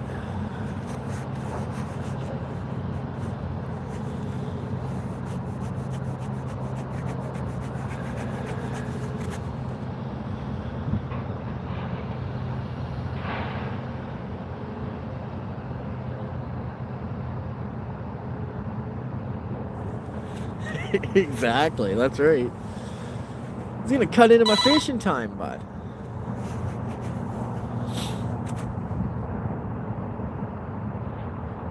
And I'm probably sure, like, to be fair, he's genuinely said he didn't really care about the car that much, you know what I mean?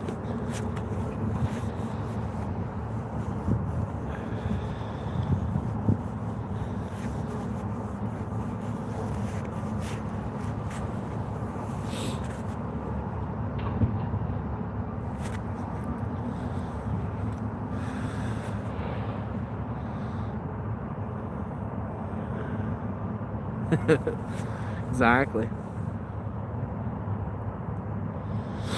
ATC, was it like right at the launch where they had it, or was it like out in the water and everything? like out in the beaver's here. Oh, the beaver's out. Wonder if he's gonna piss off or not.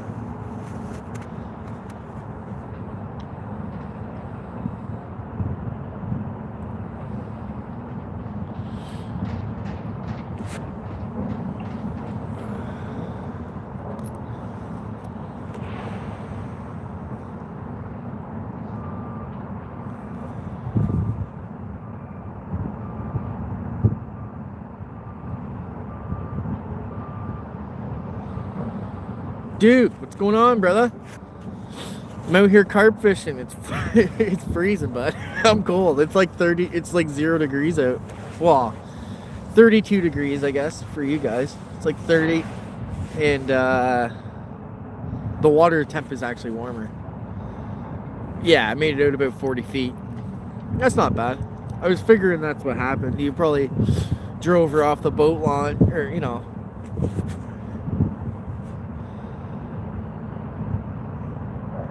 The reason why you fell through is because it was weakened by everybody that was driving on the ice that day with trucks, right? How'd you make out, Duke?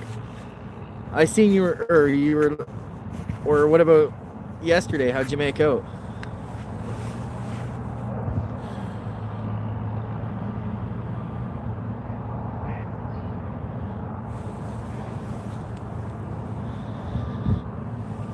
ATC, or anybody that's listening anyways, we're fishing right behind the scrapyard's right there. It's like one of the biggest scrapyard in probably southern Ontario, right where they feed the steel mills from.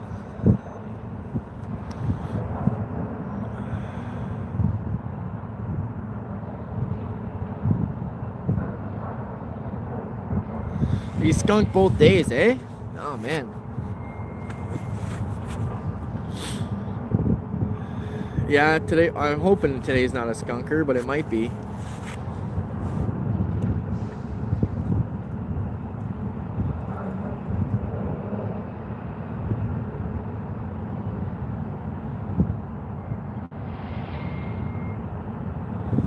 Oh, exactly, right? But he drives over one with the 150, you know, and then all of a sudden you're blowing through the ice behind him. It's like, oh man, like, thinking like, oh, I got pretty lucky there.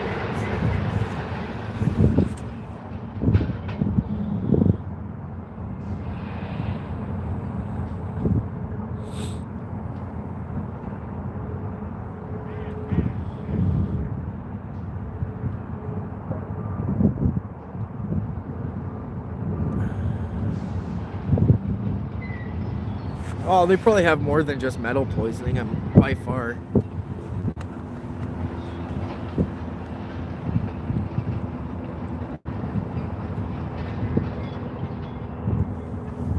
You see all that stuff flying by the screen? That's the dust from the scrapyard. It's like thick dust. I'm trying to like not breathe this stuff in.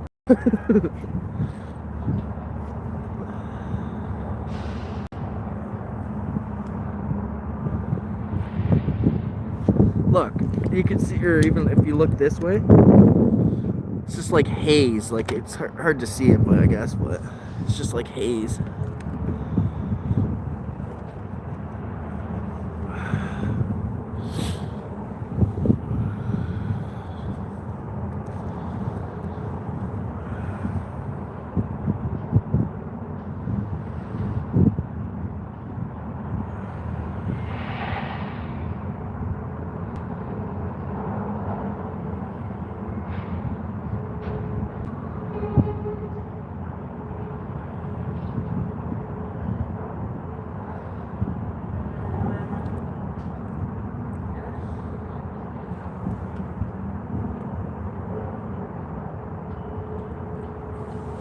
But honestly, I wouldn't doubt. Oh, tons of it's in the water. Rob, like I said, this creek is literally, it's probably, let's put it this way, it's like on top of the list for like most polluted places in Canada. So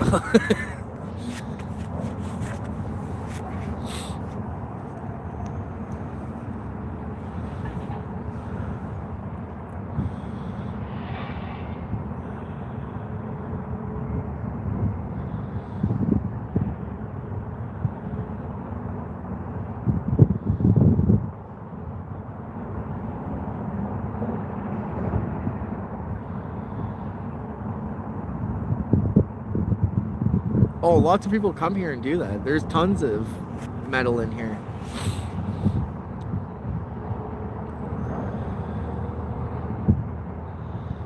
The other spot that I was gonna, or I go live, like the last spot, I don't know if I was fishing here, not yesterday, but last April I was fishing here. There's a spot, but there's so much garbage there now, it's ridiculous.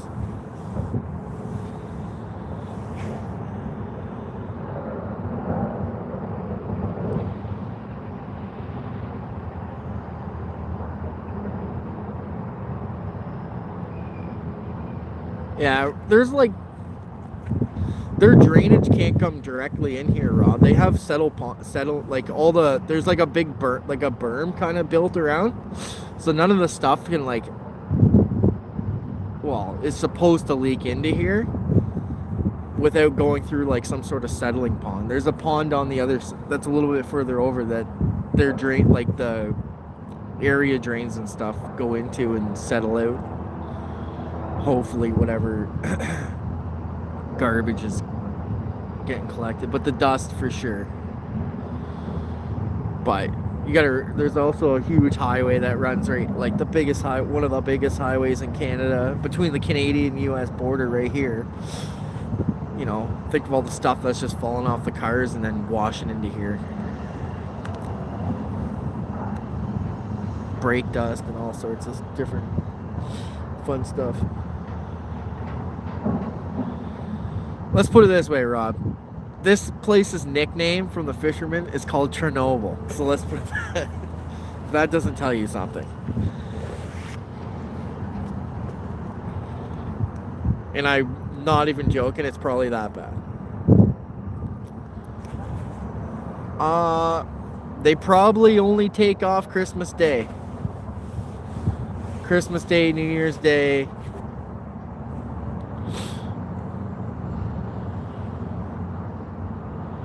Easter maybe. Yeah, zombie fish. There's some big fish in here though, man. It just shows you carp are very, very resilient, man. They can live anywhere, buddy. They are super resilient fish.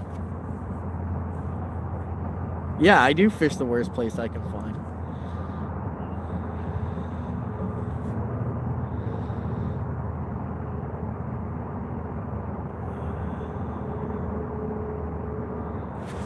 There is homes, but they're a few kilometers away.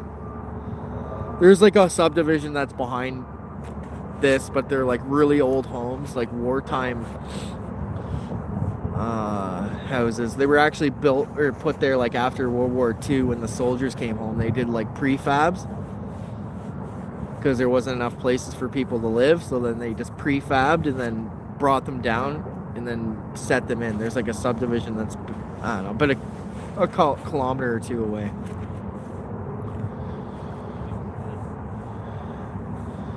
But if the wind blows the right direction, it's right on top of those houses for sure.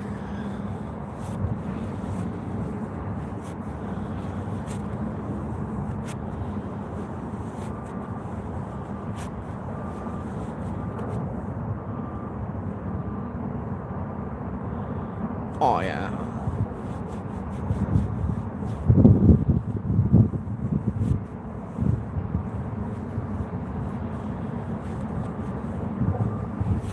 There's like explosions that happen down here sometimes too. Like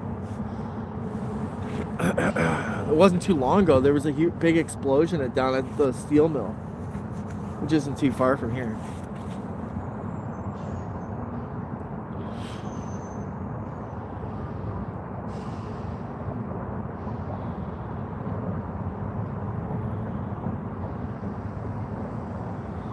And the water this water right here, I'll tell you, this isn't just runoff. This is like, basically it's the wastewater from probably the third biggest sewage treatment plant in Canada. So this is like, it's all that. There's no, it's 99% that. The actual storm runoff that's in here is very low. Like, it's not that much. Well, it's Not nearly much compared to what the treatment plant's putting out.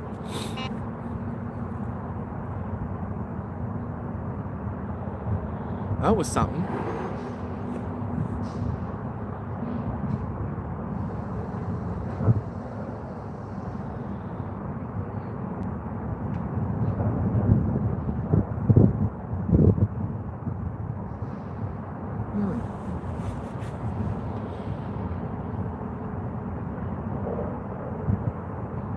Yeah, it's literally full of shit. Yeah, exactly. Oh, there might be a fish on that. Something bumping into the line. Let me take a look. That's the one that's like right close too.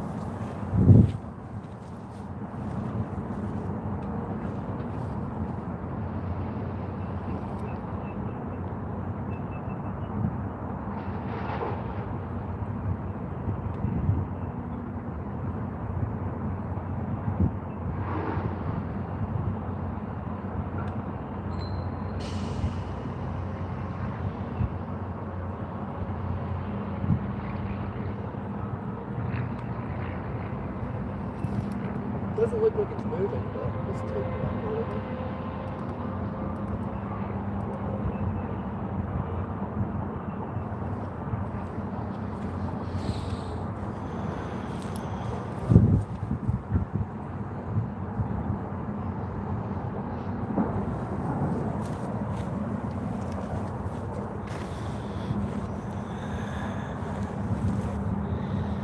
100%, it is all explosions and stuff. When you're urban fishing, for sure. You never know. Could be a freaking car flying out of here somewhere. You never know what's gonna happen around here.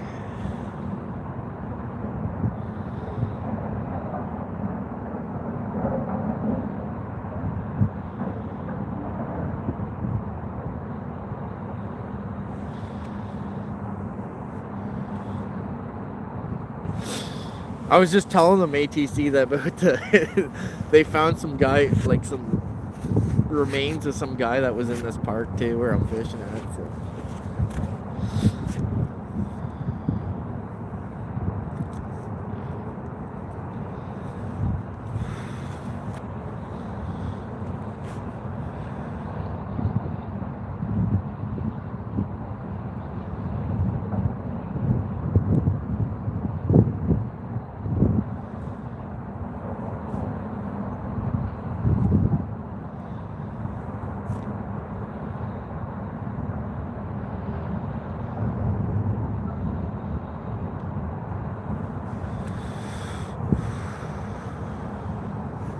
Yeah, I don't think that was a fish, guys. I don't know, maybe it was, but if it was, it was a liner kind of thing. It bumped into the line, or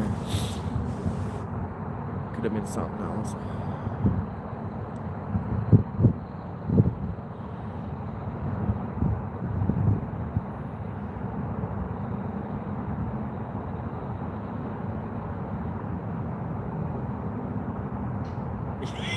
Yeah, exactly. Probably decomposed.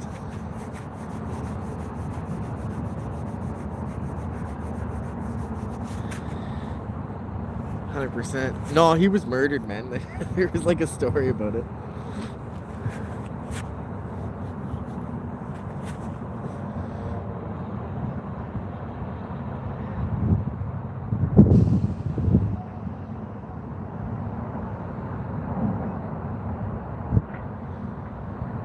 Might be. I don't know. Fish is hide.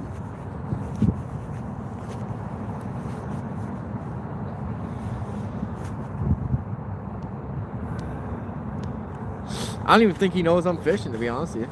I didn't tell him or anything, so. It's kind of one of my spur of the moment decisions to come fishing today. I was like, came yesterday too.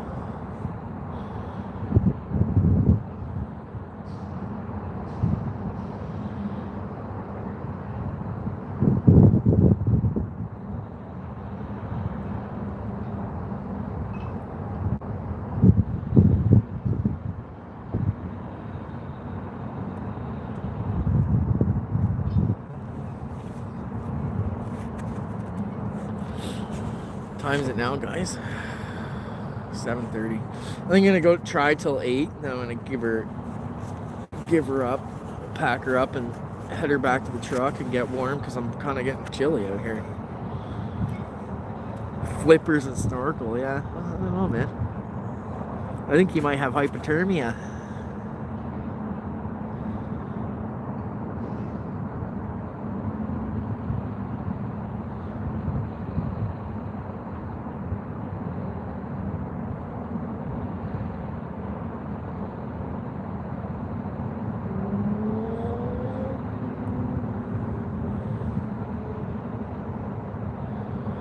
Hypothermia.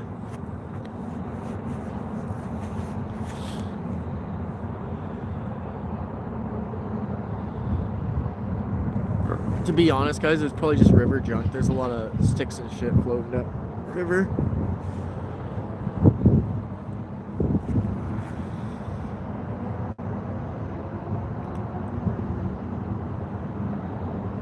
There is another guy fishing this river. He's further up a little bit on the other side there.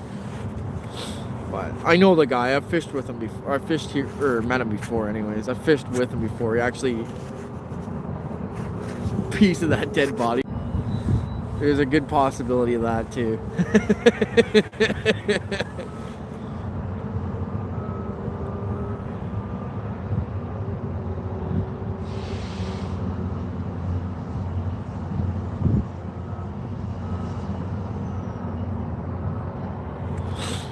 Oh, Rob, it's colder than that here, man. It's freezing, bud.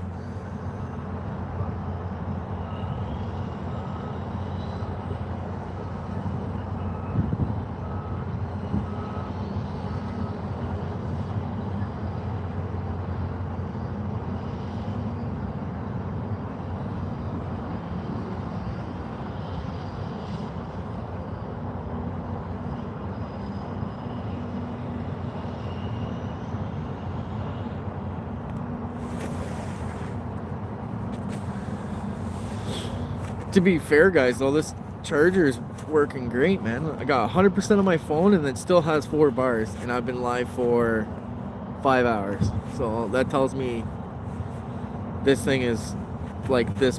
It only has 4 bars on this thing, but this thing is serious. This battery pack. So I'm happy with that purchase. $60, I guess it was. Canadian.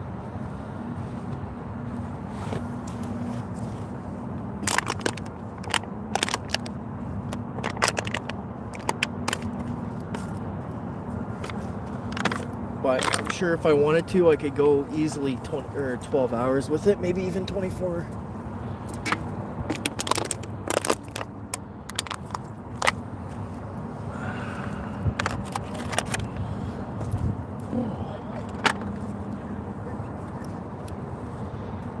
No, not yet, Paul.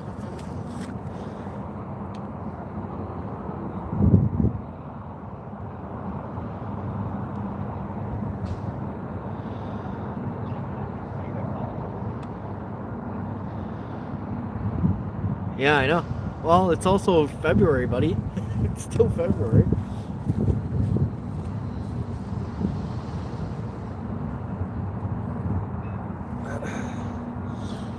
I'm almost as bad as Steve and Anyfin freaking.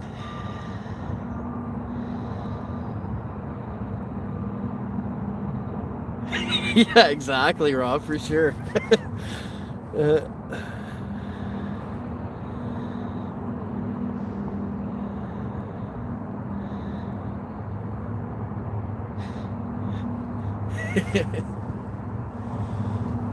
I don't doubt that, man. Definitely warm them up.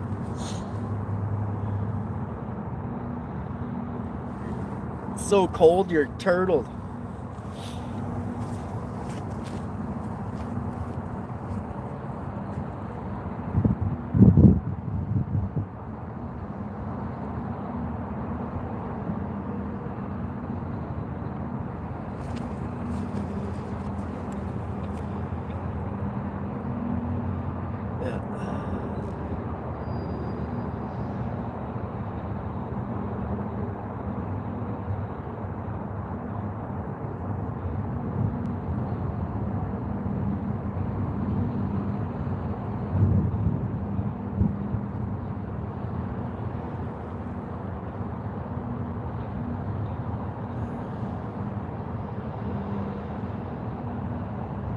Yeah, I ain't doing no polar bear dip. Hey, Rude, what's going on, brother? Welcome back. We're putting time in, no fish. Carp fishing in Canada in February. So.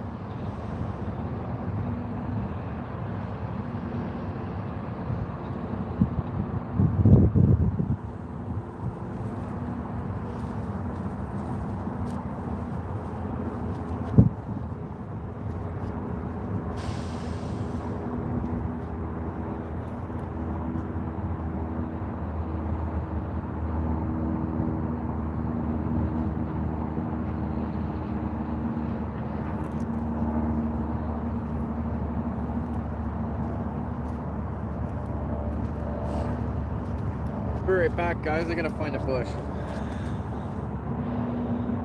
What's going on, characters?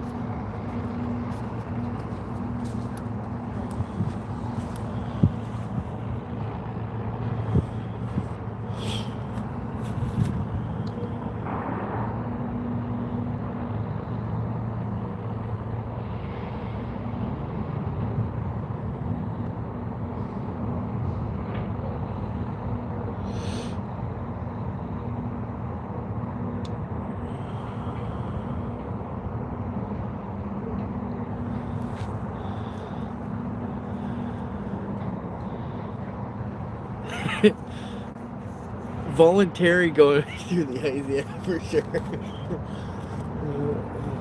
That's hilarious.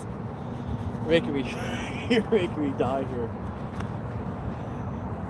What was that, Tropic Thunder? That was a great movie.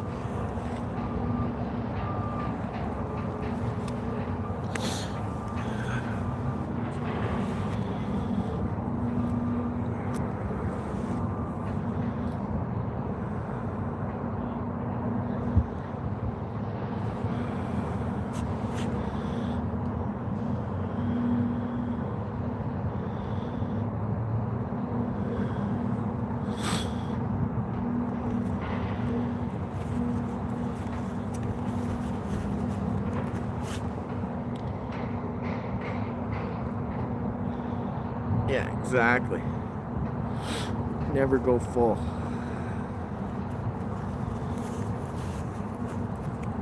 Never go full.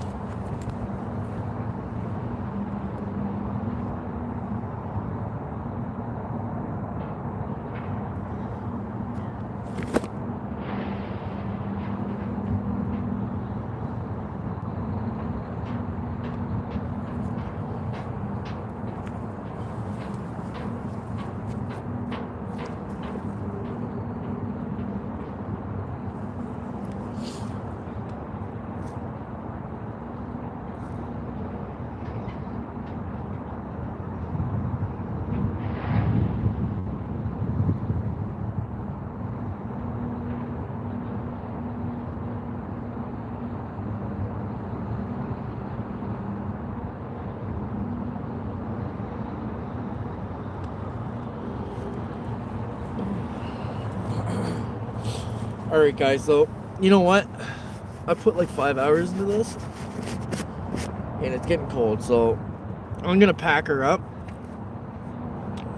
so I can go get something to eat, get warm, and I want to check up on that other guy that's fishing here to see if he's caught anything, and if not, I'm gonna ask him if he wants a coffee. So you guys take care, and we'll keep your stick on the ice,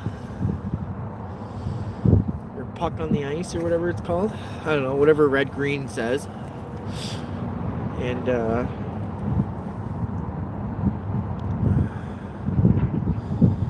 if the women don't find you handsome, at least they'll find you handy. Yeah, thanks, Josie. Oh, I won't get murdered. I'm sure I won't get murdered. I might get attacked by a coyote. I doubt I'll get murdered, though.